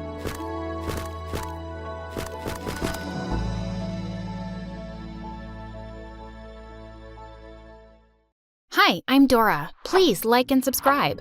I lived in New York with my single mom. Dad left us long ago, and ever since, Mom had to work really hard to support us both. I had a happy life, except when I was 4, I fell really sick once, and after I recovered, I'd lost hearing completely in one ear. Luckily, one of Mom's employers was an ear doctor, and she gave me a hearing aid that I could easily hide behind my hair. Mom had to work double shifts for months to pay for it. But when it was time for school, she put me in the best one in town. On the very first day as I walked in, I bumped straight into a girl and we both fell down. So did my hearing aid. Watch where you're going, loser face. I quickly picked up my hearing aid and ran off before the girl got up. But soon after, she walked into my classroom. Her name was Claire, and she just kept glaring at me the whole time. Later that day at the cafeteria, she came to my table and banged her tray on it. This is my seat, Dumbo. Oh, wait. What's that twinkling thing behind your hair? That's just a hearing aid. I have a... Ew! Didn't someone tell you this isn't the right school for kids with problems? With that, she suddenly pulled my hearing aid and threw it down on the floor. Just as she was about to stomp on it, a girl my age leapt out of nowhere and grabbed her leg. Don't you dare do that, you bully witch! Claire just kicked her off and laughed. Oh, how sweet. A poor girl defending a deaf girl? You two could complete each other. And do you think you scare me, idiot? As I was picking up my hearing aid, she pounced at me, but just then a boy stepped in and grabbed her hand. You should be scared, because the 3 of us can really kick your butt. They both pushed Claire away and sat near me. How sweet. That's how I first met the twins, Chris and Lisa, who soon became my best friends. Years passed, but since that day, Claire was our sworn enemy. She was such a pain in our butts, bullying us all the time. Luckily, I had Lisa and Chris by my side, and we had the best times together. One evening in 8th grade, I was just hanging out with the twins at their treehouse, and I was the last one to climb down the rope ladder. Just as I had started to, the rope suddenly snapped. I went screaming to the ground, but before I could hit it, Chris caught me. I got you. You're okay. Chris, you just saved my life. You're my hero. Just then, my phone started ringing, and it was my mom. She was crying. I told Chris I had to go, and I ran home to find Mom in tears. She'd lost both her jobs, and she hadn't paid rent for months. I had no idea things were that bad. There's only one thing I can think of now. I'll have to call Mom. Mom? You mean I have a grandma? Mom then told me that Grandma had never wanted her to marry Dad, and when she did anyway, Grandma cut all ties with Mom. She probably hates me, and I don't know if she'll help, but I have to try. The next morning, when we took a cab to Grandma's place, I was amazed to see the size of it. It was a huge mansion. Grandma looked like she was a millionaire. We were led inside to an elegant, strict-looking woman who seemed shocked to see us. I thought she was going to start shouting, but instead she pulled me close and gave me a tight hug. Oh, how I've longed to see you. You're so beautiful and all grown up. Mom, I'm sorry I kept her away from you, but Grandma pulled her in too. We've been apart for way too long, darling, and I've been much too lonely. I'm sorry I was so stubborn too. I'm just so glad you're back. Wow, Grandma was cool. And just like that, my life completely changed. We moved into the mansion right away, and Grandma treated me like a princess. She took me and my mom to a fancy salon and then to amazing malls and restaurants. It was the best weekend of my life. The weekend just flew by, and it was time to get back to my own school. No, literally. Yeah, my grandma owned it. When I entered the school, everyone stood for a second to stare at me and the limo. And my classmates, their jaws dropped when they saw the different me. OMG, Dora, what have you done to your face and your hair? You look stunning. Yeah, right? It's all my grandma's doing, but I love it too. What do you think, Chris? Yeah, you look nice, but you always do. But just then, Claire walked past me and threw a whole bottle of ink on my new dress. Ugh, I lost it. I attacked her and pulled her hair really hard. Just then the teacher walked in and pushed Claire away, helping me up. Dora, are you all right? I'm sorry for this misbehavior. I'll have the principal suspend the girl immediately. And class, let this be a warning to everyone. Don't mess with Dora. Her family owns the school. Everyone went, ooh, as the teacher took Claire to the principal. That felt awesome. Of course, the first thing I did was invite Chris and Lisa to my new home, and they were awestruck. We had the most amazing time in the pool and an in-house movie theater. But soon enough, my popularity in school started rising too. I was suddenly being invited to all the cool kids' parties. People wanted to sit next to me at lunch, especially the boys. And I had to admit, I was enjoying it. A few weeks later on a school trip, I got onto the bus and looked around for Lisa, but she wasn't there. Just then, Claire called out to me, "Hey girl, I saved you a seat." I reluctantly sat down next to her. Look, I know we haven't always gotten along, but maybe it's time to change that. I've seen you in gym class, and you have some natural cheerleading talents, so just come and audition tomorrow, okay? I knew she was only being nice to me now because I was rich, but I'd always wanted to try out for cheerleading. I told her I'd audition, and just then, Lisa walked onto the bus. Seriously? You're sitting with the witch? You could have saved me a spot. Thanks for nothing. Hey, come on, that's kind of rude. Oh, was I rude to your new friend? Sorry. And with that, Lisa got off to sit in the other bus. It took 2 days for us to make up after that. I was having fun being a cheerleader, but with the practices and the games and after parties, I got less and less time to hang out with Lisa and Chris. One day, I was sitting with them in the cafeteria when the most popular jock in school, Dave, slid right next to me and grinned. Hey, so I've got this awesome party at my place this Saturday. Think you could make it? You'll break my heart if you say no. You can bring your friends too, if you want. I said yes and turned to them excitedly, but Chris muttered he had to go somewhere and left, and Lisa glared at me and stormed off too. I followed her. Hey, what was that? Someone invites you to a party and that makes you mad? No, you make me mad. Flirting with that jerk and going to this stupid party this weekend? I mean, who are you? A few months ago, we were making fun of these rich, spoiled kids, and now you're one of them. Oh, really? What's bothering you, Lisa? That I'm rich or that I'm popular? That you're pretending to be someone you're not, and you can't even see who really cares about you? What is that supposed to mean? And I care about you guys. I want you to go with me.